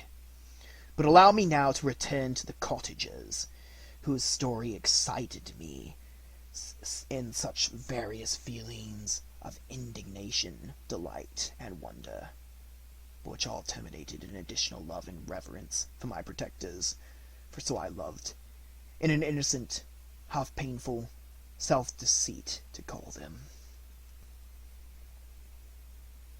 Chapter 6. Some time elapsed before I learned the history of my friends. It was one which could not fail to impress itself deeply on my mind, unfolding as it did a number of circumstances, each interesting and wonderful to one so utterly inexperienced as I was. The name of the old man was de Lacy. He is descended from a good family in France, where he had lived for many years in affluence, respected by his superiors, and beloved by his equals. His son was bred in the service of his country, and Agatha had ranked with ladies of the highest distinction. A few months before my arrival, they had lived in a large and luxurious city called Paris, surrounded by friends and possessed of every enjoyment which virtue, refinement of intellect, or taste accompanied by a moderate fortune could afford. The father of Safie had been the cause of their ruin. He was a Turkish merchant, and had inhabited Paris for many years, when, for some reason which I could not learn, he became obnoxious to the government. He was seized and cast into prison the very day that Safie arrived from Constantinople to join him. He was tried and condemned to death. The injustice of its sentence was very flagrant. All Paris was indignant, and it was judged that his religion and wealth, rather than the crime alleged against him, had been the cause of his condemnation. Felix had been present at the trial. His horror and indignation were uncontrollable when he heard the decision of the court. He made at that moment a solemn vow to deliver him, and then looked around for the means. After many fruitless attempts to gain admittance to the prison, he found a strongly grated window in an unguarded part of the building, which lighted the dungeon of the unfortunate Mahometan, who, loaded with chains, waited in despair the execution of the barbarous sentence. Felix visited the grate at night, and made known to the prisoner his intentions in his favor. The Turk, amazed and delighted, endeavored to kindle the zeal of his deliverer by promises of reward and wealth. Felix rejected his offers with contempt, yet when he saw the lovely Safie, who was allowed to visit her father, and who, by her gestures, expressed her lively gratitude, the youth could not help owning to his own mind that the captive possessed a treasure which would fully reward his toil and hazard. The Turk quickly perceived the impression that his daughter had made on the heart of Felix, and endeavored to secure him more entirely in his interests by the promise of her hand in marriage, as soon as he should be conveyed to a place of safety. Felix was too delicate to accept this offer, yet he looked forward to the probability of that event as to the consummation of his happiness. During the ensuing days, while the preparations were going forward for the escape of the merchant, the zeal of Felix was warmed by several letters that he received from this lovely girl, who found means to express her thoughts in the language of her lover by the aid of an old man, a servant of her father's, who understood French. She thanked him in the most ardent terms for his intended services toward her father, and at the same time she gently deplored her own fate. I have copies of these letters, for I found means, during my residence in the hovel, to procure the implements of writing, and the letters were often in the hands of Felix or Agatha. Before I depart, I will give them to you. They will prove the truth of my tale. But at present, as the sun is already far declined, I shall only have time to repeat the substance of them to you. Safie related that her mother was a Christian Arab, seized and made a slave by the Turks, recommended by her beauty. She had won the heart of the father of Safie, who married her. The young girl spoke in high and enthusiastic terms of her mother, who, born in freedom, spurned the bondage to which she was now reduced. She instructed her daughter in the tenets of her religion, and taught her to aspire to higher powers of intellect, and an independence of spirit forbidden to the female followers of Mahomet. This lady died, but her lessons were indelibly impressed on the mind of Safie, who sickened at the prospect of again returning to Asia, and to the being immured within the walls of a harem, allowed only to occupy herself with puerile amusements, ill-suited to the temper of her soul, now accustomed to ideas and a noble emulation for virtue. The prospect of marrying a Christian, and remaining in a country where women were allowed to take a rank in society, was enchanting to her. The day for the execution of the Turk was fixed, but on the night previous to it he had quitted prison, and before morning was distant many leagues from Paris. Felix had procured passports in the name of his father, sister, and himself. He had previously communicated his plan to the former, who aided his deceit by quitting his house under the pretense of a journey, and concealed himself with his daughter in an obscure part of Paris. Felix conducted the fugitives through France to Lyons, and across Mont Cenis to Leghorn, where the merchant had decided to wait a favorable opportunity of passing into some part of the Turkish dominions. Safie resolved to remain with her father until the moment of his departure, before which time the Turk renewed his promise that she should be united to his deliverer, and Felix remained with them in expectation of that event, and in the meantime he enjoyed the society of the Arabian, who exhibited towards him the simplest and tenderest affection. They conversed with one another through the means of an interpreter, and sometimes of the interpretation of looks, and Safie sang them the divine airs of her native country. The Turk allowed this intimacy to take place, and encouraged the hopes of the youthful lovers, while in his heart he had formed far other plans. He loathed the idea that his daughter should be united to a Christian, but he feared the resentment of Felix if he should appear lukewarm, for he knew that he was still in the power of his deliverer, and if he should choose to betray them to the Italian state, which they inhabited, he revolved 1,000 plans by which he should be enabled to prolong the deceit until it might be no longer necessary, and secretly to take his daughter with him when he departed. His plans were greatly facilitated by the news which arrived from Paris. The government of France was greatly enraged at the escape of their victim, and spared no plans to detect and punish his deliverer. The plot of Felix was quickly discovered, and De Lacy and Agatha were thrown into prison. The news reached Felix and roused him from his dream of pleasure. His blind and aged father and his gentle sister lay in a noisome dungeon, while he enjoyed the free air and the society of her whom he loved. This idea was torture to him. He quickly arranged with the Turk that if the latter should find a favorable opportunity for escape before Felix could return to Italy, Safie should remain as a boarder at a convent in Leghorn, and then, quitting the lovely Arabian, he hastened to Paris, and delivered himself up to the vengeance of the law, hoping to free De Lacy and Agatha by this proceeding. He did not succeed.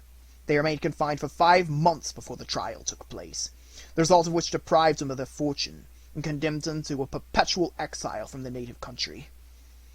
They found a miserable asylum in the cottage in Germany, where I discovered them.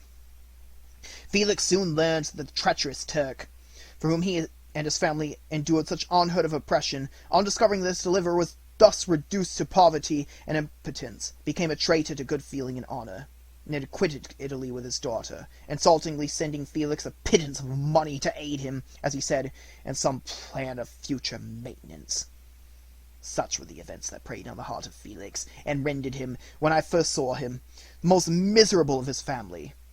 He could have endured poverty, and when this distress had been the meed of his virtue, he would have gloried in it.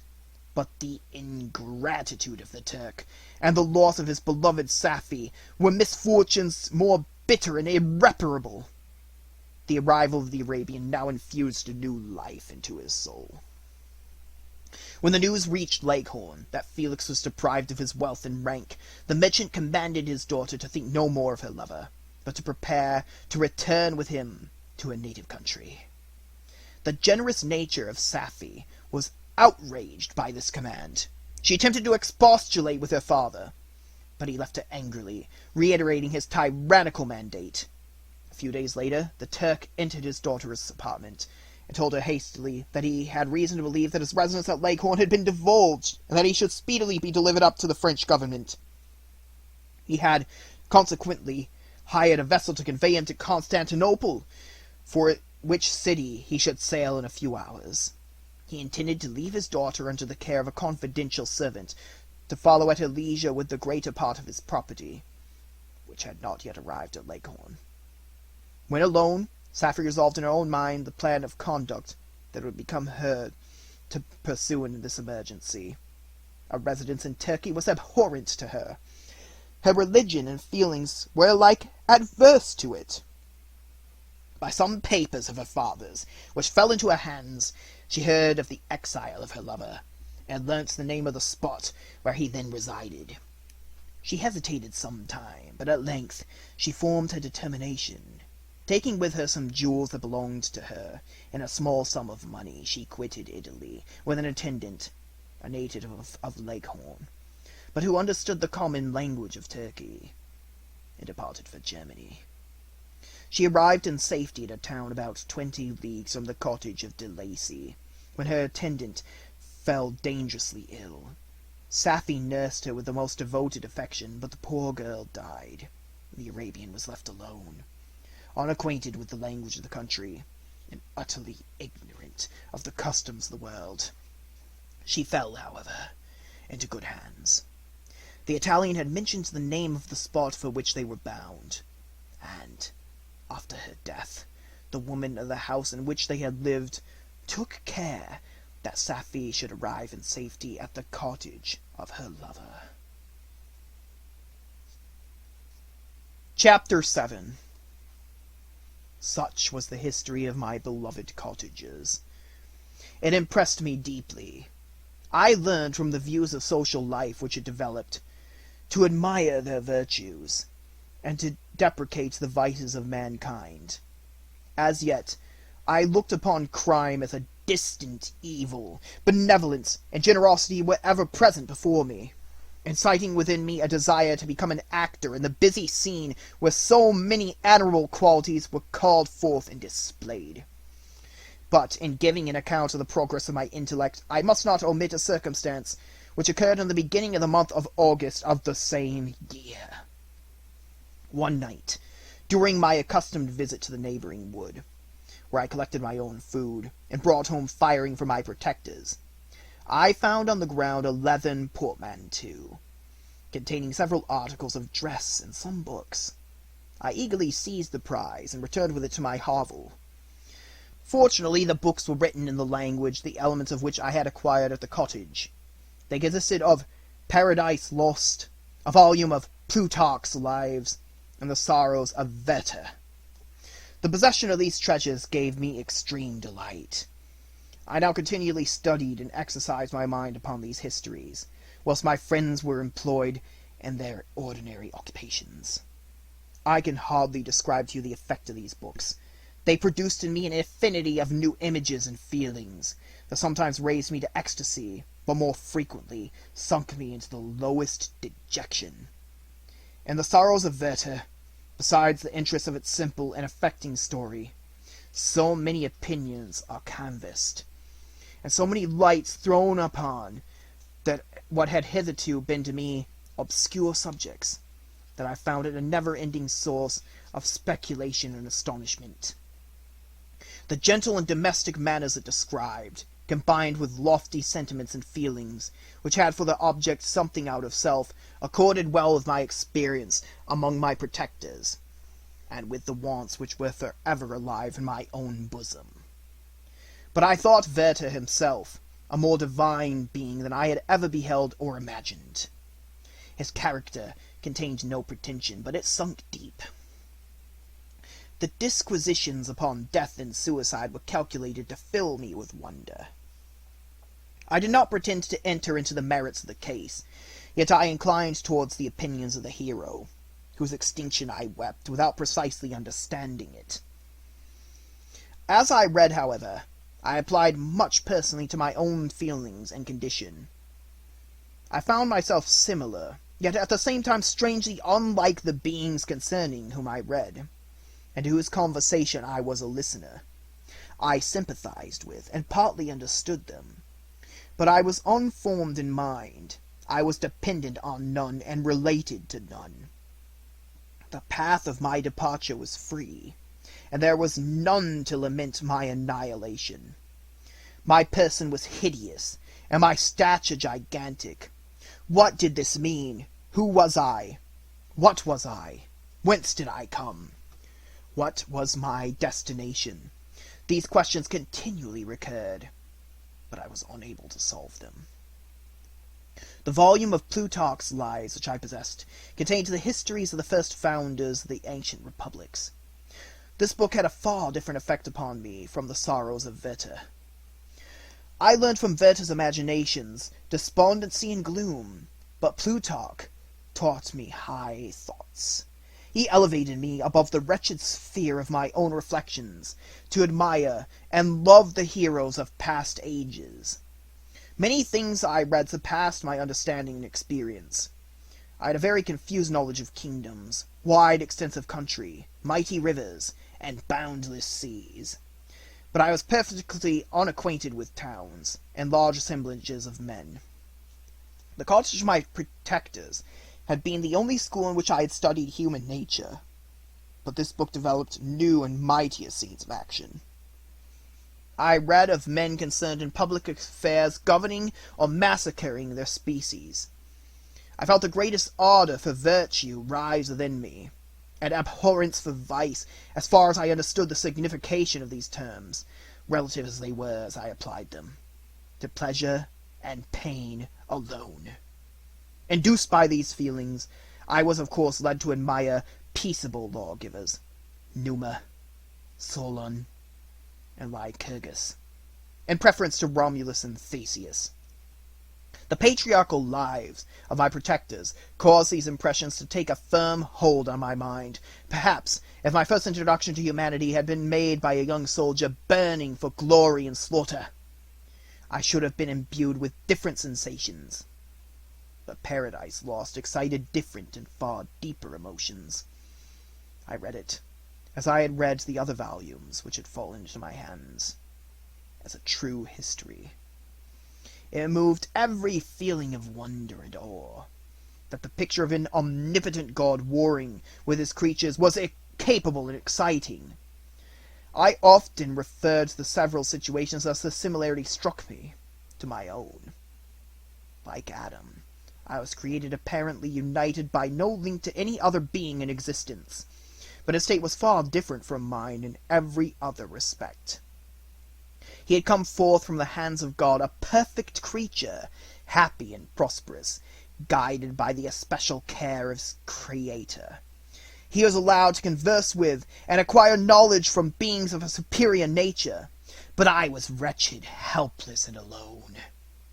Many times I considered Satan as the fitter emblem of my condition. For often, like him, when I viewed the bliss of my protectors, the bitter gall of envy rose within me. Another circumstance strengthened and confirmed these feelings. Soon after my arrival in the hovel, I discovered some papers in the pocket of the dress which I had taken from your laboratory. At first I had neglected them, but now that I was able to decipher the characters in which they were written, I began to study them with diligence. It was your journal of the 4 months that preceded my creation. You minutely described in these papers every step you took in the progress of your work. This history was mingled with accounts of domestic occurrences. You doubtless recollect those papers. Here they are. Everything is related to them which bears reference to my accursed origin.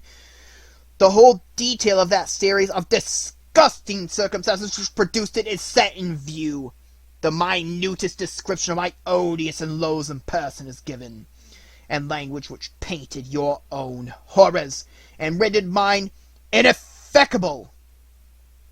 I sickened as I read. Hateful day when I received life, I exclaimed in agony. Cursed Creator! Why did you form a monster so hideous that even you turned from me in disgust?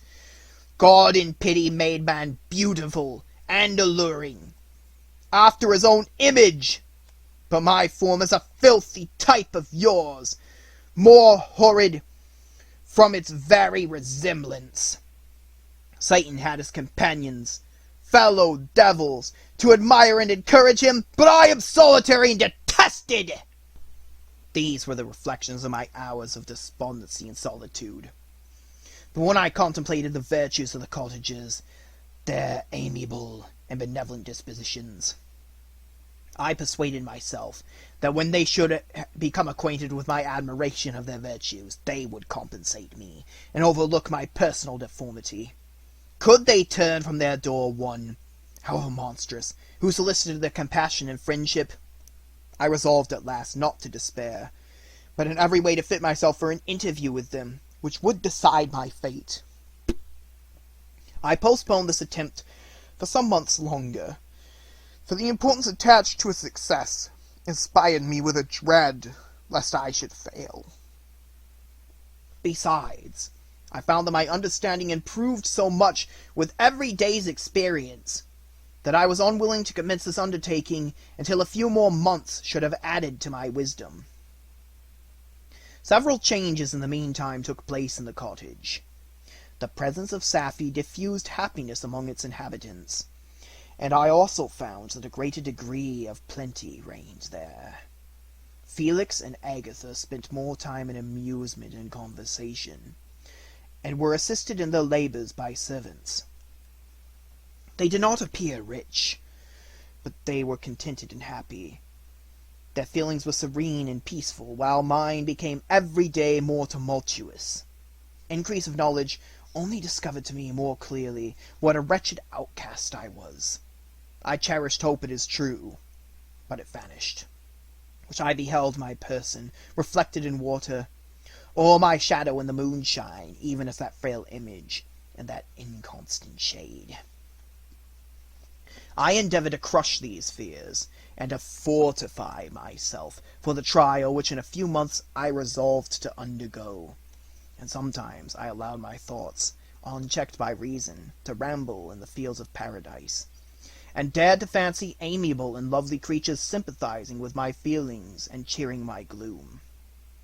Their angelic countenances breathed smiles of consolation. But it was all a dream.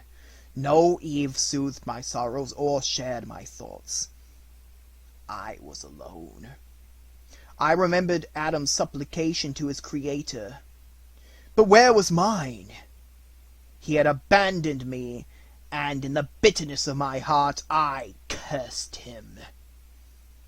Autumn passed thus. I saw, with surprise and grief, the leaves decay and fall, and nature again assumed the barren and bleak appearance it had worn when I first beheld the woods in the lovely moon. Yet I did not heed the bleakness of the weather. It was better fitted by my conformation of the endurance of cold than heat. But my chief delights were the sight of the flowers, the birds, and all the gay apparel of summer. When those deserted me, I turned with more attention towards the cottagers. Their happiness was not decreased by the absence of summer. They loved and sympathized with one another, and their joys, depending on each other, were not interrupted by the casualties that took place around them. The more I saw of them, the greater became my desire to claim their protection and kindness. My heart yearned to be known and loved by these amiable creatures. To see their sweet looks turned towards me with affection was the utmost limit of my ambition. I dared not think that they would turn them from me with disdain and horror. The poor that stopped at the door were never driven away. I asked, it is true, for greater treasures than a little food or rest. I required kindness and sympathy, but I did not believe myself utterly unworthy of it. The winter advanced, and an entire revolution of the seasons had taken place since I awoke into life. My attention, at this time, was solely directed towards my plan of introducing myself into the cottages of my protectors. I resolved many projects, but that on which I finally fixed was to enter the dwelling when the blind old man should be alone. I had sagacity enough to discover that the unnatural hideousness of my person was the chief object of horror with those who had formerly beheld me. My voice, although harsh, had nothing terrible in it, I thought. Therefore, that if, in the absence of his children, I might gain the goodwill and mediation of the old de Lacy, I might by his means be tolerated by my younger protectors. One day, when the sun shone on the red leaves that strewed the ground and diffused cheerfulness, although it denied warmth, Safie, Agatha, and Felix departed on a long country walk, and the old man, at his own desire, was left alone in the cottage. When his children had departed, he took up his guitar and played several mournful but sweet airs, more sweet and mournful than I had ever heard him play before. At first his countenance was illuminated with pleasure, but as he continued, thoughtfulness and sadness succeeded. At length, laying aside the instrument, he sat absorbed in reflection. My heart beat quick. This was the hour and moment of trial, which would decide my hopes or realize my fears. The servants were gone to a neighboring fair. All was silent in and around the cottage. It was an excellent opportunity, yet when I proceeded to execute my plan, my limbs failed me, and I sunk to the ground. Again I rose, and exerting all the firmness of which I was master, removed the planks which I had placed before my hovel to conceal my retreat. The fresh air revived me, and with renewed determination I approached the door of the cottage. I knocked. "Who is there?" said the old man. "Come in." I entered. "Pardon this intrusion," said I. "I am a traveller in want of a little rest. You would greatly oblige me if you would allow me to remain a few minutes before the fire." "Enter," said De Lacy, "and I will try in what manner I can relieve your wants. But unfortunately my children are from home, and as I am blind, I'm afraid I shall find it difficult to procure food for you." "Do not trouble yourself, my kind host. I have food. It is warmth and rest only that I need." I sat down, and a silence ensued. I knew that every minute was precious to me, yet I remained irresolute in what manner to commence the interview, when the old man addressed me. "By your language, stranger, I suppose you are my countrymen. Are you French?" "No, but I was educated by a French family, and understood that language only. I am now going to claim the protection of some friends whom I sincerely love, and whose favor I have some hopes." "Are these Germans?" "No, they are French. But let us change the subject. I am an unfortunate and deserted creature. I look around, and I have no relation or friend upon earth. These amiable people to whom I go have never seen me, and know little of me. I am full of fears, for if I fail there, I am an outcast in the world forever." "Do not despair. To be friendless is indeed to be unfortunate. But the hearts of men, when unprejudiced by any obvious self-interest, are full of brotherly love and charity. Rely, therefore, on your hopes, and if these friends are good and amiable, do not despair. They are kind. They are the most excellent creatures in the world, but unfortunately they are prejudiced against me. I have good dispositions. My life has been hitherto harmless and in some degree beneficial, but a fatal prejudice clouds their eyes, and where they ought to see a feeling and kind friend, they behold only a detestable monster." "That is indeed unfortunate. "But if you are really blameless, cannot you undeceive them?" "I am about to undertake that task. It is on that account that I feel so many overwhelming terrors. I tenderly love these friends, and I have, unknown to them, been for many months in the habits of daily kindness towards them. But they believe that I wish to injure them. It is that prejudice which I wish to overcome." "Where do these friends reside?" "Near this spot." The old man paused and then continued. "If you will unreservedly confide to me the particulars of your tale, I perhaps may be of use in undeceiving them. I am blind and cannot judge of your countenance, but there is something in your words which persuades me that you are sincere. I am poor and an exile, but it will afford me true pleasure to be in any way serviceable to a human creature." "Excellent man. I thank you, and accept your generous offer.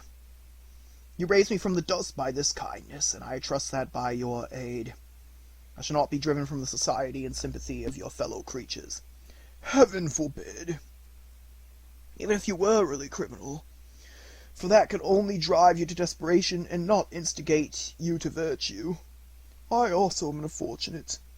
I and my family have been condemned, although innocent. Judge, therefore, if I do not feel for your misfortunes." "How could I thank you, my best and only benefactor? From your lips first have I heard the voice of kindness directed towards me. I shall be forever grateful.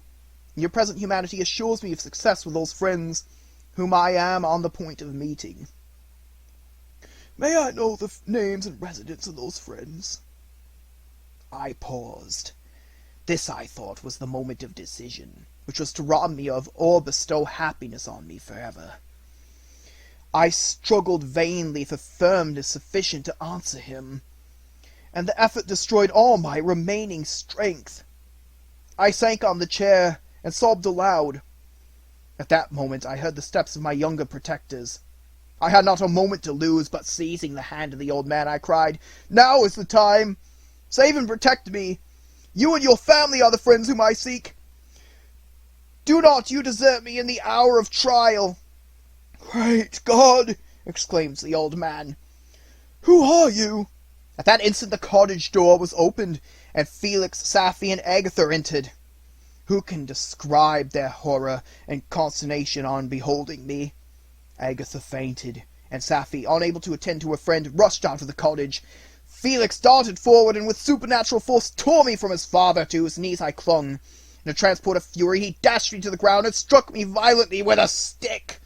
I could have torn him limb from limb, as the lion rends an antelope, but my heart sunk within me as with bitter sickness, and I refrained.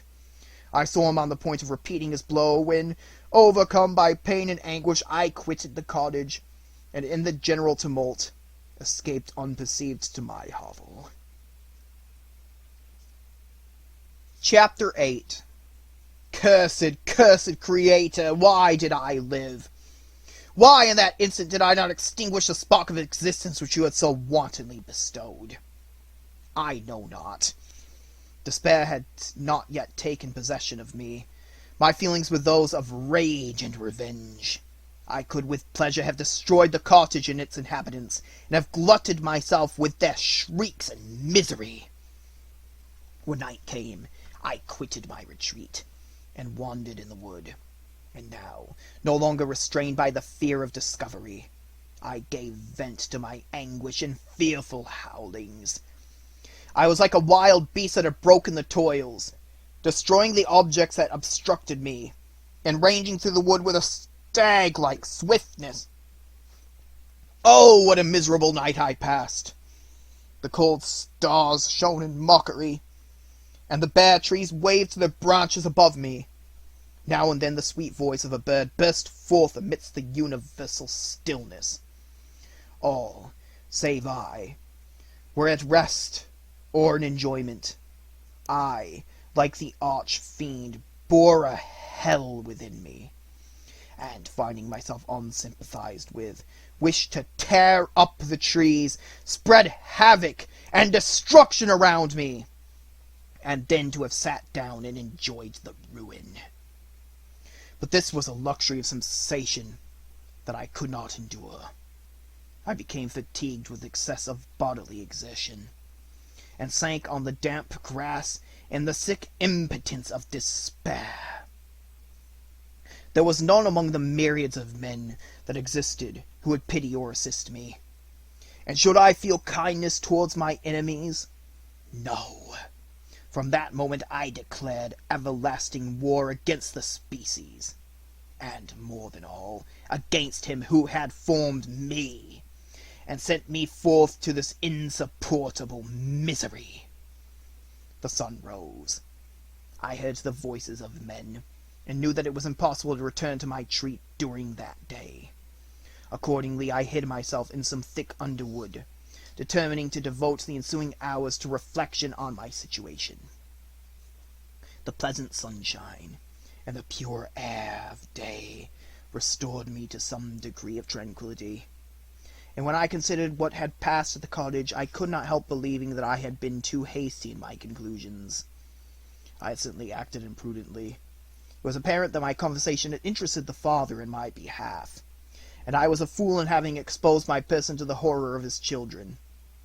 I ought to have familiarized the old De Lacy to me, and by degrees have discovered myself to the rest of his family, when they should have been prepared for my approach. But I did not believe my errors to be irretrievable, and, after much consideration, I resolved to return to the cottage, seek the old man, and by my representations win him to my party. These thoughts calmed me, and in the afternoon I sank into profound sleep, but the fever of my blood did not allow me to be visited by peaceful dreams. The horrible scene of the preceding day was forever acting before my eyes. The females were flying, and the enraged Felix tearing me from his father's feet. I awoke exhausted, and finding that it was already night, I crept forth from my hiding place and went in search of food. When my hunger was appeased, I directed my steps towards the well-known path that conducted to the cottage. All there was at peace. I crept into my hovel, and remained in silent expectation of the accustomed hour when the family arose. That hour passed. The sun mounted high in the heavens, but the cottagers did not appear. I trembled violently, apprehending some dreadful misfortune. The inside of the cottage was dark, and I heard no motion. I cannot describe the agony of this suspense. Presently, 2 countrymen passed by, but, pausing near the cottage, they entered into conversation, using violent gesticulations that I did not understand what they said, as they spoke the language of the country, which differed from that of my protectors. Soon after, however, Felix approached with another man. I was surprised, as I knew that he had not quitted from the cottage that morning, and waited anxiously to discover from his discourse the meaning of these unusual appearances. "Do you consider," said his companion to him, "that you will be obliged to pay 3 months' rent and to lose the produce of your garden? I do not wish to take any unfair advantage, and I beg therefore that you will take some days to consider of your determination." "It is utterly useless," replied Felix. "We can never again inhabit your cottage. The life of my father is in the greatest danger, owing to the dreadful circumstances that I have related. My wife and my sister will never recover their horror. I entreat you not to reason with me any more. Take possession of your tenement, and let me fly from this place." Felix trembled violently as he said this. He and his companion entered the cottage, in which they remained for a few minutes and then departed. I never saw any of the family of De Lacy any more. I continued for the remainder of the day in my hovel in a state of utter and stupid despair. My protectors had departed, and had broken the only link that held me to the world. For the first time the feelings of revenge and hatred filled my bosom, and I did not strive to control them.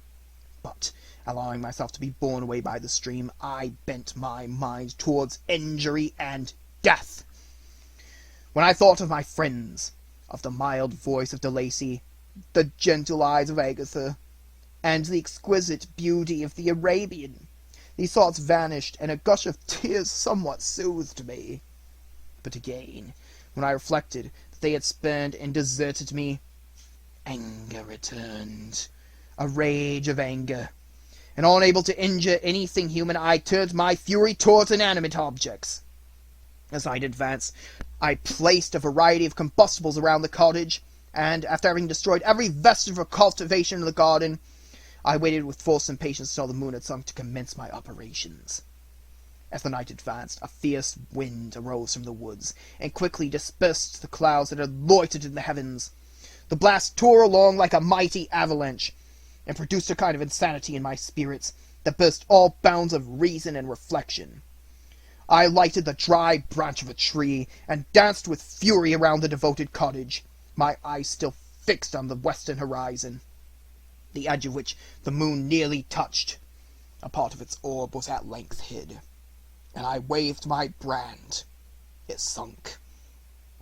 And with a loud scream, I fired the straw, and the heath, and the bushes which I had collected. The wind fanned the fire, and the cottage was quickly enveloped by the flames, which clung to it, and licked it with their forked and destroying tongues. As soon as I was convinced that no assistance could save any part of the habitation, I quitted the scene, and sought for refuge in the woods. And now, with the world before me, whither should I bend my steps? I resolved to fly far from the scene of my misfortunes. But to me, hated and despised, every country must be equally horrible. At length the thought of you crossed my mind. I learned from your papers that you were my father, my creator.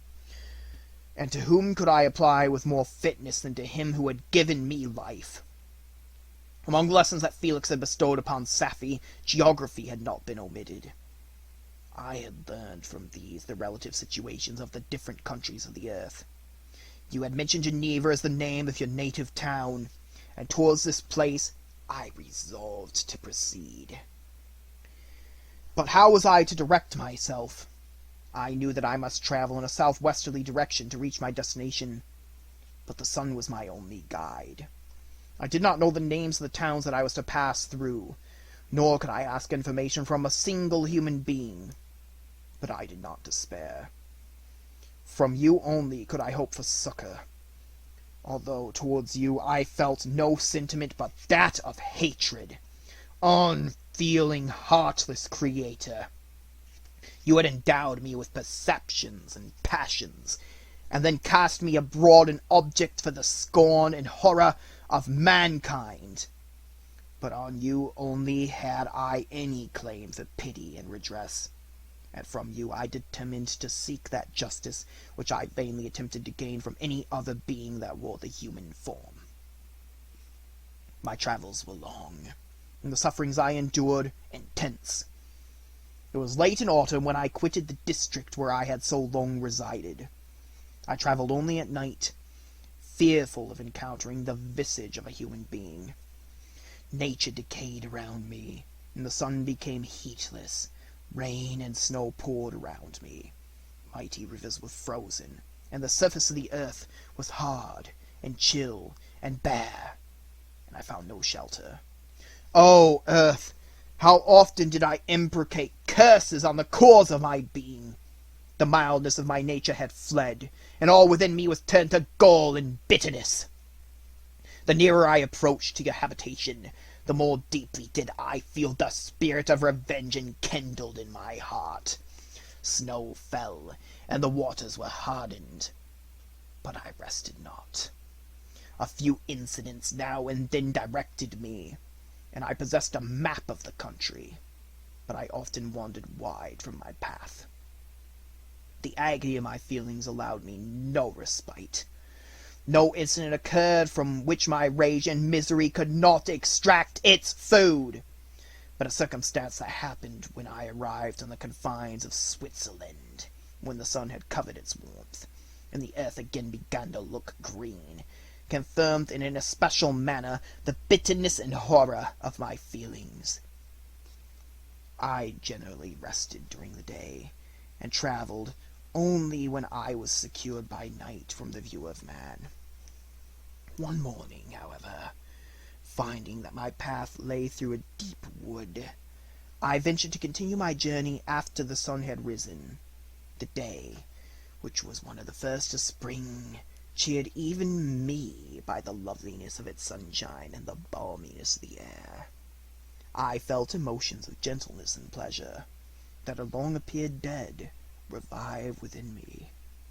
Half surprised by the novelty of the sensations, I allowed myself to be borne away by them, and forgetting my solitude and deformity, dared to be happy. Soft tears again bedewed my cheeks, and I even raised my humid eyes with thankfulness towards the blessed sun which bestowed such joy upon me. I continued to wind among the paths of the wood, until I came to its boundary, which was skirted by a deep and rapid river, into which many of the trees bent their branches, now budding with the fresh spring. Here I paused, not exactly knowing what path to pursue, when I heard the sound of voices that induced me to conceal myself under the shade of a cypress. I was scarcely hid when a young girl came running towards the spot where I was concealed, laughing as if she ran from someone in sport. She continued her course along the precipitous sides of the river, when suddenly her foot slipped and she fell into the rapid stream. I rushed to my hiding place, and with extreme labor from the force of the current saved her and dragged her to shore. She was senseless, and I endeavored by every means in my power to restore animation, when I was suddenly interrupted by the approach of a rustic, who was probably the person from whom she had playfully fled. On seeing me, he darted towards me, and tearing the girl from my arms, hastened towards the deeper parts of the wood. I followed speedily, I hardly knew why, but when the man saw me draw near, he grabbed the gun which he carried at my body and fired. I sunk to the ground, and my injurer, with increased swiftness, escaped into the wood. This was then the reward for my benevolence. I had saved a human being from destruction, and as a recompense I now writhed under the miserable pain of a wound which shattered the flesh and bone. The feelings of kindness and gentleness, which I had entertained but a few moments before, gave place to hellish rage and gnashing of teeth. Inflamed by pain, I vowed eternal hatred and vengeance to all mankind. But the agony of my wound overcame me. My pulses paused, and I fainted. For some weeks I led a miserable life in the woods, endeavoring to cure the wound which I had received. The ball had entered my shoulder, and I knew not whether it remained there or passed through. At any rate, I had no means of extracting it. My sufferings were augmented also by the oppressive sense of the injustice and ingratitude of their affliction. My daily vows rose for revenge, a deep and deadly revenge, such as would alone compensate for the outrages and anguish I had endured.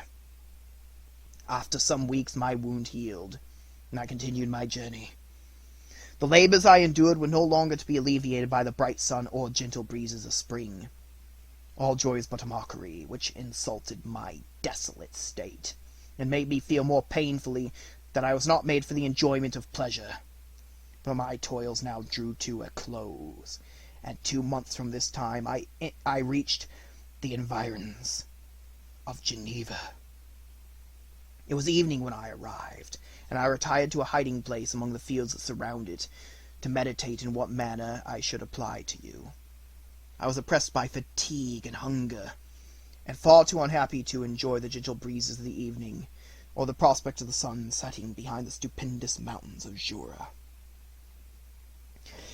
At this time a slight sleep relieved me from the pain of reflection, which was disturbed by the approach of a beautiful child, who came running into the recess I had chosen with all the sportiveness of infancy. Suddenly, as I gazed on him, an idea seized me, that this little creature was unprejudiced, and had lived too short a time to have imbibed a horror of deformity.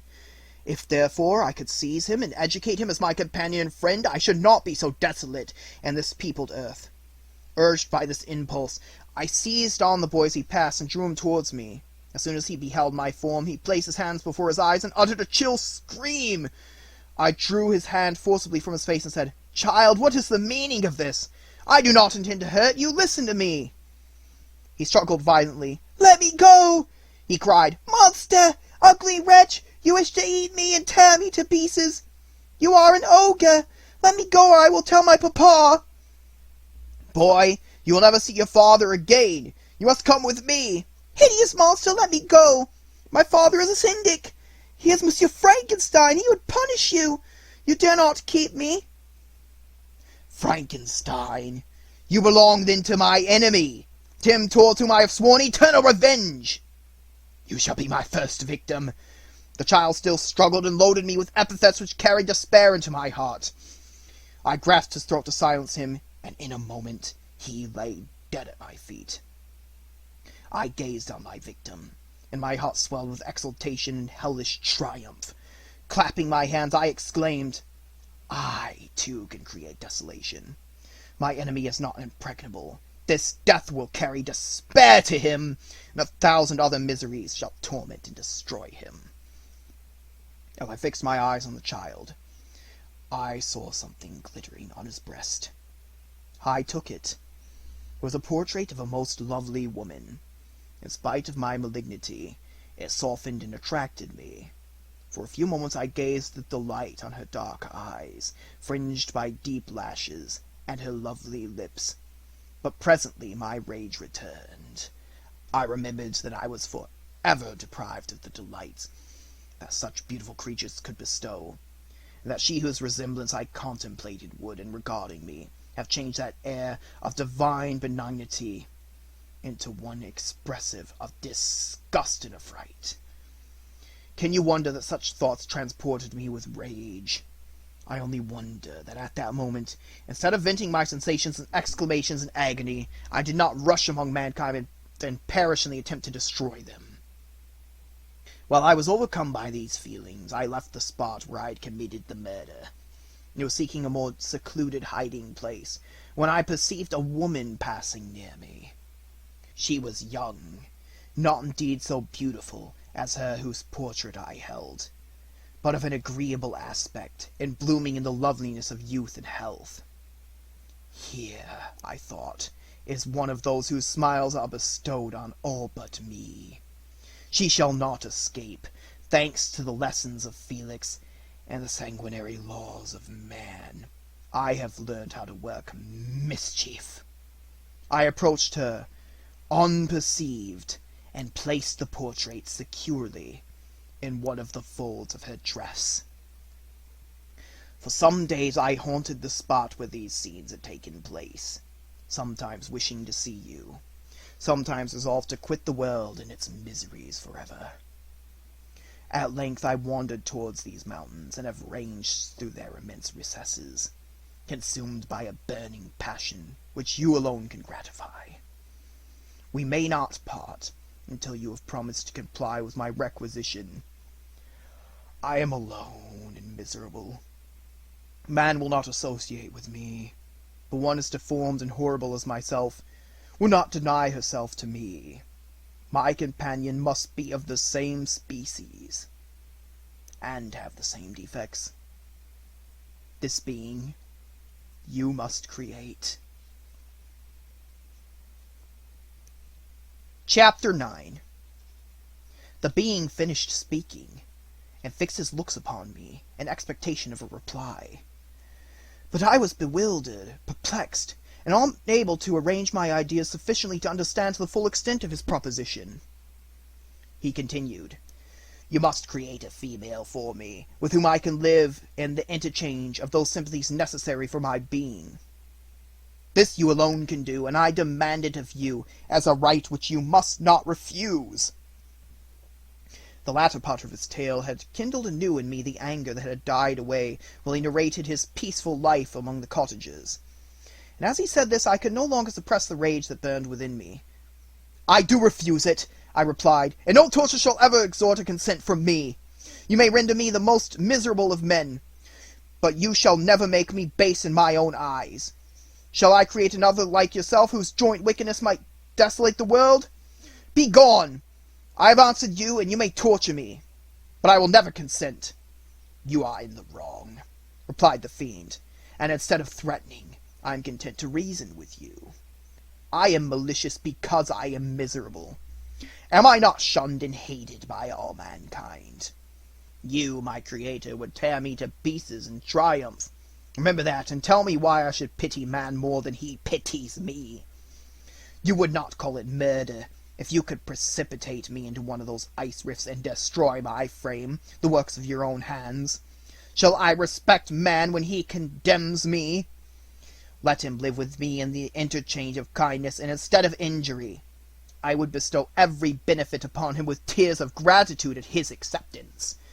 But that cannot be. The human senses are insurmountable barriers to our union. Yet mine shall not be the submission of abject slavery. I will revenge my injuries. If I cannot inspire love, I will cause fear, and chiefly towards you, my arch-enemy, because my creator, do I swear, inextinguishable hatred. Have a care, I will work at your destruction, nor finish until I desolate your heart, so that you curse the hour of your birth." A fiendish rage animated him as he said this. His face wrinkled in contortions too horrible for human eyes to behold, but presently he calmed himself and proceeded. "I intended to reason. This passion is detrimental to me, for you do not reflect that you are the cause of its success. If any being felt emotions of benevolence towards me, I should return them 100 and 100-fold, for that one creature's sake. I would make peace with the whole kind, but I now indulge in dreams of bliss that cannot be realized. What I ask of you is reasonable and moderate. I demand a creature of another sex, but as hideous as myself. The gratification is small, but it is all that I can receive, and it shall content me. It is true. we shall be monsters, cut off from all the world. But on that account, we shall be more attached to one another. Our lives will not be happy, but they will be harmless and free from the misery I now feel. Oh, my Creator, make me happy. Let me feel gratitude towards you for one benefit. Let me see that I excite the sympathy of some existing thing. Do not deny me my request. I was moved. I shuddered when I thought of the possible consequences of my consent. But I felt that there was some justice in his argument. His tale, and the feelings he was now expressing, proved him to be a creature of fine sensations. And did I not, as his maker, owe him all the portion of happiness that it was in my power to bestow? He saw my change of feeling and continued, "If you consent, neither you nor any other human being shall ever see us again. I will go to the vast wilds of South America. My food is not that of man. I do not destroy the lamb and the kid to glut my appetite. Acorns and berries afford me sufficient nourishment. My companion will be of the same nature as myself, and will be content with the same fare. We shall make our bed of dried leaves, the sun will shine on us as on man, and will ripen our food. The picture I present to you is peaceful and human, and you must feel that you could deny it only in the wantonness of power and cruelty. Pitiless as you have been towards me, I now see compassion in your eyes. Let me seize the favorable moment, and persuade you to promise what I so ardently desire."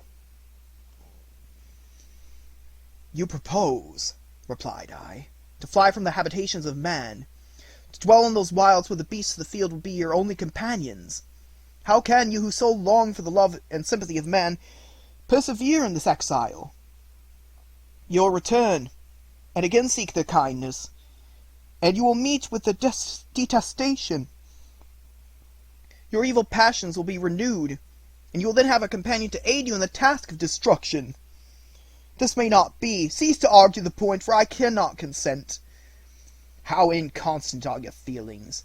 But a moment ago you were moved by my representations.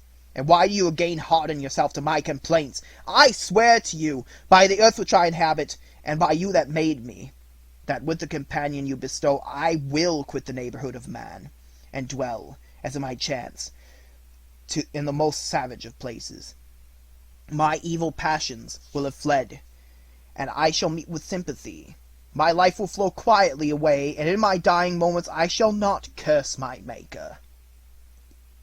His words had a strange effect upon me.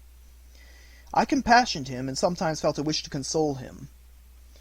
But when I looked upon him, when I saw the filthy mass that moved and talked, my heart sickened, and my feelings were altered to those of horror and hatred.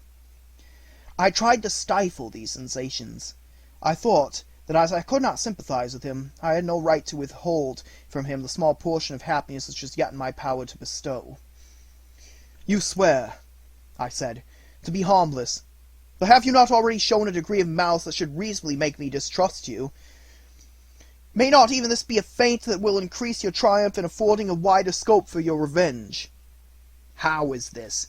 I thought I had moved your compassion, and yet you still refuse to bestow on me the only benefit that can soften my heart, and render me harmless. If I have no ties and no affections, hatred and vice must be my portion. The love of another will destroy the cause of my crimes, and I shall become a thing of whose existence every one will be ignorant. My vices are the children of a forced solitude that I abhor, and my virtues will necessarily arise when I live in communion with an equal. I shall feel the affections of a sensitive being, and become linked to the chain of existence and events from which I am now excluded." I paused some time to reflect on all that he had related, and the various arguments which he had employed. I thought of the promise of virtues which he had displayed on the opening of his existence, and the subsequent blight of all the kindly feeling by the loathing and scorn which his protectors had manifested towards him. His power and threats were not omitted in my calculations. A creature who could exist in the ice caves of the glaciers, and hide himself from pursuit among the ridges of the inaccessible precipices, was a being possessing faculties it would be vain to cope with. After a long pause of reflection, I concluded that a justice due both to him and my fellow creatures demanded of me that I should comply with his request. Turning to him, therefore, I said, "I consent to your demand, on your solemn oath to quit Europe forever, and every other place in the neighborhood of man, as soon as I shall deliver into your hands a female who will accompany you in your exile." "I swear," he cried, "by the sun and by the blue sky of heaven, that if you grant my prayer, while they exist you shall never behold me again. Depart to your home, and commence your labors. I shall watch the progress with unutterable anxiety. And fear not, that when you are ready, I shall appear." Saying this, he suddenly quitted me, fearful perhaps of any change in my sentiments. I saw him descend the mountain with greater speed than the flight of an eagle, and quickly lost among the undulations of the sea of ice. His tale occupied the whole day, and the sun was upon the verge of the horizon when he departed. I knew that I ought to hasten my descent towards the valley, as I should soon be encompassed in darkness, but my heart was heavy, and my steps slow. The labor of winding among the little paths of the mountains, and fixing my feet firmly as I advanced, perplexed me, occupied as I was by the emotions which the occurrences of the day had produced. Night was far advanced, when I came to the halfway resting place and seated myself beside the fountain. The stars shook at intervals, as the clouds passed from over them. The dark pines rose before me, and every here and there a broken tree lay on the ground. It was a scene of wonderful solemnity, and stirred strange thoughts within me. I wept bitterly, and clasping my hands in agony, I exclaimed, "Oh, stars and clouds and winds! You're all about to mock me. If you really pity me, crush sensation and memory. Let me become as naught, but if not, depart. Depart and leave me in darkness." These were wild and miserable thoughts, but I cannot describe to you how the eternal twinkling of the stars weighed upon me, and how I listened to every blast of wind, as if it were a dull, ugly siroc on its way to consume me. Morning dawned before I arrived at the village of Chamonix, but my presence, so haggard and strange, hardly calmed the fears of my family, who had waited the whole night in anxious expectation of my return. The following day we returned to Geneva. The intention of my father in coming had been to divert my mind and to restore me to my lost tranquillity. But the medicine had been fatal, and, unable to account for the excessive misery I appeared to suffer, he hastened to return home, hoping the quiet and monotony of a domestic life would by degrees alleviate my sufferings, from whatsoever cause they might spring. For myself, I was passive in all their arrangements, and the gentle affection of my beloved Elizabeth was inadequate to draw me from the depth of my despair. The promise I had made to the demon weighed upon my mind, like Dante's iron cowl upon the heads of the hellish hypocrites. All pleasures of earth and sky passed before me like a dream, and that thought only had to me the reality of life. Can you wonder that sometimes a kind of insanity possessed me, or that I saw continually about me a multitude of filthy animals inflicting on me incessant torture, that often extorted screams and bitter groans? By degrees, however, these feelings became calmed. I entered again into the everyday scene of life, if not with interest, at least with some degree of tranquillity.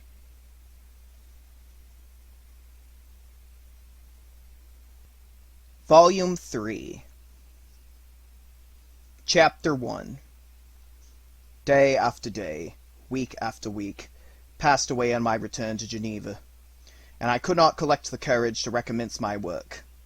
I feared the vengeance of the disappointed fiend, yet I was unable to overcome my repugnance to the task which was enjoined me.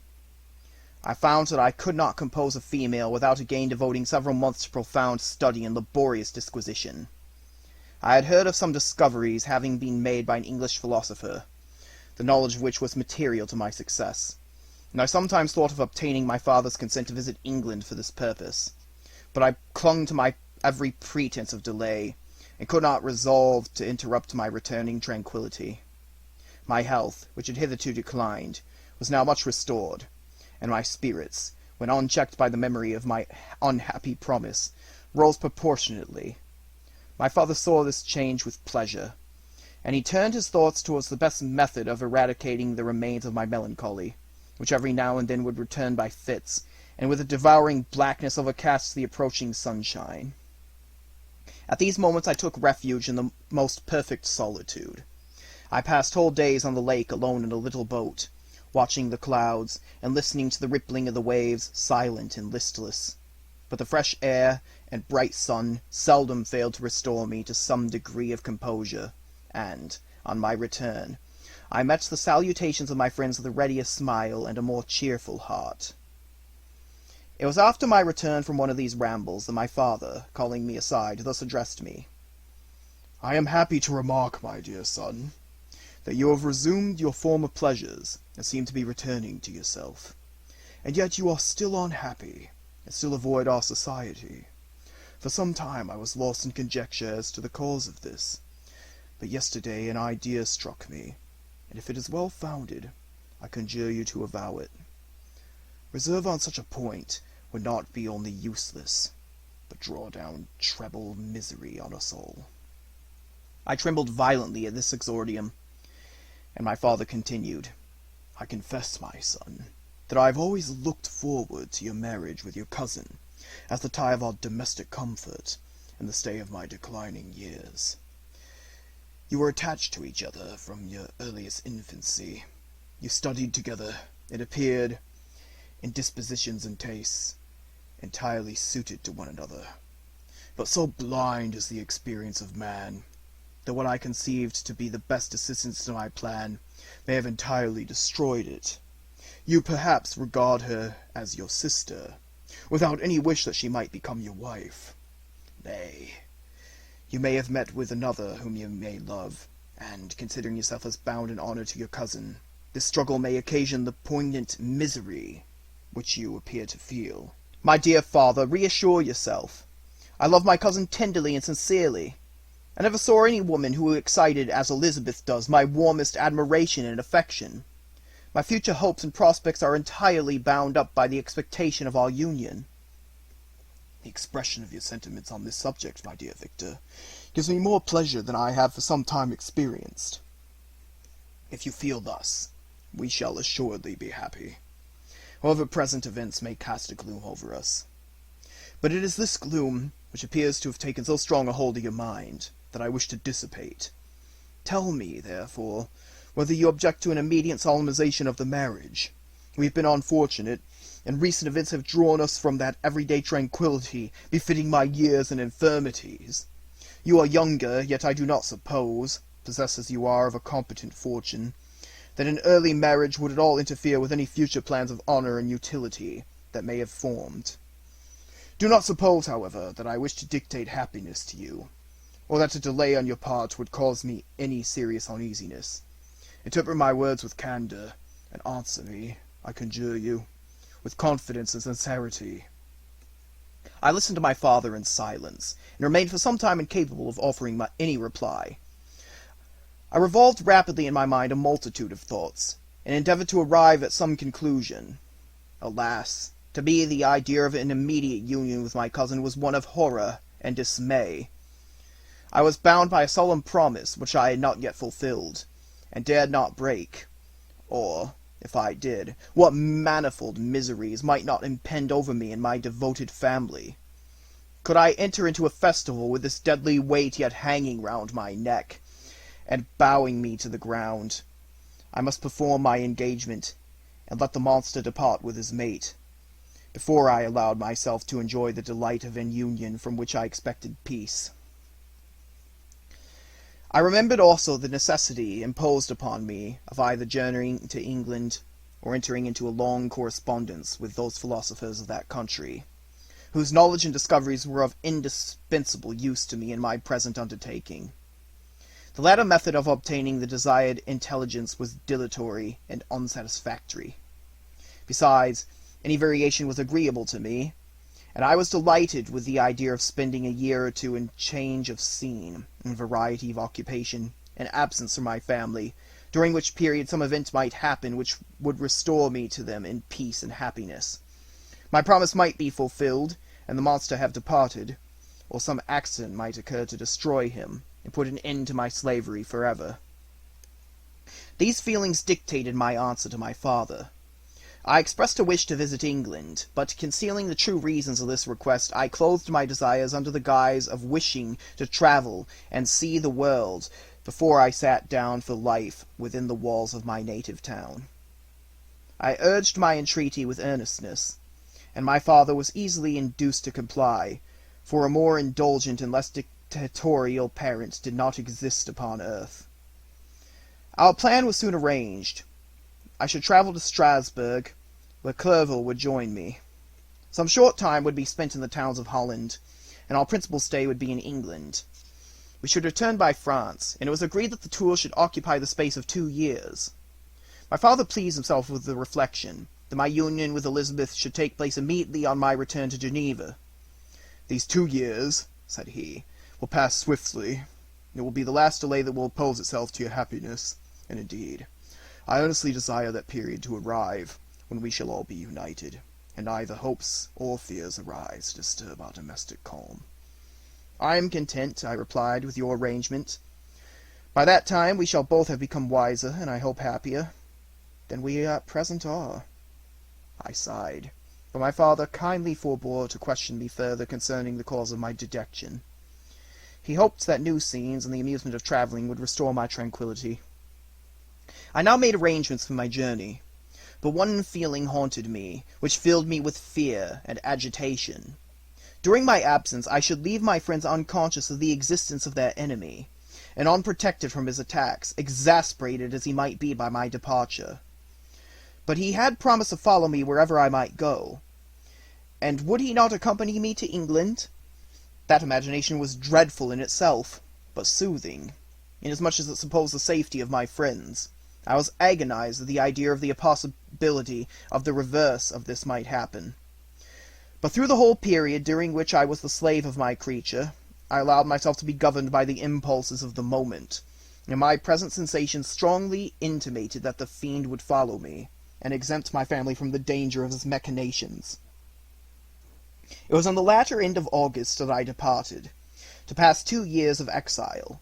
Elizabeth approved of the reasons of my departure, and only regretted that she had not had the same opportunities of enlarging her experience, and cultivating her understanding. She wept, however, as she bade me farewell, and entreated me to return happy and tranquil. "We all," said she, "depend upon you, and if you are miserable, what must be our feelings?" I threw myself into the carriage that was to convey me away, hardly knowing whither I was going, and careless of what was passing around.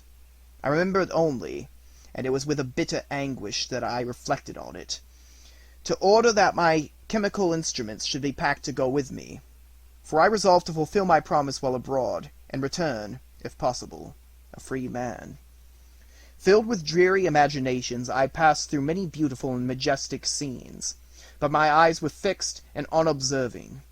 I could only think of the bourne of my travels, and the work which was to occupy me whilst they endured. After some days spent in listless indolence, during which I traversed many leagues, I arrived at Strasbourg, where I waited 2 days for Clerval. He came. Alas, how great was the contrast between us! He was alive to every new scene, joyful when he saw the beauties of the setting sun, and more happy when he beheld it rise and recommence a new day. He pointed out to me the shifting colors of the landscape and the appearances of the sky. "That is what it is to live," he cried. "Now I enjoy existence. But you, my dear Frankenstein, wherefore are you desponding and sorrowful?" In truth, I was occupied by gloomy thoughts, and neither saw the descent of the evening star, nor the golden sunrise reflected in the Rhine. And you, my friend, would be far more amused with the journal of Clerval, who observed the scenery with an eye of feeling and delight, than to listen to my reflections. I, a miserable wretch, haunted by a curse that shut up every avenue to enjoyment. We had agreed to descend the Rhine in a boat from Strasbourg to Rotterdam, whence we might take shipping for London. During this voyage, we passed by many willowy islands, and saw several beautiful towns. We stayed a day at Mannheim, and on the 5th from our departure from Strasbourg, we arrived at Mayence. The course of the Rhine below Mayence becomes more picturesque. The river descends rapidly and winds between hills not high, but steep and of beautiful forms. We saw many ruined castles standing on the edges of precipices, surrounded by black woods, high and inaccessible. This part of the Rhine, indeed, presents a singularly variegated landscape. In one spot you view rugged hills, ruined castles overlooking tremendous precipices, with the dark Rhine rushing beneath, and on the sudden turn of promontory, flourishing vineyards, with green sloping banks and a meandering river, and populous towns occupy the scene. We traveled at the time of the vintage, and heard the song of the laborers, as we glided down the stream. Even I, depressed in mind, and my spirits continually agitated by gloomy feelings, even I was pleased.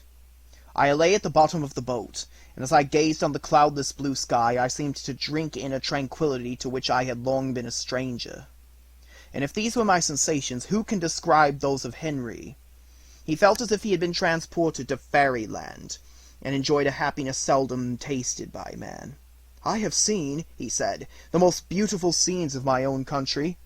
I visited the lakes of Lucerne and Uri, where the snowy mountains descend almost perpendicularly to the water, casting black and impenetrable shades, which would cause a gloomy and mournful appearance, were it not for the most verdant islands that relieve the eye by their gay appearance. I have seen this lake agitated by a tempest, when the wind tore up whirlwinds of water, and gave you an idea of what the water-spout must be on the great ocean, and the waves dashed with fury the base of the mountain, where the priest and his mistress were overwhelmed by an avalanche, and where their dying voices are still said to be heard amid the pauses of the nightly wind. I have seen the mountains of the Valais, and the Pays de Vaud. In this country, Victor, it pleases me more than all these wonders. The mountains of Switzerland are more majestic and strange, and there is a charm in the banks of this divine river that I never before saw equalled. Look at that castle which overhangs yon precipice, and that also on the island, almost concealed amongst the foliage of those lovely trees, and now that group of labourers coming from among their vines, and that village half hid in the recess of the mountain. Oh, surely, the spirit that inhabits and guards this place is a soul more in harmony with men than those who pile the glacier, or retire to the inaccessible peaks of the mountains of their own country. Clerval, beloved friend, even now it delights me to record your words, and to dwell on the praise of which you were so eminently deserving. He was a being formed in the very poetry of nature. His wild and enthusiastic imagination was chastened by the sensibility of his heart. His soul overflowed with ardent affections, and his friendship was that of devoted and wondrous nature, that the worldly-minded teach us to look for only in the imagination. But even human sympathies were not sufficient to satisfy his eager mind. The scenery of external nature, which others regard only with admiration, he loved with ardor. The sounding cataract hunted him like a passion. The tall rock, the mountain, and the deep and gloomy wood, their colours and their forms, were then to him an appetite, a feeling, and a love, that had no need of a remoter charm, by thought supplied, or any interest, unborrowed from the eye. Wordsworth's Tintern Abbey. But where does he now exist, in this gentle and lovely being? Is he lost forever? Has this mind, so replete with ideas, imaginations fanciful and magnificent, which formed a world, whose existence depended on the life of its creator, has this mind perished? Does it now only exist in my memory? No, it is not thus. Your form, so divinely wrought, and beaming with beauty, has decayed, but your spirit still lives and consoles your unhappy friend. Pardon this gush of sorrow. These ineffectual words are but a slight tribute to the unexampled worth of Henry. but they soothe my heart, overflowing with the anguish which has remembrance creates. I will proceed with my tale. Beyond Cologne, we descended to the plains of Holland, and we resolved to post the remainder of our way, for the wind was contrary, and the stream of the river was too gentle to aid us. Our journey here lost the interest arising from beautiful scenery, but we arrived in a few days at Rotterdam, whence we proceeded by sea to England. It was on a clear morning, in the latter days of December, that I first saw the white cliffs of Britain. The banks of the Thames presented a new scene. They were flat, but fertile, and almost every town was marked by the remembrance of some story. We saw Tilbury Fort, and remembered the Spanish Armada, Gravesend, Woolwich, and Greenwich, places which I had heard of even in my country. At length we saw the numerous steeples of London, St. Paul's towering above all, and the Tower famed in English history. Chapter 2. London was our present point of rest. We determined to remain several months in this wonderful and celebrated city. Clerval desired the intercourse of the men of genius and talent who flourished at this time. But this was with me a secondary object. I was principally occupied with the means of obtaining the information necessary for the completion of my promise, and quickly availed myself of the letters of introduction that I had brought with me, addressed to the most distinguished natural philosophers. If this journey had taken place during my days of study and happiness, it would have afforded me inexpressible pleasure. But a blight had come over my existence, and I only visited these people for the sake of the information that they might give me on the subject in which my interest was so terribly profound. Company was irksome to me. When alone, I could fill my mind with the sights of heaven and earth. The voice of Henry soothed me, and I could thus cheat myself into a transitory peace. But busy, uninteresting, joyous faces brought back despair to my heart. I saw an insurmountable barrier placed between me and my fellow men. This barrier was sealed with the blood of William and Justine, and to reflect on the events connected with those names filled my soul with anguish. But in Clerval I saw the image of my former self. He was inquisitive, and anxious to gain experience and instruction. The difference of manners which he observed was to him an inexhaustible source of instruction and amusement. He was forever busy, and the only check to his enjoyments was my sorrowful and dejected mien. I tried to conceal this as much as possible, that I might not debar him from the pleasures natural to one who was entering on a new scene of life, undisturbed by any care or bitter recollection. I often refused to accompany him, alleging another engagement, that I might remain alone. I now also begin to collect the materials necessary for my new creation. And this was to me like the torture of single drops of water continually falling on my head. Every thought that was devoted to it was an extreme anguish, and every word that I spoke in allusion to it caused my lips to quiver, and my heart to palpitate. After passing some months in London, we received a letter from a person in Scotland, who had formerly been our visitor at Geneva. He mentioned the beauties of his native country, and asked us if those were not sufficient allurements to induce us to prolong our journey as far north as Perth, where he presided. Clerval eagerly desired to accept this invitation, and I, although I abhorred society, wished to view again mountains and streams, and all the wondrous works with which nature adorns her chosen dwelling places. We had arrived in England at the beginning of October, and it was now February. We accordingly determined to commence our journey towards the north at the expiration of another month. In this expedition we did not intend to follow the great road to Edinburgh, but to visit Windsor, Oxford, Matlock, and the Cumberland Lakes, resolving to arrive at the completion of this tour about the end of July. I packed my chemical instruments and the materials I had collected, resolving to finish my labours in some obscure nook in the northern highlands of Scotland. We quitted London on the 27th of March, and remained a few days at Windsor, rambling in its beautiful forest. This was a new scene to us mountaineers. The majestic oaks, the quantity of game, and the herds of stately deer were all novelties to us. From thence we proceeded to Oxford. As we entered this city, our minds were filled with the remembrance of the events that had been transacted there more than a century and a half before. It was here that Charles I had collected his forces. This city had remained faithful to him, after the whole nation had forsaken his cause to join the standard of Parliament and liberty. The memory of that unfortunate king, and his companions, the amiable Falkland, the insolent Gower, his queen, and son, gave a peculiar interest to every part of the city, which they might be supposed to have inhabited. The spirit of elder days found a dwelling here, and we delighted to trace its footsteps. If these feelings had not found an imaginary gratification, the appearance of the city had yet in itself sufficient beauty to obtain our admiration.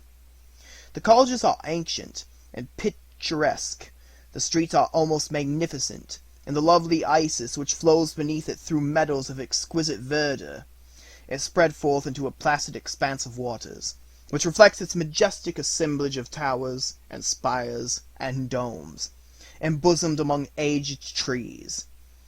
I enjoyed this scene, and yet my enjoyment was embittered both by the memory of the past and the anticipation of the future. I was formed for peaceful happiness. During my youthful days, discontent never visited my mind, and if I was ever overcome by ennui, the sight of what is beautiful in nature, or the study of what is excellent and sublime in the productions of man, could always interest my heart, and communicate elasticity to my spirits. But I am a blasted tree. The bolt has entered my soul, and I felt then that I should survive to exhibit what I shall soon cease to be, a miserable spectacle of wrecked humanity, pitiable to others, and abhorrent to myself. We passed a considerable period at Oxford, rambling among its environs, and endeavoring to identify every spot which might relate to the most animating epoch of human history. Our little voyages of discovery were often prolonged by the successive objects that presented themselves. We visited the tomb of the illustrious Hampden, and the field on which that patriot fell. For a moment my soul was elevated from its debasing and miserable fears to contemplate the divine ideas of liberty and self-sacrifice, of which these sites were the monuments and the remembrances. For an instant I dared to shake off my chains, and look around me with a free and lofty spirit, but the iron had eaten into my flesh, and I sank again, trembling and hopeless, into my miserable self. We left Oxford with regret, and proceeded to Matlock, which was our next place of rest. The country in this neighborhood of this village resembled, to a great degree, the scenery of Switzerland, but everything is on a lower scale, and the green hills want the crown of distant white Alps, which always attend on the piny mountains of my native country. We visited the wondrous cave, and the little cabinets of natural history, where the curiosities are disposed in the same manner as in the collections at Cerveau and Chamonix.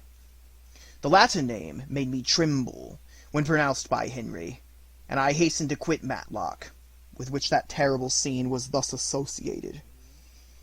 From Derby, still journeying northward, we passed 2 months in Cumberland and Westmoreland. I can now almost fancy myself among the Swiss mountains. The little patches of snow which yet lingered in the northern sides of the mountains, the lakes, and the dashing of the rocky streams, were all familiar and dear sights to me. Here also we made some acquaintances, who almost contrived to cheat me into happiness. The delight of Clerval was proportionately greater than mine. His mind expanded in the company of men of talent, and he found his own nature greater capacities and resources than he could have imagined himself to have possessed while he associated with his inferiors. "I could pass my life here," said he to me, "and among these mountains I should scarcely regret Switzerland and the Rhine." But he found that a traveller's life is one that includes much pain amidst its enjoyments. His feelings are for ever on the stretch. And when he begins to sink into repose, he finds himself obliged to quit that on which he rests in pleasure for something new, which again engages his attention, and which also he forsakes for other novelties. We had scarcely visited the various lakes of Cumberland and Westmoreland, and conceived an affection for some of the inhabitants, when the period of our appointment with the Scotch friend approached, and we left them to travel on. For my own part, I was not sorry. I had now neglected my promise for some time, and I feared the effects of the demon's disappointment. He might remain in Switzerland and wreak his vengeance on my relatives. This idea pursued me, and tormented me at every moment from which I might otherwise have snatched repose and peace. I waited for my letters with feverish impatience. If they were delayed, I was miserable, and overcome by 1,000 fears, and when they arrived, I saw the superscription of Elizabeth or my father. I hardly dared to read and ascertain my fate. Sometimes I thought that the fiend followed me, and might expedite my remissness by murdering my companion. When these thoughts possessed me, I would not quit Henry for a moment, but followed him as a shadow, to protect him from the fancied rage of my destroyer. I felt as if I had committed some great crime, the consciousness of which haunted me. I was guiltless, but I had indeed drawn down a horrible curse upon my head, as mortal as that of crime. I visited Edinburgh with languid eyes and mind, and yet that city might have interested the most unfortunate being. Clerval did not like it so well as Oxford, for the antiquity of the later city was more pleasing to him. But the beauty and regularity of the new town of Edinburgh, its romantic castle, and its environs, the most delightful in the world, Arthur's Seat, St. Bernard's Well, and the Pentland Hills, compensated him for the change, and filled him with cheerfulness and admiration. But I was impatient to arrive at the termination of my journey. We left Edinburgh in a week, passing through the Cupar, St. Andrews, and along the banks of the Tay, to Perth, where our friend expected us. But I was in no mood to laugh and talk with strangers, or enter into their feelings or plans with the good humour expected from a guest, and accordingly I told Clerval that I wished to make the tour of Scotland alone. "Do you," said I, "enjoy yourself, and let this be our rendezvous. I may be absent a month or two, but do not interfere with my motions. I entreat you, leave me to peace and solitude for a short time, and when I return, I hope it will be with a lighter heart, and more congenial to your own temper." Henry wished to dissuade me, but, seeing me bent on this plan, ceased to remonstrate. He entreated me to write often. "I'd rather be with you," he said, "in your solitary rambles, than with these Scotch people whom I do not know. Hasten then, my dear friend, to return, that I may again feel myself somewhat at home, which I cannot do in your absence." Having parted from my friend, I determined to visit some remote spot of Scotland, and finish my work in solitude. I did not doubt but that the monster followed me, and would discover himself to me when I should have finished, that he might receive his companion. With this resolution I traversed the northern Highlands, and fixed on one of the remotest of the Orkneys as the scene labours. It was a place fitted for such a work, being hardly more than a rock, whose high sides were continually beaten upon by the waves. The soil was barren, scarcely affording pasture for a few miserable cows, and oatmeal for its inhabitants, which consisted of 5 persons, whose gaunt and scraggy limbs gave tokens of their miserable fare. Vegetables and bread, when they indulged in such luxuries, and even fresh water, was to be procured from the mainland, which was about 5 miles distant. On the whole island there were but 3 miserable huts, and one of these was vacant when I arrived. This I hired. It contained but 2 rooms, and these exhibited all the squalidness and the most miserable penury. The thatch had fallen in, the walls were unplastered, and the door was off its hinges. I ordered it to be repaired, bought some furniture, and took possession. An incident which would doubtless have occasioned some surprise, had not all the senses of the cottagers been benumbed by want and squalid poverty. As it was, I lived ungazed at and unmolested, hardly thanked for the pittance of food and clothes which I gave. So much does suffering blunt even the coarsest sensations of man. In this retreat I devoted the morning to labor, but in the evening, when the weather permitted, I walked on the stony beach of the sea, to listen to the waves as they roared and dashed at my feet. It was a monotonous, yet ever-changing scene. I thought of Switzerland. It was far different from this desolate and appalling landscape. Its hills are covered with vines, and its cottages are scattered thickly in the plains.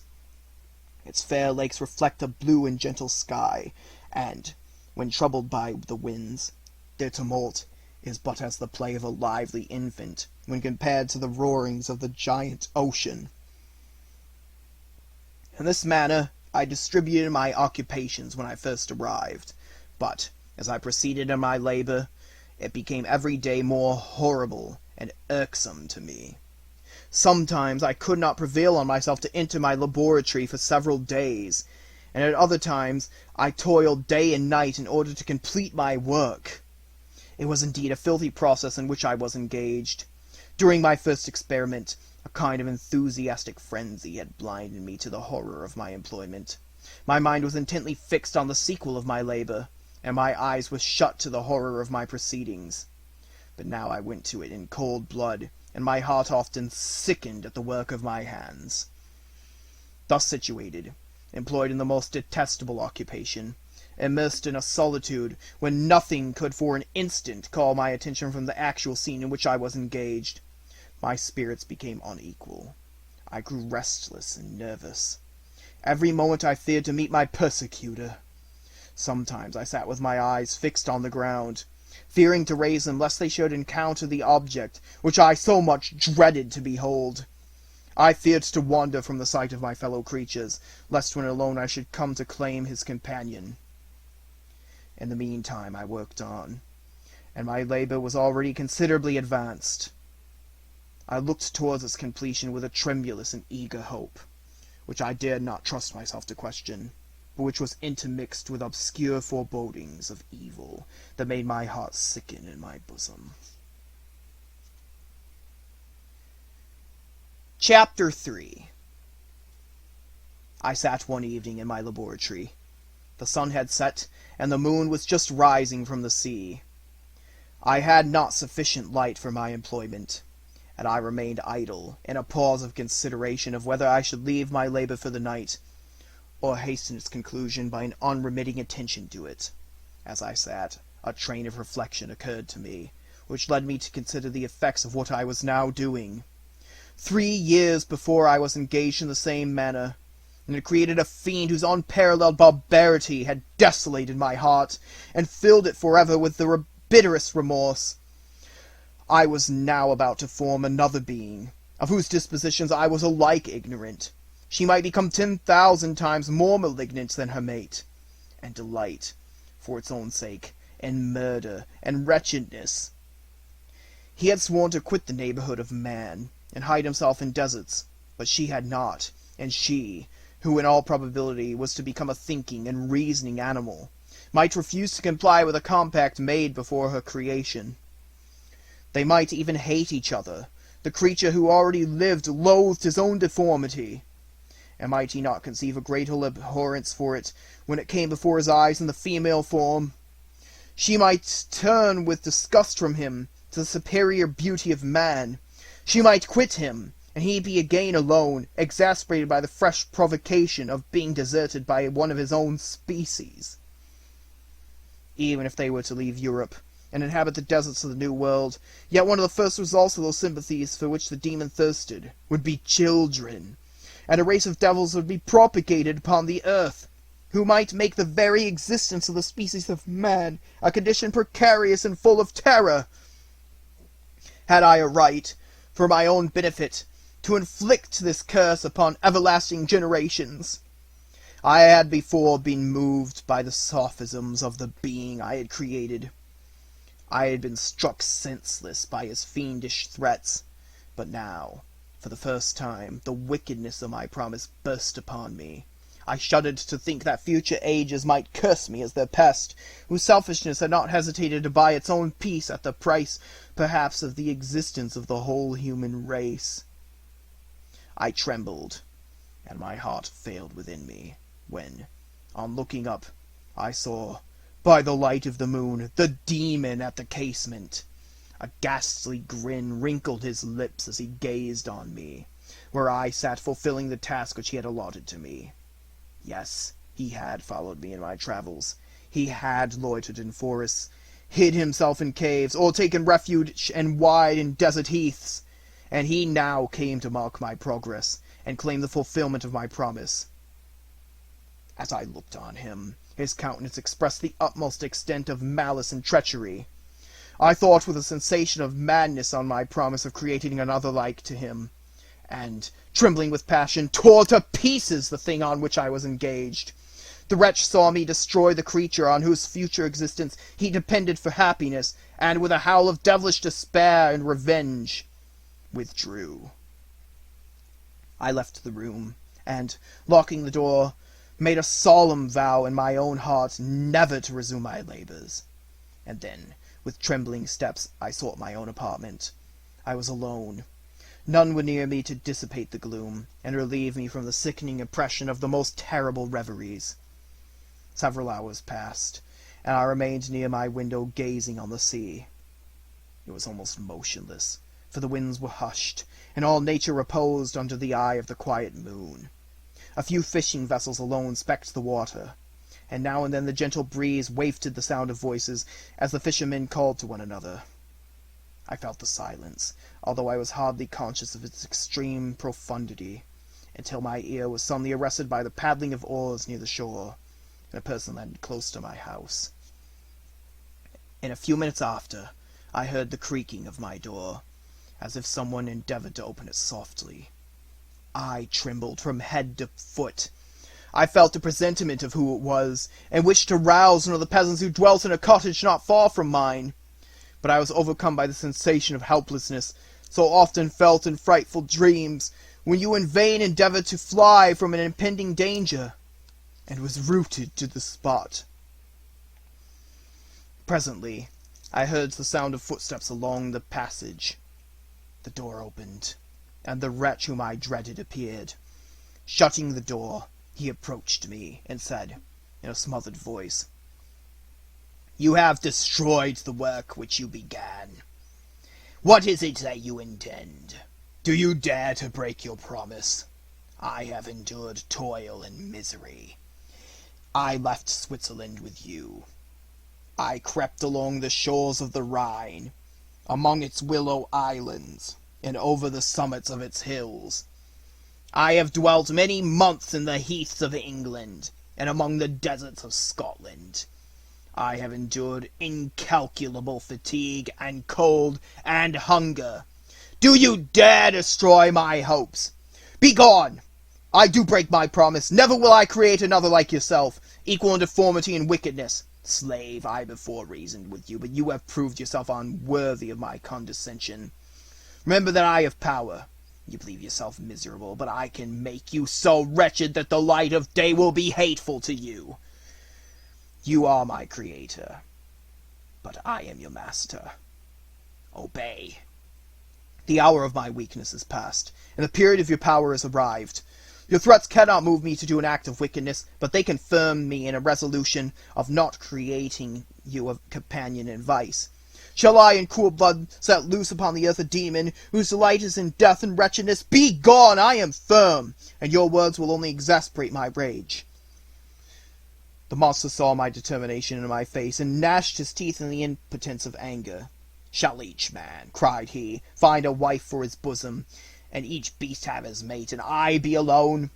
I had feelings of affection, but they were requited by detestation and scorn. Man, you may hate, but beware. Your hours will pass in dread and misery, and soon the bolt will fall which must ravage from you your happiness forever. Are you to be happy while I grovel in the intensity of my wretchedness? You can blast my other passions, but revenge remains. Revenge henceforth dearer than light or food. I may die, but first you, my tyrant and tormentor, shall curse the sun that gazes on your misery. Beware, for I am fearless, and therefore powerful. I will watch with the wiliness of a snake, that I may sting with its venom. Man, you shall repent of the injuries you inflict. Devil, cease, and do not poison the air with the sounds of malice. I have declared my resolution to you, and I am no coward to bend beyond words. Leave me! I am inexorable! It is well. I go. But remember, I shall be with you on your wedding night. I started forward and exclaimed, Villain! Before you sign my death warrant, be sure that you yourself are safe. I would have seized him, but he eluded me, and quitted the house with precipitation. In a few moments I saw him in his boat, which shot across the waters in an arrowy swiftness, and was soon lost amidst the waves. All was again silent, and his words rung in my ears. I burned with rage to pursue the murderer of my peace, and precipitate him into the ocean. I walked up and down my room hastily and perturbed, while my imagination conjured up 1,000 images to torment and sting me. Why had I not followed him and closed with him my immortal strife? But I had suffered him to depart, and he had directed his course towards the mainland. I shuddered to think who might be the next victim sacrificed to his insatiate revenge. And then I thought again of his words, I shall be with you on your wedding night. That then was the period fixed for the fulfillment of my destiny. In that hour I should die, and at once satisfy and extinguish his malice. The prospect did not move me to fear, yet when I thought of my beloved Elizabeth, of her tears and endless sorrow, when she should find her lover so barbarously snatched from her, tears, the first I had shed in many months, streamed from my eyes, and I resolved not to fall before my enemy without a bitter struggle. The night passed away, and the sun rose from the ocean. My feelings became calmer, if it may be called calmness, when the violence of rage sinks into the depths of despair. I left the house, the horrid scene of the last night's contention, and walked on the beach of the sea, which I almost regarded as an insuperable barrier between me and my fellow creatures. Nay, a wish that such should prove the fact stole across me. I desired that I might pass my life on that barren rock, wearily, it is true, but uninterrupted in any shock of misery. If I returned, it was to be sacrificed, or to see those whom I most loved die under the grasp of a demon whom I had myself created. I walked about the isle like a restless spectre, separated from all it loved, and miserable in the separation. When it became noon and the sun rose higher, I lay down on the grass and was overpowered by a deep sleep. I had been awake the whole of the preceding night. My nerves were agitated, and my eyes inflamed by watching and misery. The sleep into which I now sunk refreshed me, and when I awoke, I again felt as if I belonged to a race of human beings like myself, and I began to reflect upon what had passed with greater composure. Yet still the words of the fiend rung in my ears like a death knell. They appeared like a dream, yet distinct and oppressive as a reality. The sun had far descended, and I still sat on the shore, satisfying my appetite, which had become ravenous, with an oaten cake, when I saw a fishing boat land close to me, and one of the men brought me a packet. It contained letters from Geneva, and one from Clerval, entreating me to join him. He said that nearly a year had elapsed since we had quitted Switzerland, and France was yet unvisited. He entreated me, therefore, to leave my solitary isle, and meet him at Perth, in a week from that time, when we might arrange the plan of our future proceedings.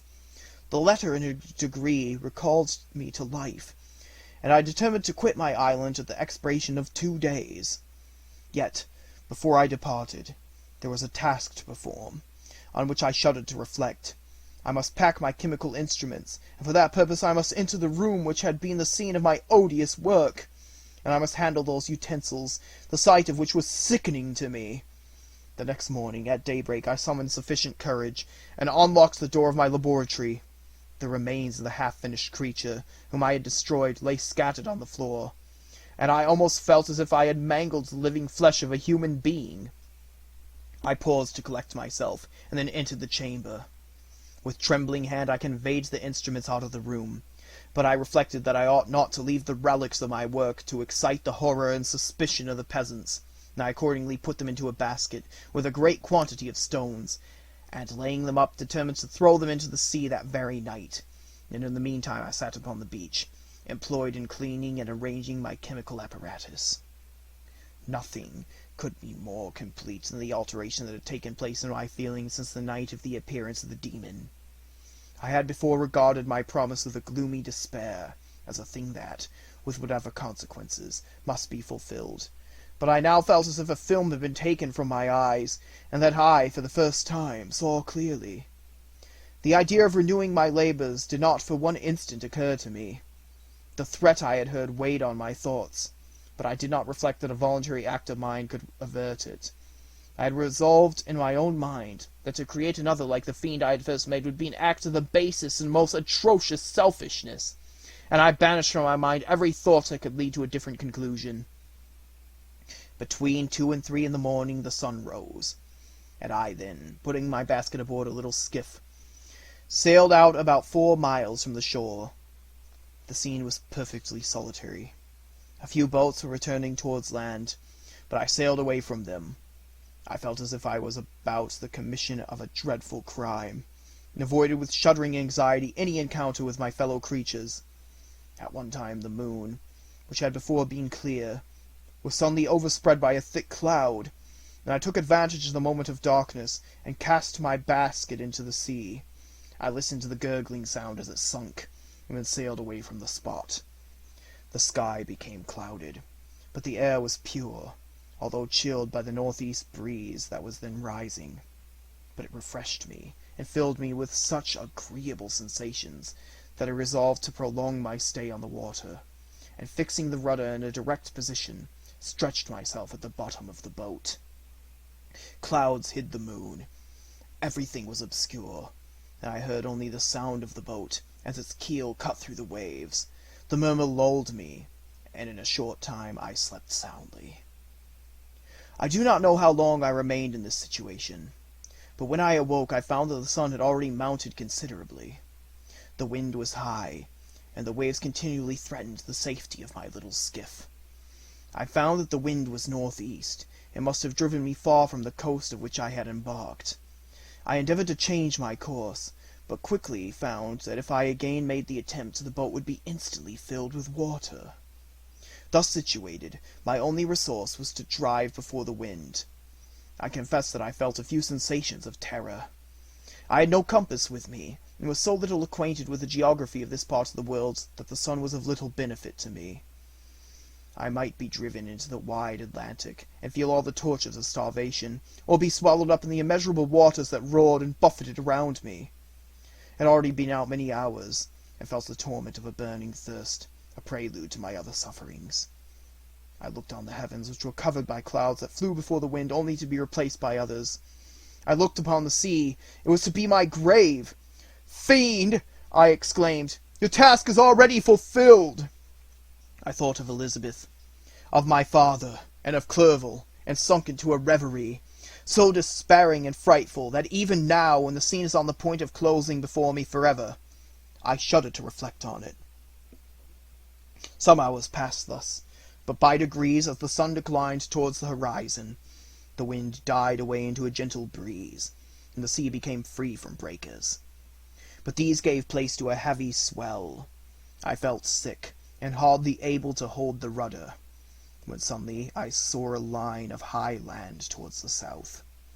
Almost spent, as I was, by fatigue, and the dreadful suspense I endured for several hours, this sudden certainty of life rushed like a flood of warm joy to my heart, and tears gushed from my eyes. How mutable are our feelings, and how strange is that clinging love we have of life, even in the excess of misery! I constructed another sail with a part of my dress, and eagerly steered my course towards the land. It had a wild and rocky appearance, but as I approached nearer, I easily perceived the traces of cultivation. I saw vessels near the shore, and found myself suddenly transported back in the neighborhood of civilized man. I eagerly traced the windings of the land, and hailed a steeple which I at length saw issuing from behind a small promontory. As I was in a state of extreme debility, I resolved to sail directly towards the town as the place where I could most easily procure nourishment. Fortunately, I had money with me. As I turned the promontory, I perceived a small, neat town in a good harbor, which I entered, my heart bounding with joy at my unexpected escape. As I was occupied in fixing the boat and arranging the sails, several people crowded towards the spot. They seemed very much surprised at my appearance, but, instead of offering me any assistance, whispered together with gestures that at any other time might have produced in me a slight sensation of alarm. As it was, I merely remarked that they spoke English, and I therefore addressed them in that language. "My good friends," said I, "will you be so kind as to tell me the name of this town and inform me where I am?" "You will know that soon enough," replied a man with a gruff voice. "Maybe you are come to a place that will not prove much to your taste, but you will not be consulted as to your quarters, I promise you." I was exceedingly surprised on receiving so rude an answer from a stranger, and I was also disconcerted on perceiving the frowning and angry countenances of his companions. "Why do you answer me so roughly?" I replied. "Surely it is not in the custom of Englishmen to receive strangers so inhospitably." "I do not know," said the man, "what the custom of the English may be, but it is the custom of the Irish to hate villains." While this strange dialogue continued, I perceived the crowd rapidly increase. Their faces expressed a mixture of curiosity and anger, which annoyed and in some degree alarmed me. I inquired the way to the inn, but no one replied. I then moved forward, and a murmuring sound arose from the crowd as they followed me and surrounded me, when an ill-looking man approaching tapped me on the shoulder and said, "Come, sir, you must follow me to Mr. Kerwin's to give an account of yourself." "Who is Mr. Kerwin? Why am I to give an account of myself? Is this not a free country?" "Aye, sir, free enough for most folks. Mr. Kerwin is a magistrate, and you are to give an account of the death of a gentleman who was found murdered here last night." This answer startled me, but I presently recovered myself. I was innocent, that could easily be proved. Accordingly, I followed my conductor in silence, and was led to one of the best houses in the town. I was ready to sink from fatigue and hunger, but, being surrounded by a crowd, I thought it politic to rouse all my strength, that no physical debility might be construed into apprehension or conscious guilt. Little did I then expect the calamity that was in a few moments to overwhelm me, and extinguish in horror and despair all fear of ignominy or death. I must pause here, for it requires all my fortitude to recall the memory of the frightful events which I am about to relate, in proper detail, to my recollection. Chapter 4. I was soon introduced into the presence of the magistrate, an old benevolent man, with calm and mild manners. He looked upon me, however, with some degree of severity, and then, turning towards my conductors, he asked who appeared as witnesses on this occasion. About half a dozen men came forward, and one being selected by the magistrate, he deposed that he had been out fishing the night before with his son and brother-in-law, Daniel Nugent, when, about 10 o'clock, they observed a strong northerly blast rising, and they accordingly put in for port. It was a very dark night, as the moon had not yet risen. They did not land at the harbor, but, as they had been accustomed, at a creek about 2 miles below. He walked on first, carrying a part of the fishing tackle, and his companions followed him at some distance. As he was proceeding along the sands, he struck his foot against something, and fell all his length on the ground.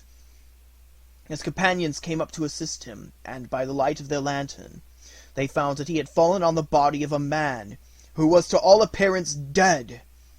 Their first supposition was that it was the corpse of some person who had been drowned, and was thrown on shore by the waves, but, upon examination, they found that the clothes were not wet, and even that the body was not then cold.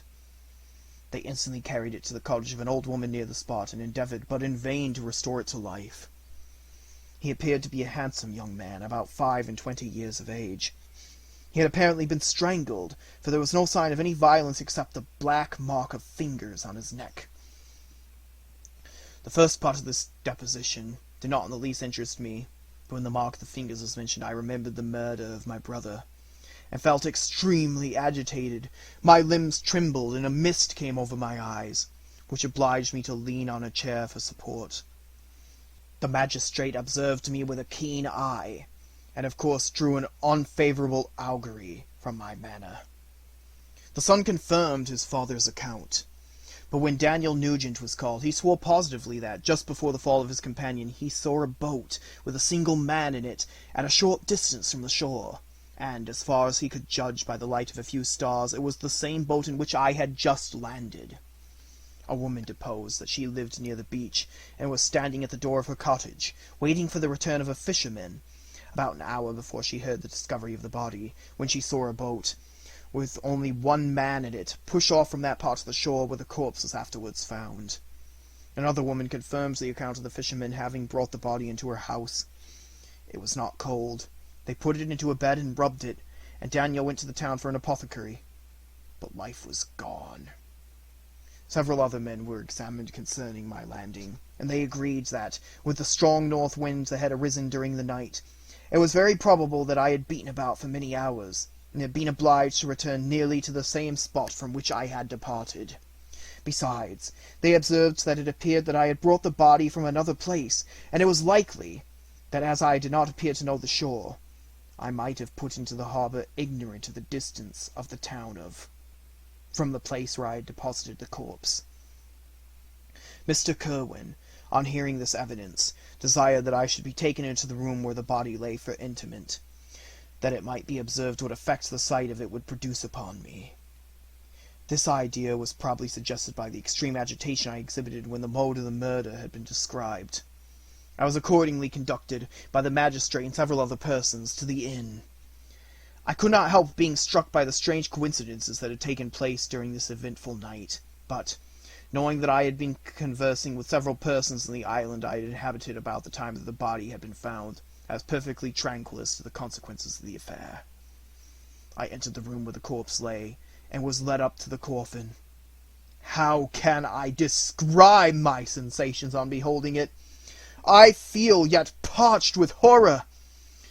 Nor can I reflect on that terrible moment without shuddering in agony.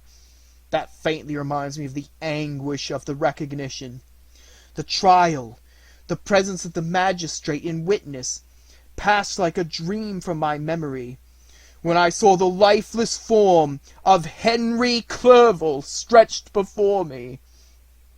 I gasped for breath, and throwing myself on the body, I exclaimed, "Have my murderous machinations deprived you also, my dearest Henry, of life? 2 I have already destroyed. Other victims await the destiny. But you, Clerval, my friend, my benefactor!" The human frame could no longer support the agonizing suffering that I endured, and I was carried out of the room in strong convulsions. A fever succeeded to this. I lay for 2 months on the point of death. My ravings, as I afterwards heard, were frightful. I called myself the murderer of William, of Justine, and of Clerval.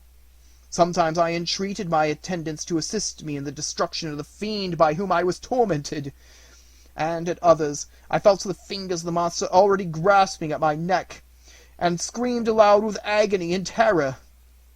Fortunately, as I spoke my native language, Mr. Kerwin alone understood me, but my gestures and bitter cries were sufficient to affright the other witnesses. Why did I not die, more miserable than man ever was before? Why did I not sink into forgetfulness and rest? Death snatches away many blooming children, the only hopes of the doting parents. How many brides and youthful lovers have been one day in the bloom of health and hope, and the next a prey for worms and the decay of the tomb? Of what materials was I made, that I could thus resist so many shocks, which, like the turning of the wheel, continually renewed the torture? But I was doomed to live, and in 2 months found myself as awaking from a dream, in a prison, stretched on a wretched bed, surrounded by jailers, turnkeys, bolts, and all the miserable apparatus of a dungeon. It was morning, I remember, when I thus awoke to understanding. I had forgotten the particulars of what had happened, and only felt as if some great misfortune had suddenly overwhelmed me.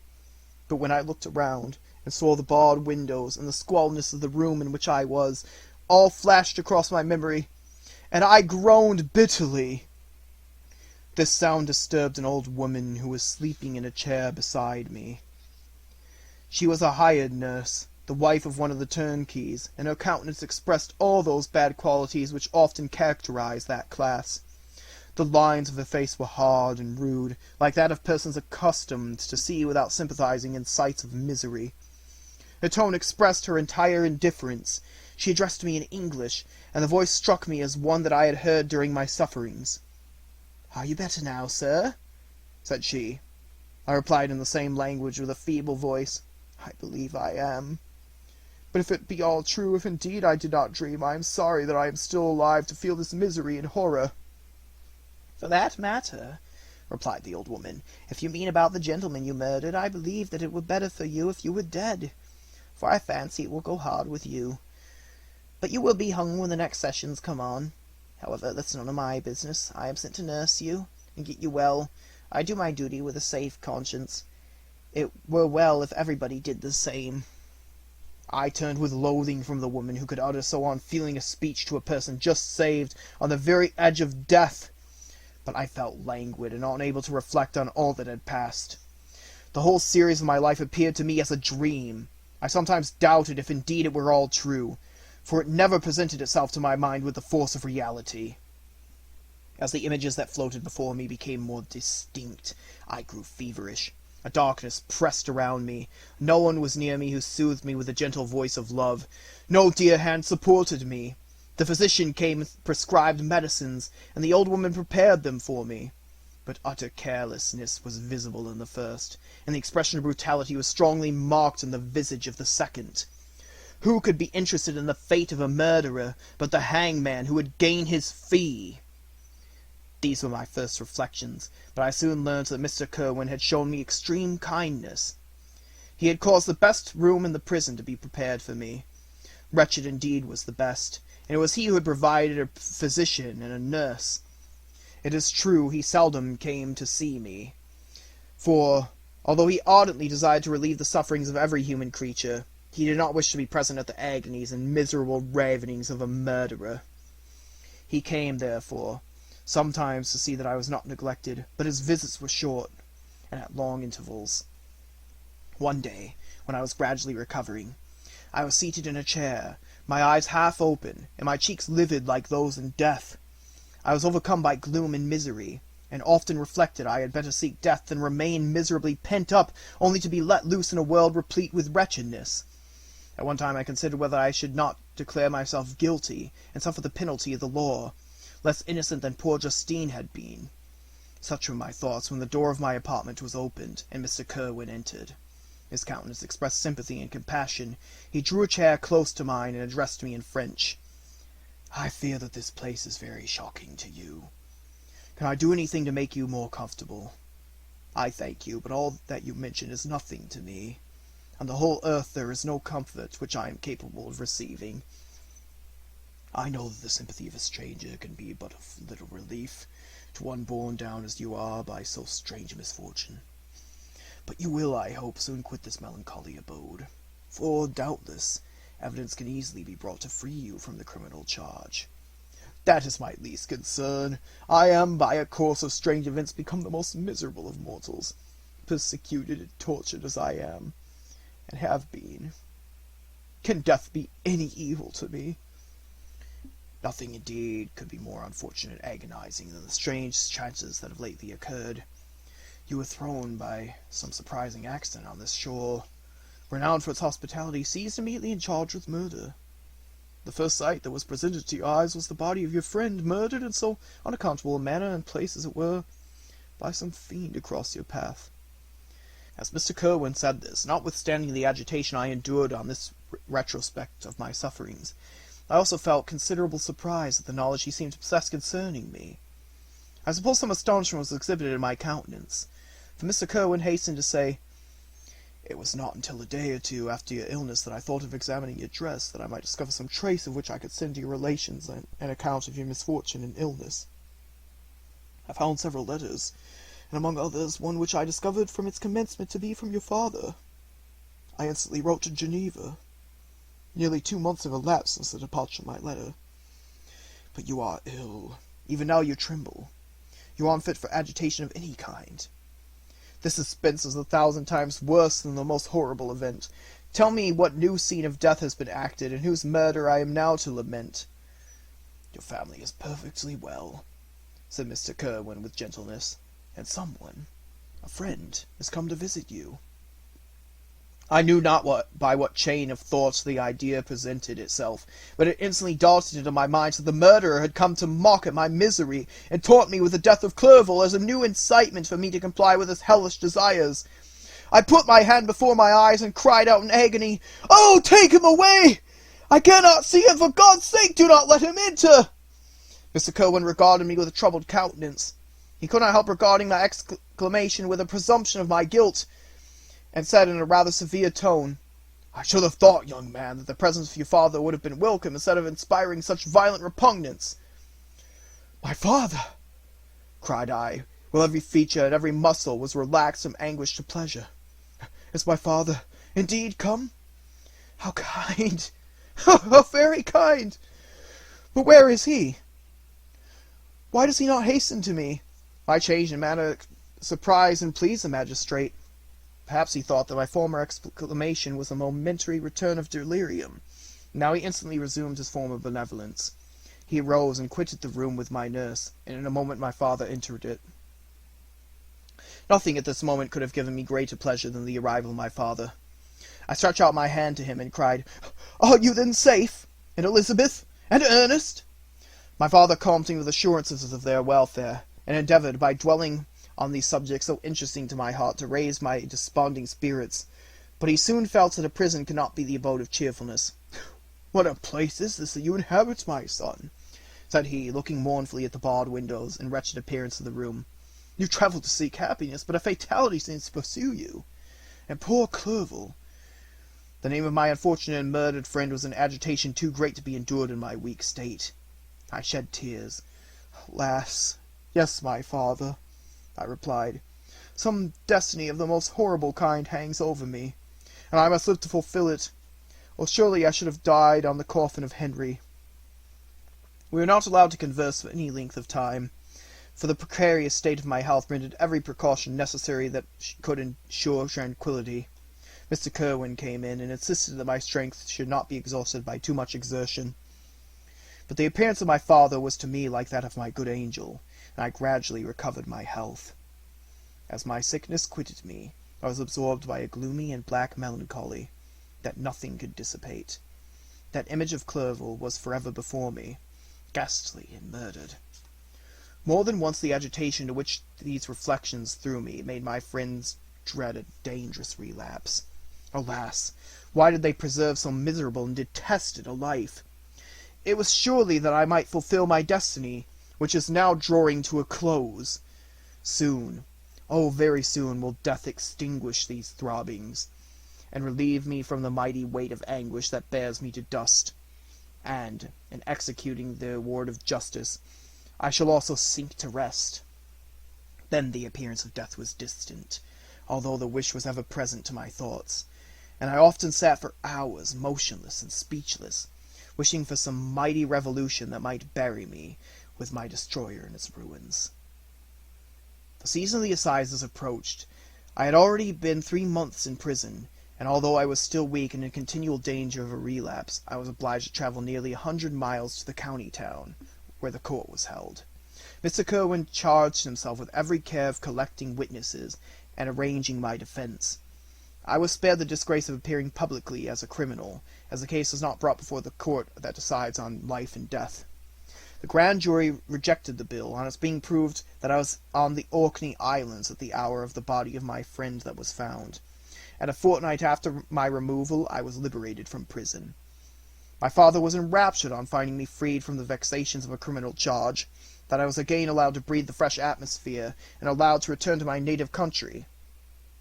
I did not participate in these feelings, for to me the walls of a dungeon or a palace were alike hateful. The cup of life was poisoned forever, and although the sun shone upon me, as upon the happy and gay of heart, I saw around me nothing but a dense and frightful darkness, penetrated by no light but the glimmer of two eyes that glared upon me. Sometimes they were the expressive eyes of Henry, languishing in death, the dark orbs nearly covered by the lids, and the long black lashes that fringed them. Sometimes it was the watery, clouded eyes of the monster, as I first saw them in my chamber at Ingolstadt. My father tried to awaken in me the feelings of affection. He talked of Geneva, which I should soon visit, of Elizabeth and Ernest, but these words only drew deep groans from me. Sometimes, indeed, I felt a wish for happiness, and thought, with melancholy delight, of my beloved cousin, or longed, with a devouring maladie to pays, to see once more the blue lake and rapid Rhone that had been so dear to me in early childhood. But my general state of feeling was a torpor, in which a prison was as welcome a residence as the divinest scene in nature. And these fits were seldom interrupted, but by paroxysms of anguish and despair. At these moments I often endeavored to put an end to the existence I loathed, and it required unceasing attendance and vigilance to restrain me from committing some dreadful act of violence. I remember, as I quitted the prison, I heard one of the men say, "He may be innocent of the murder, but he has certainly a bad conscience." These words struck me. A bad conscience, yes, surely I had one. William Justine Clerval had died through my infernal machinations. "And whose death," cried I, "is to finish the tragedy? Ah, my father, do not remain in this wretched country. Take me where I may forget myself, my existence, and all the world."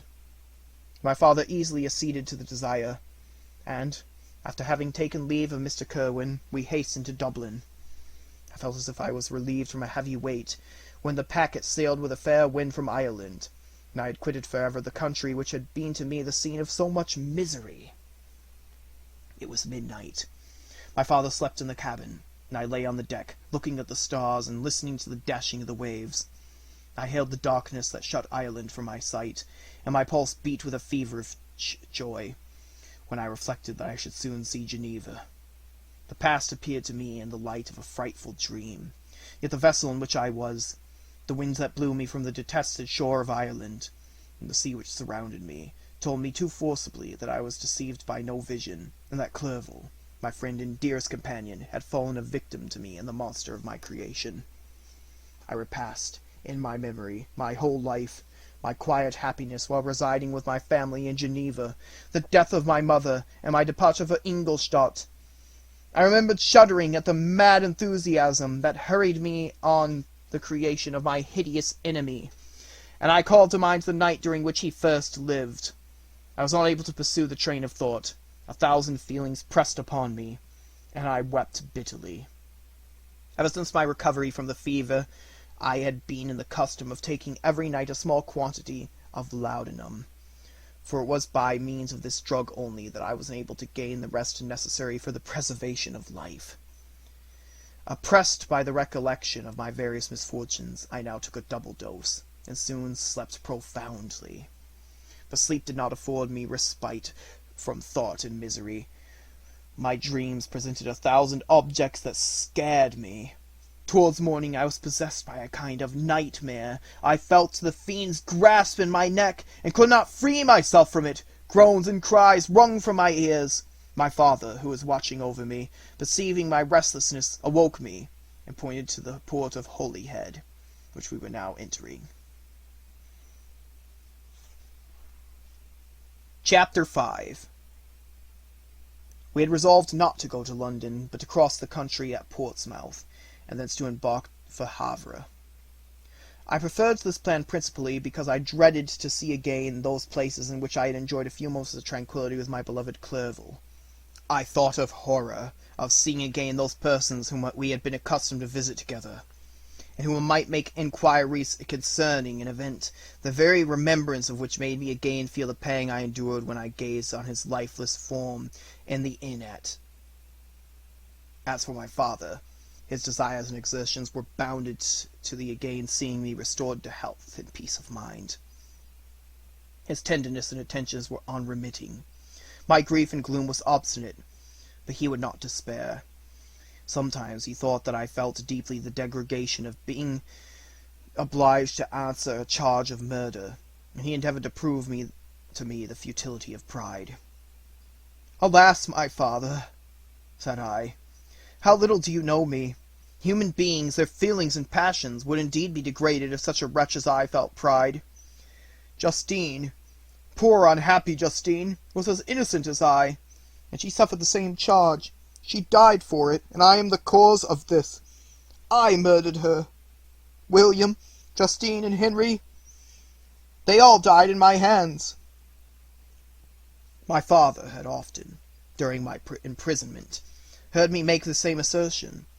When I thus accused myself, he sometimes seemed to desire an explanation, and at others he appeared to consider it as caused by delirium, and that, during my illness, some idea of this kind had presented itself to my imagination, the remembrance of which I preserved in my convalescence.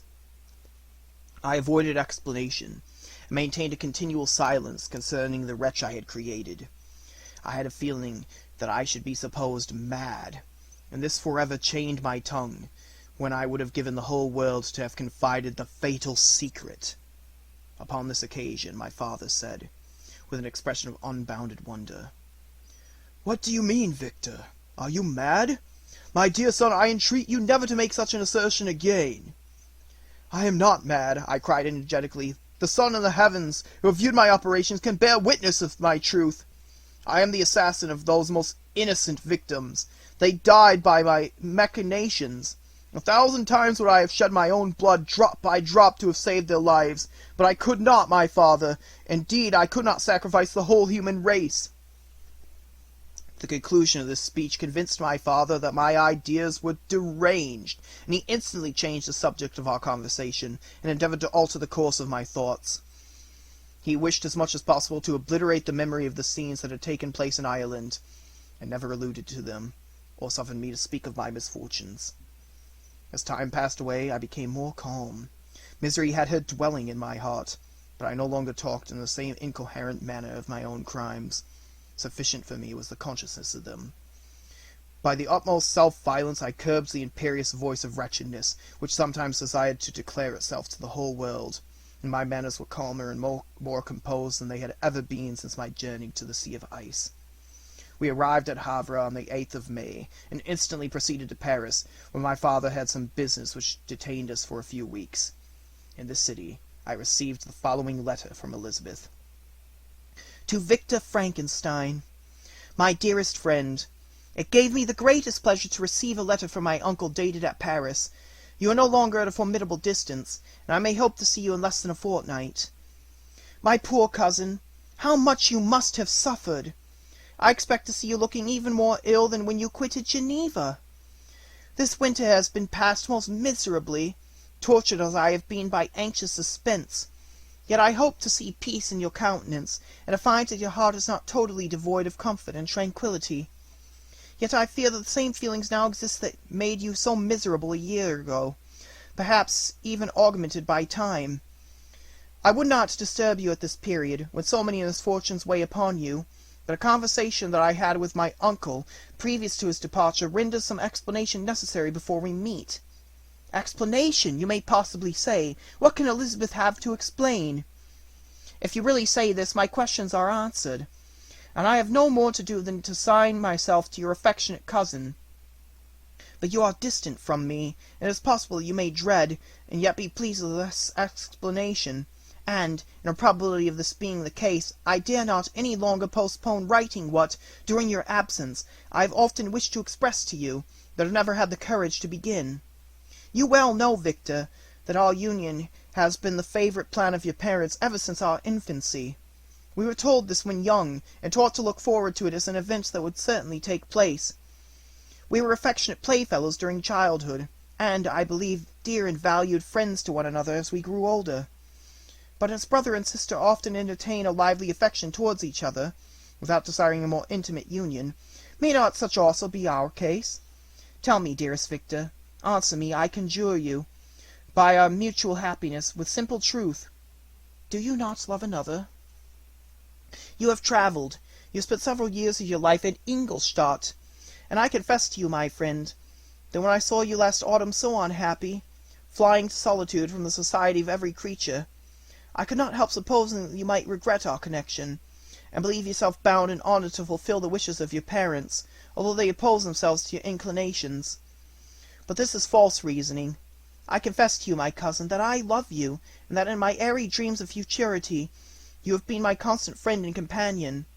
But it is your happiness I desire as well as my own when I declare to you that our marriage would render me eternally miserable unless it were the dictate of your own free choice.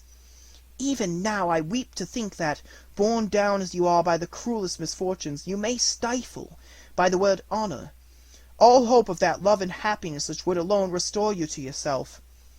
I, who have been so interested in affection for you, may increase your miseries tenfold by being an obstacle to your wishes.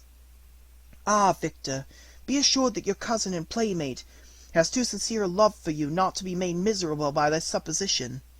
Be happy, my friend, and if you obey me in this one request, remain satisfied that nothing on earth will have the power to interrupt my tranquillity. Do not let this letter disturb you. Do not answer it tomorrow, or the next day, or even until you come, if it will give you pain. My uncle will send me news of your health, and if I see but one smile on your lips when we meet, occasioned by this or any other exertion of mine, I shall need no other happiness. Elizabeth Lavenza, Geneva, May 18th, 17. This letter revived in my memory what I had before forgotten. The threat of the fiend. I shall be with you on your wedding night. Such was my sentence, and on that night would the demon employ every art to destroy me, and tear me from the glimpse of happiness which promised partly to console my sufferings. On that night he had determined to consummate his crimes by my death. Well, be it so. A deadly struggle would then assuredly take place, in which if he was victorious, I should be at peace, and his power over me be at an end. If he were vanquished, I should be a free man. Alas, what freedom! Such as the peasant enjoys when his family have been massacred before his eyes, his cottage burnt, his lands laid waste, and he is turned adrift, homeless, penniless, and alone, but free. Such would be my liberty, except that in my Elizabeth I possessed a treasure.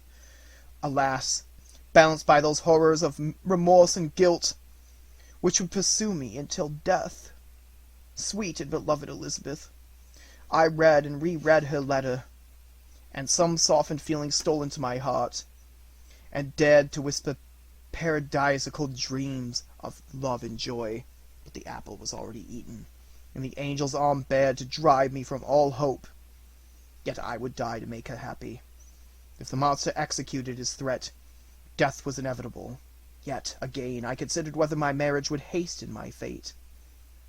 My destruction might indeed arrive a few moments sooner, but if my torturer should suspect that I postponed it influenced by his menaces, he would surely find other, and perhaps more dreadful means of revenge. He had vowed to be with me on my wedding night, yet he did not consider that threat as binding him to peace in the meantime. For, as if to show me that he was not yet satisfied with blood, he had murdered Clerval immediately after the enunciation of his threats. I resolved, therefore, that if my immediate union with my cousin would conduce either to hers or my father's happiness, my adversary's designs against my life should not retard it a single hour. In this state of mind I wrote to Elizabeth. My letter was calm and affectionate. I fear, my beloved girl, I said, little happiness remains for us on earth. Yet all that I may one day enjoy is concentered on you. Chase away your idle fears. To you alone do I consecrate my life, and my endeavours for contentment. I have one secret, Elizabeth, a dreadful one. When revealed to you, it will chill your frame with horror. And then, far from being surprised at my misery, you will only wonder that I survive what I have endured. I will confide this tale of misery and terror to you the day after our marriage shall take place, for, my sweet cousin, there must be perfect confidence between us. But until then, I conjure you, do not mention or allude to it. This I most earnestly entreat, and I know you will comply. And about a week after the arrival of Elizabeth's letter, we returned to Geneva. My cousin welcomed me with warm affection, yet tears were in her eyes, as she beheld my emaciated frame and feverish cheeks. I saw a change in her also. She was thinner, and had lost much of that heavenly vivacity that had before charmed me. But a gentleness and soft looks of compassion made her a more fit companion for one blasted and miserable as I was. The tranquility which I now enjoyed did not endure. Memory brought sadness with it, and when I thought on what had passed, a real insanity possessed me. Sometimes I was furious and burnt with rage, sometimes low and despondent. I neither spoke or looked, but sat motionless, bewildered by a multitude of miseries that overcame me. Elizabeth alone had the power to draw me from these fits. Her gentle voice would soothe me when transported by passion, and inspire me with human feelings when sunk in torpor. She wept with me and for me. When reason returned, she would remonstrate and endeavor to inspire me with resignation. Ah, it is well for the unfortunate to be resigned. For the guilty there is no peace. The agonies of remorse poison the luxury there is otherwise sometimes found in indulging the excess of grief. Soon after my arrival, my father spoke of my immediate marriage with my cousin. I remained silent. "Have you then some other attachment?" "None on earth. I love Elizabeth, and look forward to our union with delight. Let the day therefore be fixed, and on it I will consecrate myself, in life or death, to the happiness of my cousin." "My dear Victor, do not speak thus. Heavy misfortunes have befallen us. But let us only cling closer to what remains, and transfer our love for those whom we have lost to those who yet live. Our circle will be small, but bound close by the ties of affection and mutual misfortune. And when time shall soften your despair, new and dear objects of care will be born to replace those of whom we have been so cruelly deprived." Such were the lessons of my father. But to me the remembrance of the threat returned, nor can you wonder that, omnipotent as the fiend had been in his deeds of blood, I should almost regard him as invincible, and that when he had pronounced the words, "I shall be with you on your wedding night," I should regard the threatened fate as unavoidable. But death was no evil to me, if the loss of Elizabeth were balanced with it, and I, therefore, with a contented and even cheerful countenance, agreed with my father, that if my cousin would consent, the ceremony would take place in 10 days, and thus put, as I imagined, the seal to my fate. Great God, if for one instant I had thought what might be the hellish intention of my fiendish adversary, I'd rather have banished myself forever from my native country, and wandered a friendless outcast over the earth, than have consented to this miserable marriage. But, as if possessed of magic powers, the monster had blinded me to his real intentions, and when I thought that I prepared only my own death, I hastened that of a far dearer victim. As the period fixed for our marriage drew nearer, whether from cowardice or a prophetic feeling, I felt my heart sink within me. But I concealed my feelings by an appearance of hilarity that brought smiles of joy to the countenance of my father, but hardly deceived the ever-watchful and nicer eye of Elizabeth. She looked forward to our union with placid contentment, not unmingled with a little fear, which past misfortunes had impressed, that what now appeared certain and tangible happiness might soon dissipate into an airy dream, and leave no trace but deep and everlasting regret. Preparations were made for the event, congratulatory visits were received, and all wore a smiling appearance. I shut up, as well as I could, in my own heart the anxiety that preyed there, and entered with seeming earnestness into the plans of my father, although they might only serve as decorations for my tragedy. A house was purchased for us near Coligny, by which we might enjoy the pleasures of the country, and yet be so near Geneva as to see my father every day, who would still reside within the walls for the benefit of Ernest, that he might follow his studies at the schools. In the meantime, I took every precaution to defend my person, in case the fiend should openly attack me. I carried pistols and a dagger constantly about me, and was ever on the watch to prevent artifice, and by these means gained a greater degree of tranquillity. Indeed, as the period approached, the threat appeared more as a delusion, not to be regarded as worthy to disturb my peace, while the happiness I hoped for in my marriage wore a greater appearance of certainty, as the day fixed for its solemnization drew near, and I heard it continually spoken of as an occurrence by which no accident could possibly prevent. Elizabeth seemed happy. My tranquil demeanor contributed greatly to calm her mind. But on the day that was to fulfill my wishes and my destiny, she was melancholy, and a presentiment of evil pervaded her, and perhaps also she thought of the dreadful secret, which I had promised to reveal to her the following day. My father was in the meantime overjoyed, and, in the bustle of preparation, only observed in the melancholy of his niece the diffidence of a bride. After the ceremony was performed, a large party assembled at my father's, but it was agreed that Elizabeth and I should pass the afternoon and night at Evian, and return to the colony the next morning. As the day was fair, and the wind favourable, we resolved to go by water. Those were the last moments of my life during which I enjoyed the feeling of happiness. We passed rapidly along. The sun was hot, and we were sheltered from its rays by a kind of canopy, while we enjoyed the beauty of the scene, sometimes on one side of the lake, where we saw Mont Saleve, the pleasant banks of Montalegre, and at a distance, surmounting all, the beautiful Mont Blanc and the assemblage of snowy mountains that in vain endeavour to emulate her. Sometimes coasting the opposite banks, we saw the mighty Jura opposing its dark side to the ambition that would quit its native country, and an almost insurmountable barrier to the invader who should wish to enslave it. I took the hand of Elizabeth. "You are sorrowful, my love.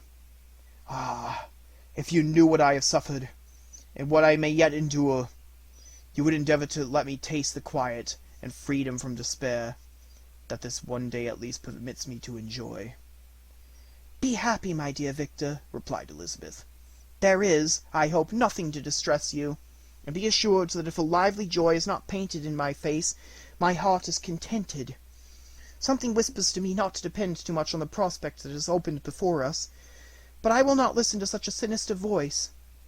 Observe how fast we move along, and how the clouds sometimes obscure, and sometimes rise above the dome of Mont Blanc, render this scene of beauty still more interesting. Look also at the innumerable fish that are swimming in the clear waters, where we can distinguish every pebble that lies at the bottom. What a divine day! How happy and serene all nature appears!" Thus Elizabeth endeavoured to divert her thoughts and mine from all reflection upon melancholy subjects. But her temper was fluctuating. Joy for a few instants shone in her eyes, but it continually gave place to distraction and reverie. The sun sunk lower in the heavens. We passed the river Dranse, and observed its path through the chasms of the higher, and the glens of the lower hills. The Alps here come closer to the lake, and we approached the amphitheatre of mountains, which forms its eastern boundary. The spire of Evian shone under the woods that surrounded it, and the range of mountain above mountain by which it was overhung. The wind, which had hitherto carried us along with amazing rapidity, sunk at sunset to a light breeze. The soft air just ruffled the water, and caused a pleasant motion among the trees as we approached the shore, from which it wafted the most delightful scent of flowers and hay. The sun sunk beneath the horizon as we landed, and as I touched the shore, I felt those cares and fears revive, which soon were to clasp me and cling to me forever. Chapter 6. It was 8 o'clock when we landed. We walked for a short time on the shore, enjoying the transitory light, and then retired to the inn, and contemplated the lovely scene of waters, woods, and mountains obscured in darkness, yet still displaying their black outlines. The wind, which had fallen in the south, now rose with great violence in the west. The moon had reached her summit in the heavens, and was beginning to descend. The clouds swept across it swifter than the flight of the vulture, and dimmed her rays, while the lake reflected the scene of the busy heavens, rendered still busier by the restless waves that were beginning to rise. Suddenly a heavy storm of rain descended. I had been calm during the day, but so soon as night obscured the shapes of the objects, 1,000 fears arose in my mind. I was anxious and watchful, while my right hand grasped a pistol which was hidden in my bosom. Every sound terrified me, but I resolved that I would sell my life dearly, and not relax the impending conflict until my own life, or that of my adversary, were extinguished.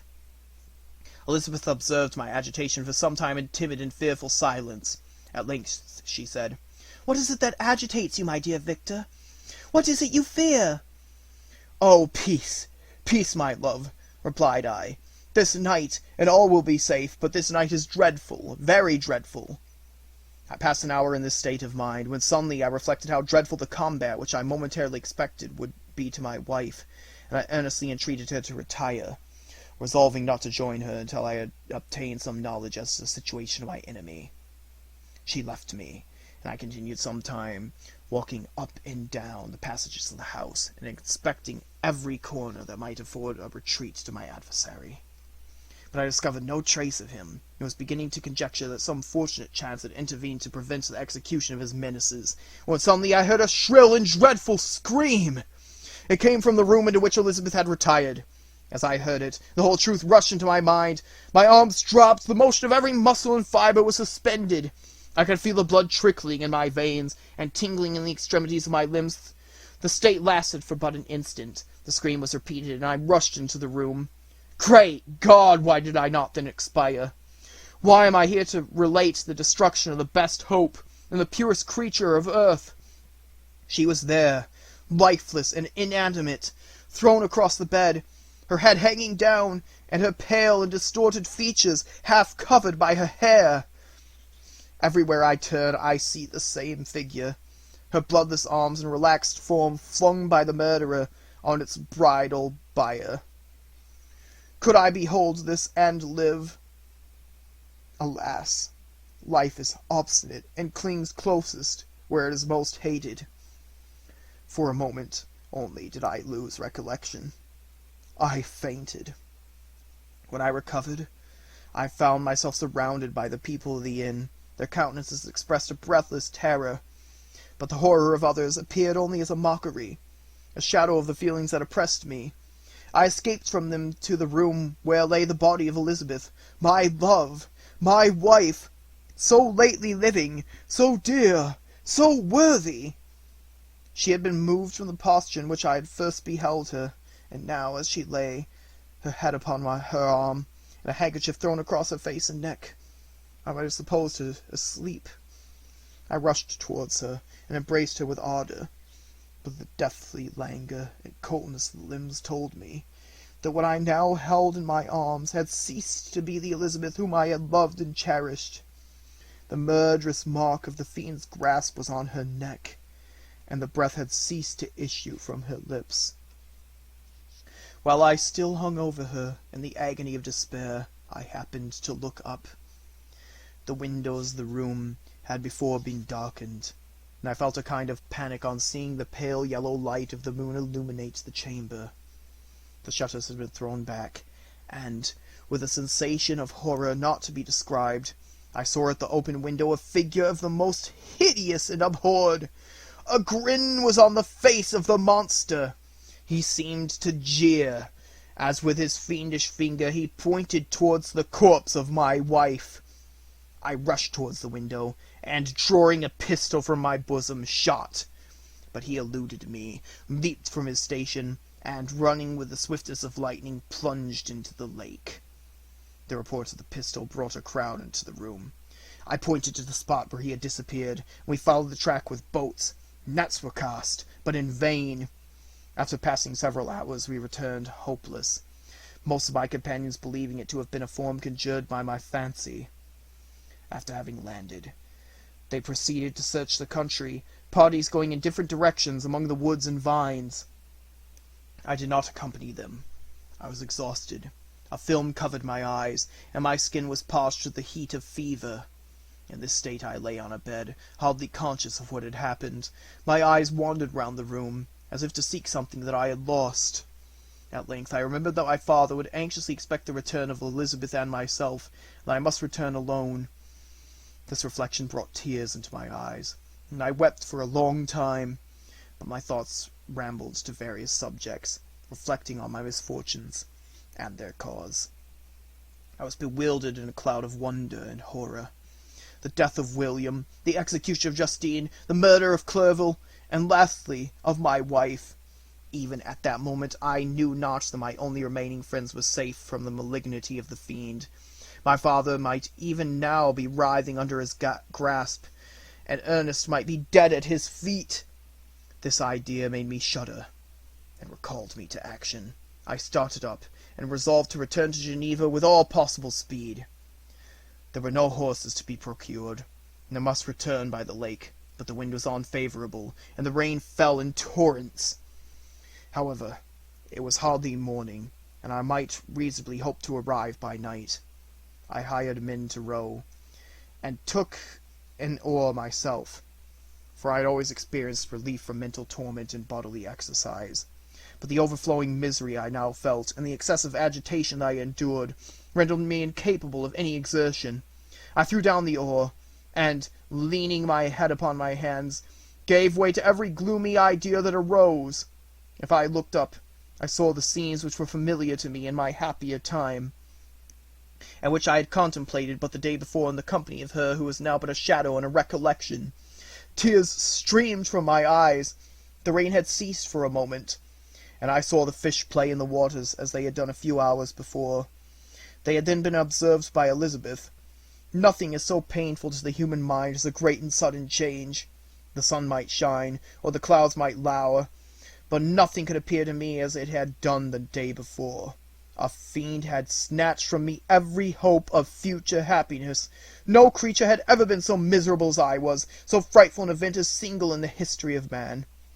But why should I dwell upon the incidents that followed this last overwhelming event? Mine had been a tale of horrors. I have reached the acme, and what I must now relate can be but tedious to you. Know that, one by one, my friends were snatched away.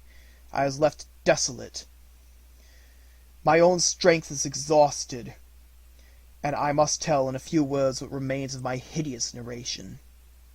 I arrived at Geneva. My father and Ernest yet lived, but the former sunk under the tidings that I bore. I see him now, excellent and venerable old man. His eyes wandered in vacancy, for they had lost their charm and delight. His niece, his more than daughter, whom he doted on with all that affection which a man feels, who, in the decline of life, having few affections, clings more earnestly to those that remain. Cursed be the fiends that brought misery on his grey hairs, and doomed him to waste in wretchedness. He could not live under the horrors that accumulated around him. An apoplectic fit was brought on, and in a few days he died in my arms. What then became of me? I know not. I lost sensation, and chains and darkness were the only objects that pressed upon me. Sometimes, indeed, I dreamt that I wandered in flowery meadows and pleasant vales with the friends of my youth, but awoke and found myself in a dungeon. Melancholy followed, and by degrees I gained a clear conception of my miseries and situation, and was then released from my prison. For they had called me mad, and during many months, as I understood, a solitary cell had been my habitation. But liberty had been a useless gift to me, had I not, as I awakened to reason, at the same time awakened to revenge. As the memory of past misfortunes pressed upon me, I began to reflect on their cause, the monster whom I had created, the miserable demon whom I had sent abroad into the world for my destruction. I was possessed by a maddening rage when I thought of him, and desired and ardently prayed that I might have him within my grasp to wreak a great and signal revenge on his cursed head. Nor did my hate long confine itself to useless wishes. I began to reflect on the best means of securing him, and for this purpose, about a month after my release, I repaired to a criminal judge in the town, and told him that I had an accusation to make, that I knew the destroyer of my family, that I had required him to exert his whole authority for the apprehension of the murderer. The magistrate listened to me with attention and kindness. "Be assured, sir," he said, "no pains or exertions on my part shall be spared to discover the villain." "Thank you," replied I. "Listen, therefore, to the deposition that I have to make. It is indeed a tale so strange that I should fear you would not credit it, if there were not something in truth, which, however wonderful, forces conviction. The story is too connected to be mistaken for a dream, and I have no motive for falsehood." My manner, as I thus addressed him, was impressive, but calm. I had formed in my own heart a resolution to pursue my destroyer to death, and this purpose quieted my agony, and provisionally reconciled me to life. I now related my history briefly, but with firmness and precision, marking the dates with accuracy, and never deviating into invective or exclamation. The magistrate appeared at first perfectly incredulous, but as I continued, he became more attentive and interested. I saw him sometimes shudder with horror, at others a lively surprise, unmingled with disbelief, was painted on his countenance. When I had concluded my narration, I said, "This is the being whom I accuse, and for whose detection and punishment I call upon you to exert your whole power. It is your duty as a magistrate, and I believe and hope that your feelings as a man will not revolt from the execution of those functions on this occasion." This address caused a considerable change in the physiognomy of my auditor. He had heard my story with that half kind of belief that is given to a tale of spirits and supernatural events. But when he is called upon to act officially in consequence, the whole tide of his incredulity returned.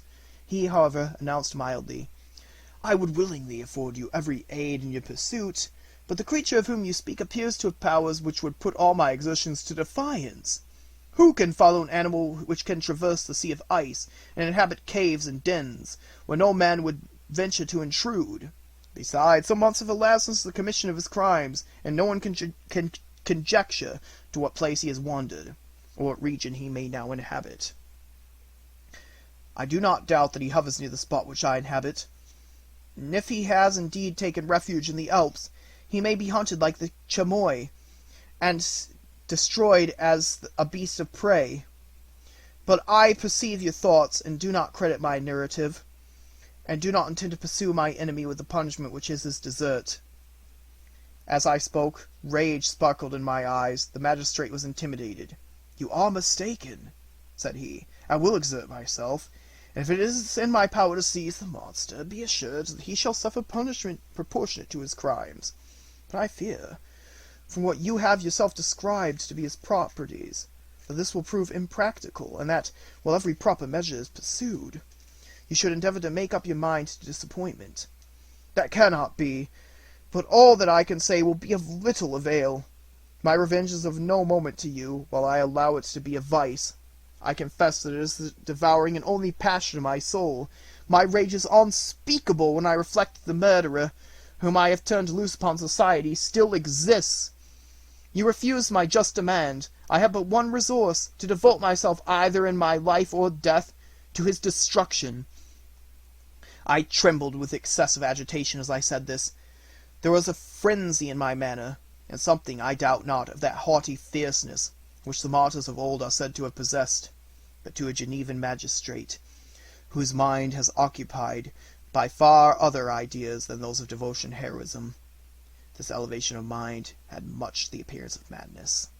He endeavored to soothe me as a nurse does a child, and reverted to my tale as the effects of delirium. "Man," I cried, "how ignorant art thou in thy pride of wisdom! Cease! You know not what it is you say!" I broke from the house angry and disturbed, and retired to meditate on some other mode of action. Chapter 7. My present situation was one in which all voluntary thought was swallowed up and lost. I was hurried away by fury. Revenge alone endowed me with strength and composure. It modeled my feelings, and allowed me to be calculating and calm, at periods when otherwise delirium or death would have been my portion. My first resolution was to quit Geneva forever. My country, which, when I was happy and beloved, was dear to me, now, in my adversity, became hateful. I provided myself with a sum of money, together with a few jewels which had belonged to my mother, and departed. And now my wanderings began, which are to cease but with life. I have traversed a vast portion of the earth, and have endured all the hardships that travelers in deserts and barbarous countries are wont to meet. How I have lived I hardly know. Many times I have searched my failing limbs upon the sandy plain, and prayed for death, but revenge kept me alive. I dared not die, and leave my adversary in being. When I quitted Geneva, my first labor was to gain some clue by which I might trace the steps of my fiendish enemy. But my plan was unsettled, and I wandered many hours around the confines of the town, uncertain what path I should pursue. As night approached, I found myself at the entrance of the cemetery, where William, Elizabeth, and my father reposed. I entered it, and approached the tomb which marked their graves.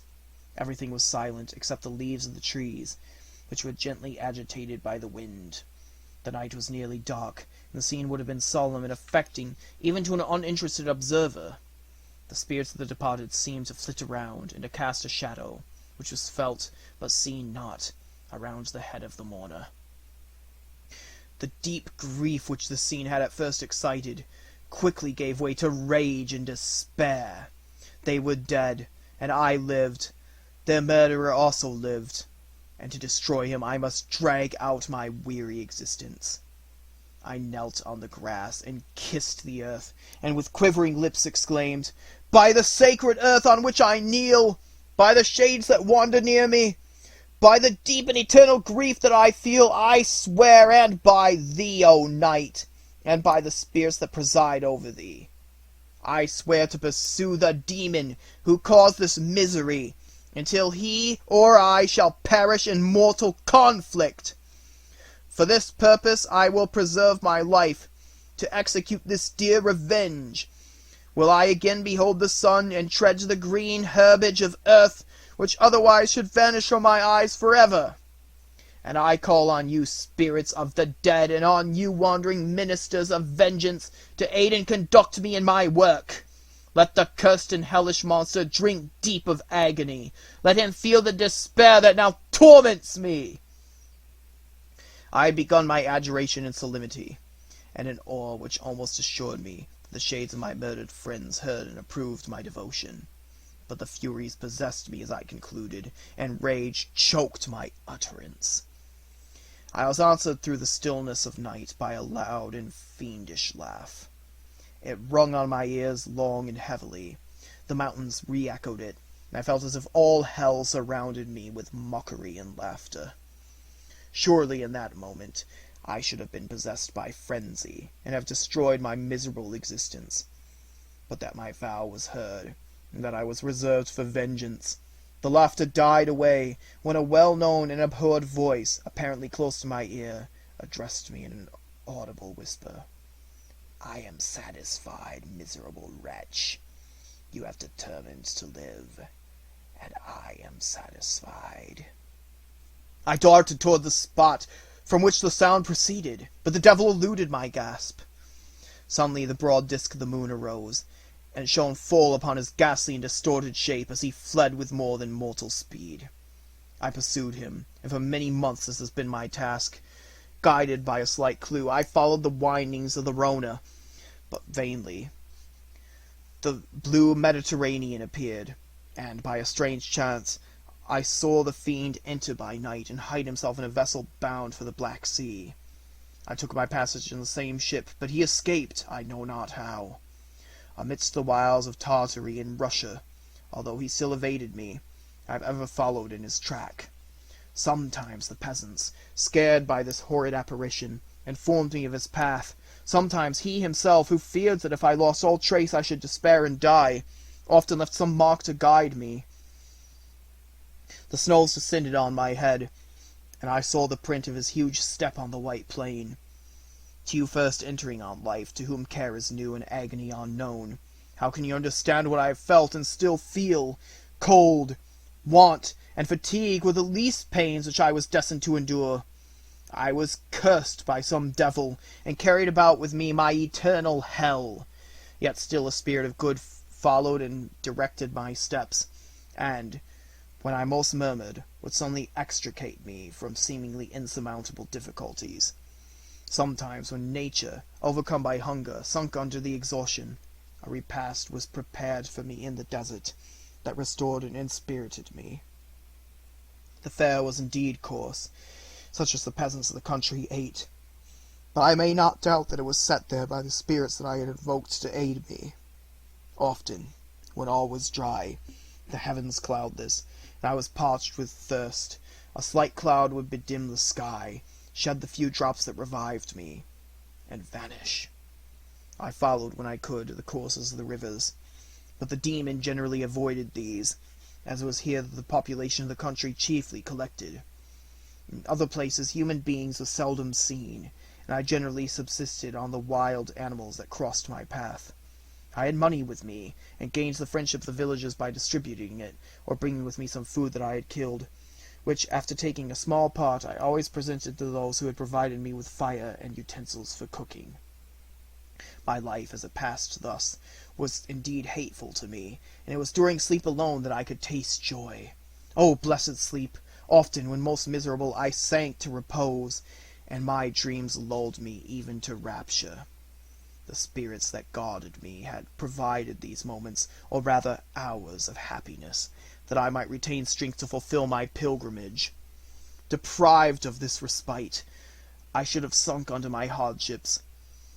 During the day I was sustained and inspirited by the hope of night, for in sleep I saw my friends, my wife, and my beloved country. Again I saw the benevolent countenance of my father, heard the civil tones of my Elizabeth's voice, and beheld Clerval enjoying health and youth. Often, when wearied by a toilsome march, I persuaded myself that I was dreaming until night should come, and that I should then enjoy reality in the arms of my dearest friends. What agonizing fondness did I feel for them! How did I cling to their dear forms, as sometimes they haunted even my waking hours, and persuade myself that they still lived! At such moments, vengeance, that burned within me, died in my heart, and I pursued my path toward the destruction of the demon, more as a task enjoined by heaven, as the mechanical impulse of some power of which I was unconscious, than as the ardent desire of my soul. What his feelings were whom I pursued I cannot know. Sometimes, indeed, he left marks in writing on the barks of the trees, or cut in stone, that guided me, and instigated my fury. My reign is not yet over. These words were legible in one of the inscriptions. You live, and my power is complete. Follow me. I seek the everlasting ices of the north, where you will find the misery of cold and frost, to which I am impassive. You will find near this place, if you follow not too tardily, a dead hare. Eat and be refreshed. Come on, my enemy. We have yet to wrestle for our lives, but many hard and miserable hours must you endure until that period shall arrive. Scoffing devil, again do I vow vengeance. Again do I devote the miserable fiend to torture and death. Never will I omit my search until he or I perish. And then with what ecstasy shall I join my Elizabeth, and those who even now prepare me for the reward of my tedious toil and horrible pilgrimage! As I still pursued my journey to the northward, the snows thickened, and the cold increased in a degree almost too severe to support. The peasants were shut up in their hovels, and only a few of the most hardy ventured forth to seize the animals whom starvation had forced from their hiding places to seek for prey. The rivers were covered with ice, and no fish could be procured, and thus I was cut off from my chief article of maintenance. The triumph of my enemy increased the difficulty of my labors. One inscription that he left was in these words: Prepare, your toils only begin. Wrap yourself in furs and provide food, for we shall soon enter upon a journey where your sufferings will satisfy my everlasting hatred. My courage and perseverance were invigorated by these scoffing words. I resolved not to fail in my purpose, and, calling on heaven to support me, I continued with unabated fervor to traverse immense deserts, until the ocean appeared at a distance, and formed the utmost boundary of the horizon. Oh, how unlike it was to the blue seas of the south! Covered with ice, it was only to be distinguished from land by its superior wildness and ruggedness. The Greeks wept for joy when they beheld the Mediterranean from the hills of Asia, and hailed with rapture the boundary of their toils. I did not weep, but I knelt down, and, with a full heart, thanked my guiding spirit for conducting me in safety to the place where I hoped, notwithstanding my adversary's jibe, to meet and grapple with him. Some weeks before this period, I had procured a sledge and dogs, and thus traversed the snows with inconceivable speed. I know not whether the fiend possessed the same advantages, but I found that, as before I had daily lost ground in the pursuit, I now gained on him, so much so, that when I first saw the ocean, he was but one day's journey in advance, and I hoped to intercept him before he should reach the beach. With new courage, therefore, I pressed on, and in 2 days arrived at a wretched hamlet on the seashore. I inquired of the inhabitants concerning the fiend, and gained accurate information. A gigantic monster, they said, had arrived the night before, armed with a gun and many pistols, putting to flight the inhabitants of a solitary cottage, through fear of his terrific appearance. He carried off their store of winter food, and placing it in a sledge to draw where he had seized on a numerous drove of trained dogs, he had harnessed them, and the same night, to the joy of the horror-struck villagers, had pursued his journey across the sea in a direction that led to no land, and they conjectured that he must speedily be destroyed by the breaking of the ice, or frozen by the eternal frosts. On hearing this information, I suffered a temporary access of despair. He had escaped me, and I was commenced a destructive and almost endless journey across the mountainous ices of the ocean, amidst colds that few of the inhabitants could long endure, in which I, the native of a genial and sunny climate, could not hope to survive. Yet at the idea that the fiend should live and be triumphant, my rage and vengeance returned, and, like a mighty tide, overwhelmed every other feeling. After a slight repose, during which the spirits of the dead hovered round and instigated me to toil and revenge, I prepared for my journey. I exchanged my land sledge for one fashioned for the inequalities of the frozen ocean, and purchasing a plentiful stock of provisions, I departed from the land. I cannot guess how many days have passed since then, but I have endured misery, which nothing but the eternal sentiment of a just retribution burning within my heart could have enabled me to support. Immense and rugged mountains of ice often barred up my passage, and I often heard the thunder of the ground sea, which threatened my destruction. But again the frost came, and made the paths of the sea secure. By the quantity of provision which I had consumed, I should guess that I had passed 3 weeks in this journey, and the continual protraction of hope, returning back upon the heart, often wrung bitter drops of despondency and grief from my eyes. Despair had indeed almost secured her prey, and I should have soon sunk beneath this misery, when once, after the poor animals that carried me had with incredible toil gained the summit of a sloping ice mountain, and one sinking under his fatigue died, I viewed the expanse before me with anguish, when suddenly my eye caught a dark speck upon the dusky plain. I strained my sight to discover what it could be, and uttered a wild cry of ecstasy when I distinguished a sledge, and the distorted proportions of a well-known form within. Oh, with what a burning gush did hope revisit my heart! Warm tears filled my eyes as I hastily wiped them away, that they might not intercept the view that I had of the demon. But still my sight was dimmed by the burning drops, until, giving way to the emotions that oppressed me, I wept aloud. But this was not the time for delay. I disencumbered the dogs of their dead companion, gave them a plentiful portion of food, and, after an hour's rest, which was absolutely necessary, and yet was bitterly irksome to me, I continued my route. The sledge was still visible, nor did I again lose sight of it, except at the moments when for a short time some ice rock concealed it with its intervening crags. I instead perceptibly gained on it, and when, after nearly 2 days' journey, I beheld my enemy at no more than a mile distant, my heart bounded within me. But now, when I appeared almost within grasp of my enemy, my hopes were suddenly extinguished, and I lost all trace of him more utterly than I had ever done before. A ground sea was heard. The thunder of its progress, as the waters rolled and swelled beneath me, became every moment more ominous and terrific. I pressed on, but in vain. The wind arose, the sea roared, and, as with the mighty shock of an earthquake, it split and cracked with a tremendous and overwhelming sound. The work was soon finished. In a few minutes the tumultuous sea rolled between me and my enemy, and I was left drifting on a scattered piece of ice, thus continually lessening, and thus preparing me for a hideous death. In this manner many appalling hours passed. Several of my dogs died, and I myself was about to sink under the acclamation of distress, when I saw your vessel riding at anchor, and holding forth to me hopes of succor and life. I had no conception that vessels ever came so far north, and was astounded at the sight.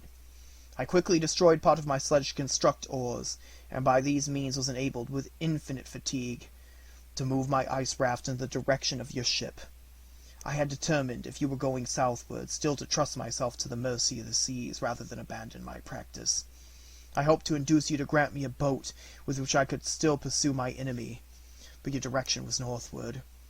You took me on board when my vigor was exhausted, and I should have soon sunk under my multiplied hardships into a death which I still dread, for my task is unfulfilled. Oh, when will my guiding spirit, in conducting me to the demon, allow me the rest I so much desire? Or must I die and he yet live? If I do, swear to me, Walton, that he shall not escape, that you will seek him, and satisfy my vengeance in his death. Yet, do I dare ask you to undertake my pilgrimage, to endure the hardships that I have undergone? No, I am not so selfish. Yet, when I am dead, if he should appear, if the ministers of vengeance should conduct him to you, swear that he shall not live. Swear that he shall not triumph over my accumulated woes, and live to make another such a wretch as I am. He is eloquent and persuasive, and once his words had even power over my heart, but I trust him not. His soul is as hellish as his form, full of treachery and fiend-like madness. Hear him not, call in the names of William, Justice, Clerval, Elizabeth, my father, and of the wretched Victor, and thrust your sword into his heart. I will hover near and direct the steel aright. Walton, in continuation, August 26th, 17. You have read this strange and terrific story, Margaret, and do you not feel your blood congealed with horror, like that which now even curdles mine? Sometimes, seized with sudden agony, he could not continue his tale. At others, his voice broken, yet piercing, uttered with difficulty the words so replete with agony. His fine and lovely eyes were now lighted up with indignation, now subdued to downcast sorrow, and quenched in infinite wretchedness. Sometimes he commanded his countenance and tones, and related the most horrible incidents with a tranquil voice, suppressing every mark of agitation. Then, like a volcano bursting forth, his face would suddenly change to an expression of the wildest rage as he shrieked out imprecations on his persecutor. His tale is connected, and told with an appearance of simplest truth. Yet I own to you that the letters of Felix and Safie, which he showed to me, and the apparition of the monster seen from our ship, brought to me a greater conviction of the truth of his narrative than his asseverations, however earnest and connected. Such a monster has then really existence. I cannot doubt it. Yet I am lost in surprise and admiration.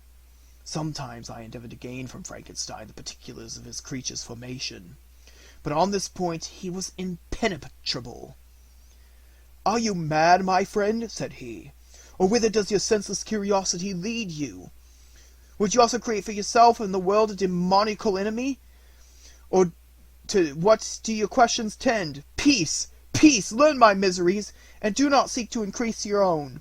Frankenstein discovered that I made notes concerning his history. He asked to see them, and then himself corrected and augmented them in many places, but principally in giving the life and spirit to the conversations he held with his enemy. "Since you have preserved my narration," said he, "I would not that the mutilated one should go down to posterity. Thus has a week passed away, while I have listened to the strangest tale that ever imagination formed. My thoughts and every feeling of my soul have been drunk up by the interest of my guest, which this tale, and his own elevated and gentle manners have created. I wish to soothe him, yet can I counsel one so infinitely miserable, so destitute of every hope of consolation to live? Oh no! The only joy that he can now know will be when he composes his shattered feelings to peace and death. Yet he enjoys one comfort, the offspring of solitude and delirium. He believes that, when his dreams he holds converse with his friends, and derives from that communion consolation for his miseries, or excitements to his vengeance, that they are not the creations of his fancy, but the real beings who visit him from the regions of a remote world. This faith gives a solidity to his reveries that render them to me almost as imposing and interesting as truth. Our conversations are not always confined to his own history and misfortunes. On every point of general literature he displays unbounded knowledge and a quick and piercing apprehension. His eloquence is forcible and touching, nor can I hear him when he relates a pathetic incident, or endeavors to move the passions of pity or love without tears. What a glorious creature must he have been in the days of his prosperity, when he is thus noble and godlike in his ruin. He seems to feel his own worth, and the greatness of his fall. When younger, said he, I felt as if I were destined for some great enterprise. My feelings are profound, but I possessed a coolness of judgment that fitted me for illustrious achievements. The sentiment of the worth of my nature supported me, when others would have been oppressed, for I deemed it criminal to throw away in useless grief those talents that might be useful to my fellow creatures. When I reflected on the work I had completed, no less a one than the creation of a sensitive and rational animal, I could not rank myself with the herd of common projectors. But this feeling, which supported me in the commencement of my career, now serves only to plunge me lower in the dust. All my speculations and hopes are as nothing, and, like the archangel who aspired to omnipotence, I am chained in an eternal hell. My imagination was vivid, yet my powers in analysis and application were intense. By the union of these qualities I conceived the idea, and executed the creation of a man. Even now I cannot recollect, without passion, my reveries while the work was incomplete. I trod heaven in my thoughts, now exulting in my powers, now burning with the idea of their efforts.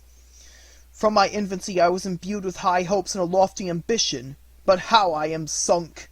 Oh, my friend, if you had known me as I once was, you would not recognize me in this state of degradation. Despondency rarely visited my heart, and a high destiny seemed to bear me on, until I fell, never again to rise. Must I then lose this admirable being?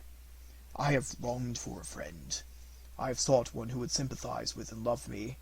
Behold, on these desert seas I have found such a one. But, I fear, I have gained him only to know his value, and lose him. I would reconcile him to life, but he repulses the idea. I thank you, Walton, he said, for your kind intentions towards so miserable a wretch. But when you speak of new ties and fresh affections, think you that any can replace those who are gone?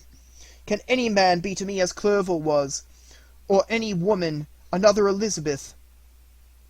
Even where the affections are not strongly moved by any superior excellence, the companions of our childhood always possess a certain power over our minds, which hardly any later friend can obtain.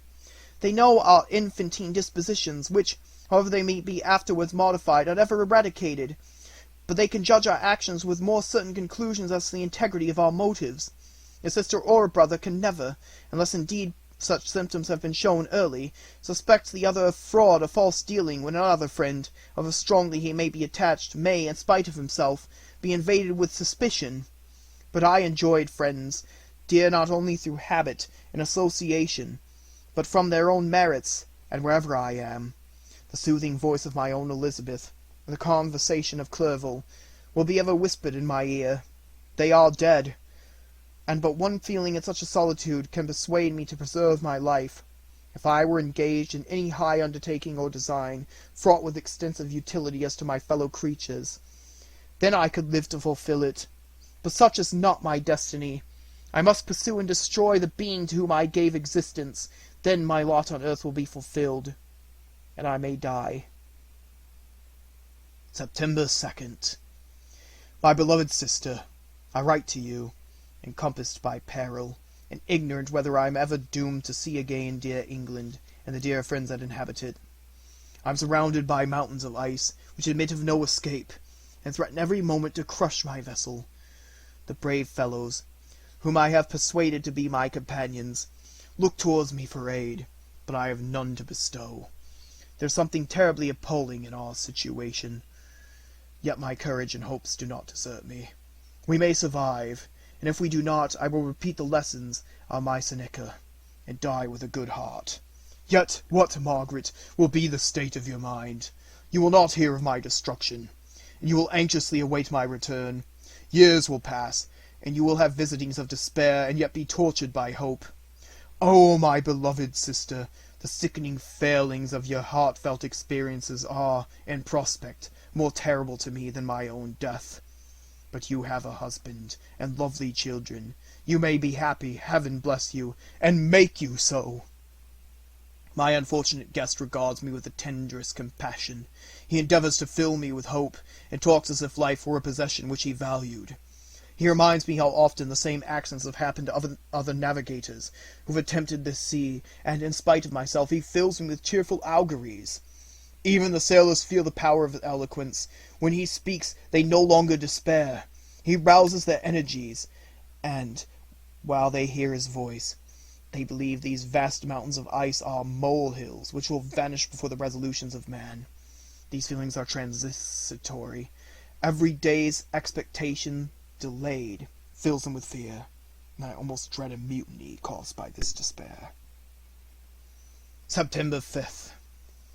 A scene has just passed of such uncommon interest that although it is highly probable that these papers may never reach you, yet I cannot forbear recording it. We are still surrounded by mountains of ice, still in imminent danger of being crushed in the conflict. The cold is excessive, and many of my unfortunate comrades have already found a grave amidst this scene of desolation. Frankenstein has greatly declined in health. A feverish fire still glimmers in his eyes, but he is exhausted, and, when suddenly roused to any exertion, he speedily sinks again into apparent lifelessness.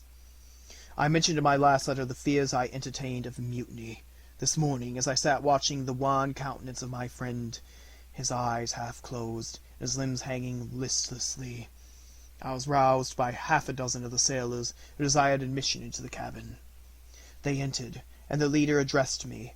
He told me that he and his companions had been chosen by the other sailors to come in deputation to me, to make a demand, which, in justice, I could not refuse. We were immured in ice, and should probably never escape. But they feared that, if, as was possible, the ice should dissipate, and a free voyage be opened, I should be rash enough to continue my voyage and lead them into fresh dangers after they might happily have surmounted this.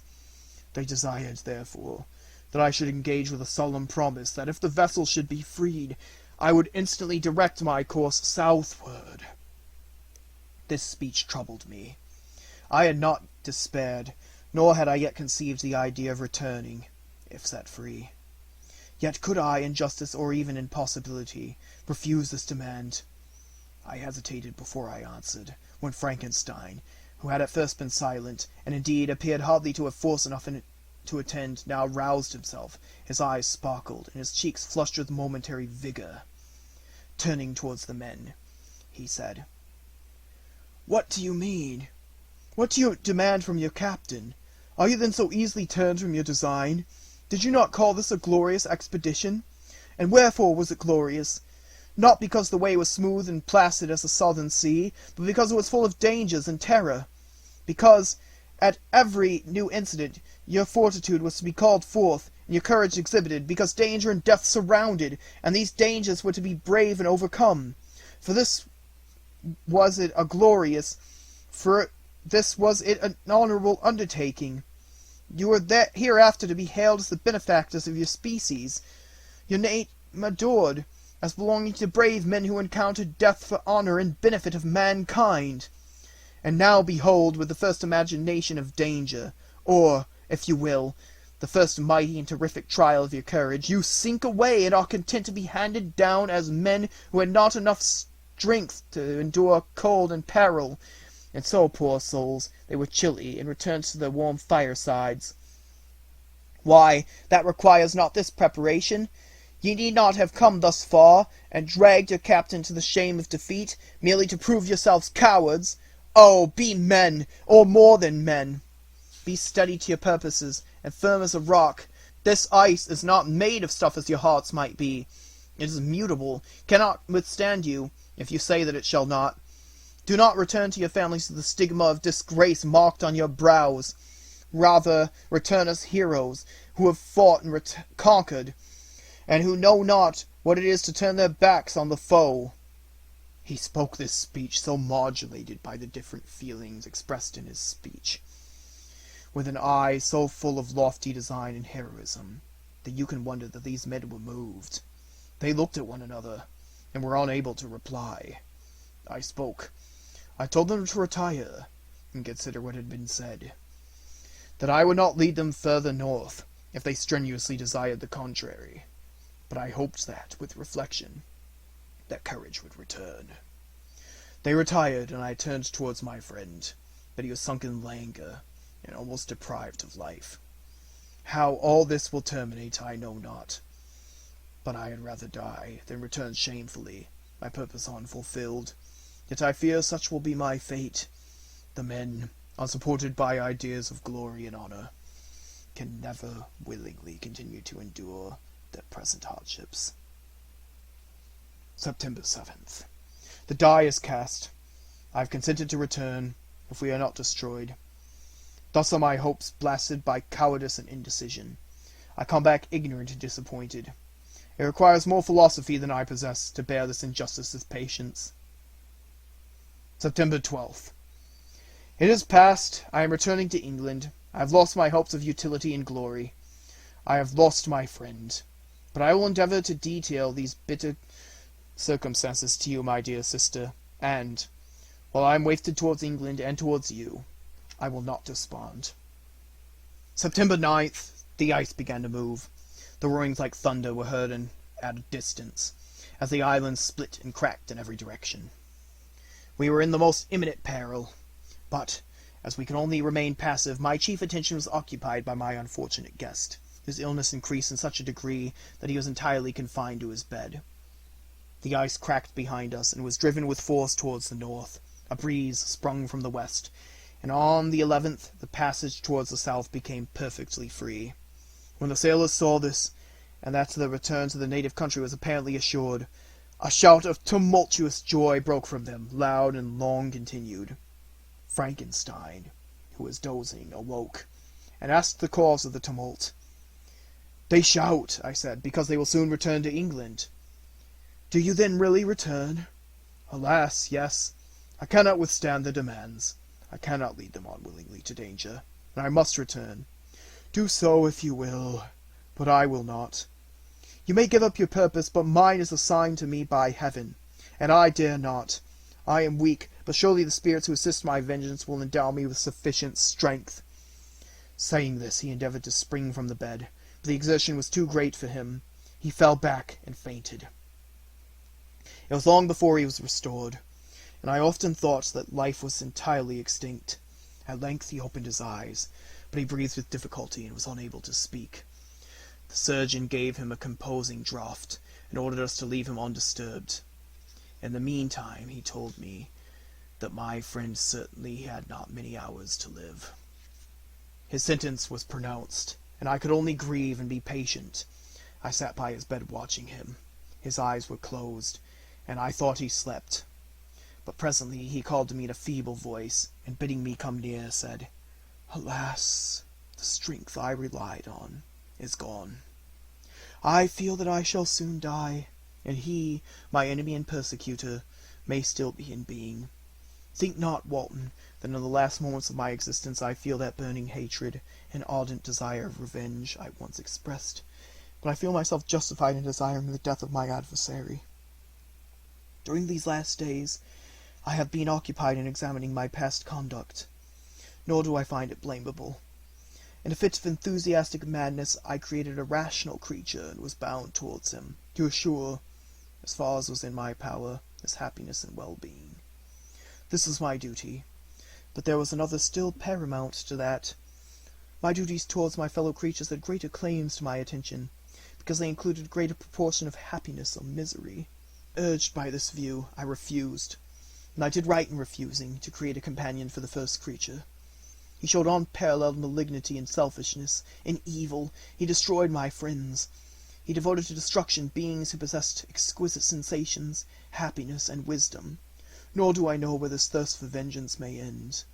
Miserable himself, that he may render no other wretched, he ought to die. The task of his destruction was mine, but I have failed. When actuated by selfish and vicious moments, I asked you to undertake my unfinished work, and I renew this quest now, when I am only induced by reason and virtue. Yet I cannot ask you to renounce your country and friends, to fulfill this task, and now that you are returning to England, you will have little chance of meeting with him. But the consideration of these points and the well-balancing of what you may esteem your duties, I leave to you. My judgment and ideas are already disturbed by the near approach of dark. I dare not ask you to do what I think right, for I may still be misled by passion. That he should live to be an instrument of mischief disturbs me.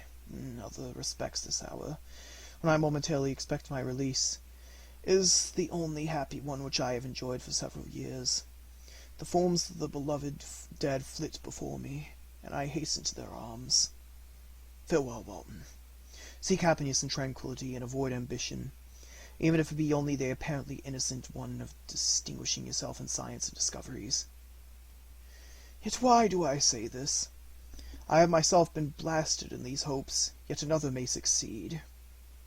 His voice became fainter as he spoke, and at length, exhausted by his effort, he sunk into silence. About half an hour afterwards, he attempted again to speak, but was unable. He pressed my hand feebly, and his eyes closed forever, while the irradiation of a gentle smile passed away from his lips. Margaret, what comment can I make on the untimely extinction of this glorious spirit? What can I say that will enable you to understand the depth of my sorrow? All that I should express would be inadequate and feeble. My tears flow. My mind is overshadowed by a cloud of disappointment. But I journey towards England, and I may there find consolation. I am interrupted. What do these sounds portend? It is midnight. The breeze blows fairly, and the watch on deck scarcely stir. Again there is a sound of a human voice, but hoarser. It comes from the cabin where the remains of Frankenstein still lie.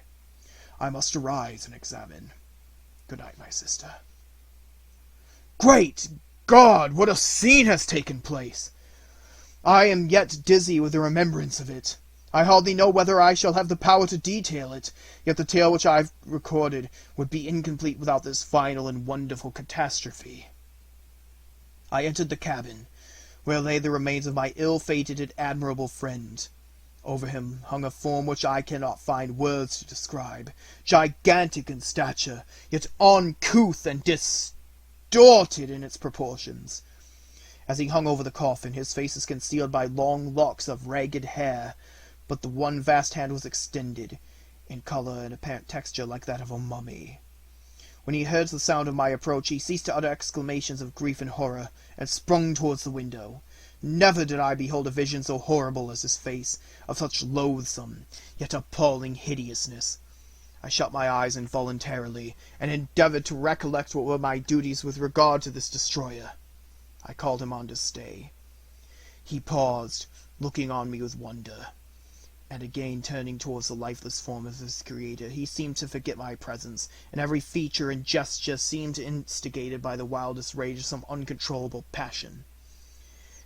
"That is also my victim," he exclaimed. "In his murder my crimes are consummated. The miserable series of my being is wound to a close. O Frankenstein, generous and self-devoted being, what does it avail that I now ask thee to pardon me? I, who irretrievably destroyed thee by destroying all thou lovedst. Alas, he is cold. He may not answer me."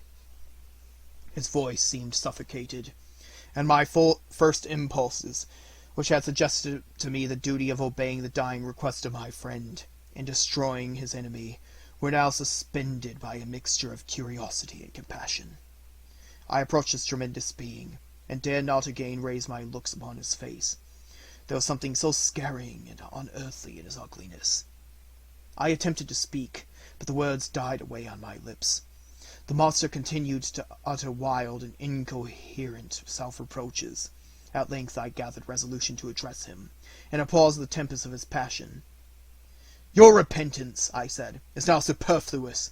If you listened to the voice of conscience and heeded the stings of remorse, before you had urged your diabolical vengeance to this extremity, Frankenstein would yet have lived." "And do you dream?" said the demon. "Do you think that I was then dead to agony and remorse? He continued, pointing to the corpse, he suffered not more in the consummation of the deed. Oh, not the 10,000th portion of the anguish that was mine during the lingering detail of execution. A frightful selfishness hurried me on while my heart was poisoned with remorse. Thinking that the groans of Clerval were music to my ears, my heart was fashioned to be susceptible of love and sympathy, and when wrenched by misery to vice and hatred, it did not endure the violence of the change without torture, as you cannot even imagine. After the murder of Clerval, I returned to Switzerland, heartbroken and overcome. I pitied Frankenstein. My pity amounted to horror. I abhorred myself. But when I discovered that he, the author at once of my existence and its unspeakable torments, dared to hope for happiness, that while he accumulated wretchedness and despair for me, he sought his own enjoyment in feelings and passions from the indulgence of which I was forever barred, then impotent envy and bitter indignation filled me with an insatiable thirst for vengeance. I recollected my threat, and resolved that it should be accomplished. I knew that I was preparing myself for deadly torture, but I was the slave, not the master of an impulse which I detested, yet could not obey. Yet when she died, nay, then I was not miserable. I had cast off all feeling, subdued all anguish to riot in the excess of my despair. Evil thenceforth became my good. Urged thus far, I had no choice but to adapt my nature to an element which I had willingly chosen. The completion of my demoniacal design became an insatiable passion, and now it is ended. There is my last victim. I was at first touched by the expressions of his misery. Yet when I called to mind what Frankenstein had said of his powers of eloquence and persuasion, and when I again cast my eyes on the lifeless form of my friend, indignation was rekindled within me. "Wretch!" I said, "it is well that you come here to wide over the desolation that you have made. You throw a torch into a pile of buildings, and when they are consumed you sit among the ruins and lament the fall. Hypocritical fiend! If he whom you mourn had lived, still would he be the object. Again would he become the prey of your accursed vengeance. It is not pity that you feel. You lament only because the victim of your malignity is withdrawn from your power." "Oh, it is not thus, not thus," interrupted the being.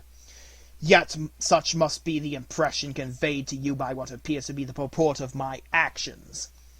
Yet I seek not a fellow feeling in my misery. No sympathy may I ever find. When I first sought it, it was the love of virtue, the feelings of happiness and affection with which my whole being overflowed, that I wished to be participated. But now that virtue has become to me a shadow, and that happiness and affection has turned into bitter and loathing despair.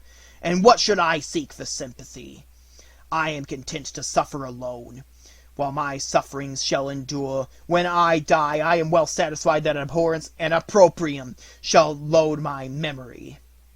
Once my fancy was soothed with dreams of virtue, of fame, and of enjoyment. Once I falsely hoped to meet with beings who, pardoning my outward form, would love me for the excellent qualities which I was capable of bringing forth. I was nourished with high thoughts of honor and devotion. But now device has graded me beneath the meanest animal. No crime, no mischief, no malignity, no misery can be found comparable to mine. When I call over the frightful catalogue of my deeds, I cannot believe that I am he whose thoughts were once filled with sublime and transcendent visions of the beauty and the majesty of goodness. But it is even so. The fallen angel becomes a malignant devil. Even that enemy of God and man had friends and associates in his desolation. I am quite alone. You, who call Frankenstein your friend, seem to have a knowledge of my crimes and misfortunes. But in the detail which he gave you of them, he could not solve the hours and months of misery which I endured. wasting in impotent passions. For whilst I destroyed his hopes, I did not satisfy my own desires. They were forever ardent and craving. Still, I desired love and friendship, and I was still spurned. Was there no injustice in this? Am I to be thought the only criminal when all humankind sinned against me? Why do you not hate Felix, who drove his friend from his door with contumely? Why do you not execrate the rustic, who sought to destroy the saviour of his child? Nay, these are virtuous and immaculate beings. I, the miserable and abandoned, am an abortion, to be spurned at, and kicked, and trampled on. Even now my blood boils at the recollection of this injustice. But it is true that I am a wretch. I have murdered the lovely and the helpless. I have strangled the innocent as they slept, and grasped to death his throat, who never injured me or any other living thing. I have devoted my Creator, the select specimen of all that is worthy of love and admiration among men, to misery. I have pursued him even to that irremediable ruin. There he lies, white and cold in death. You hate me, but your abhorrence cannot equal that with which I regard myself.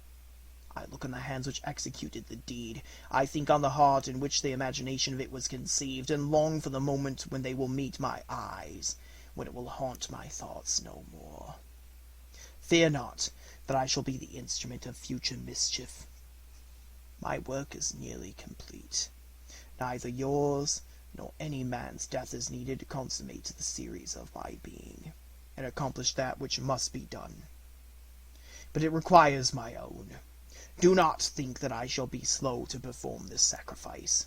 I shall quit your vessel on the ice raft which brought me hither, and I shall seek the most northern extremity of the globe. I shall collect my funeral pile, and consume to ashes this miserable frame, that its remains may afford no light to any curious and unhallowed wretch, who would create such another as I have been.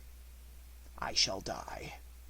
I shall no longer feel the agonies which now consume me, or be the prey of feelings unsatisfied yet unquenched. He is dead who called me into being, and when I shall be no more, the very remembrance of us both will speedily vanish. I shall no longer see the sun or stars, or feel the winds play on my cheeks. Light, feeling, and sense will pass away, and in this condition must I find my happiness. Some years ago, when the images of this world affords first opened to me, when I felt the cheering warmth of summer, and heard the rustling of the leaves and the chirping of the birds, and these were all to me, I should have wept to die. Now it is my only consolation, polluted by crimes and torn by the bitterest remorse. Where can I find rest but in death? Farewell, I leave you, and in you the last of humankind whom these eyes will ever behold. Farewell, Frankenstein.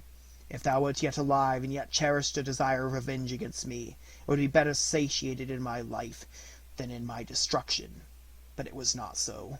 Thou didst seek my extinction, that I might not cause greater wretchedness. And if yet, in some mode unknown to me, thou hast not yet ceased to think and feel, thou desirest not my life, but my own misery. Blasted as thou wert, my agony was still superior to thine, for the bitter sting of remorse may not cease to rankle my wounds until death shall close them forever. But soon, he cried with sad and solemn enthusiasm, I shall die, and what I now feel be no longer felt. Soon, these burning miseries will be extinct. I shall ascend my funeral pile triumphantly, and exult in the agony of the torturing flames. The light of that conflagration will fade away. My ashes will be swept into the sea by the winds. My spirit will sleep in peace, or, if it thinks, it will not surely think thus. Farewell. He sprang from the cabin window, as he said this, upon the ice raft which lay close to the vessel. He was soon borne away by the waves, and lost in the darkness and distance.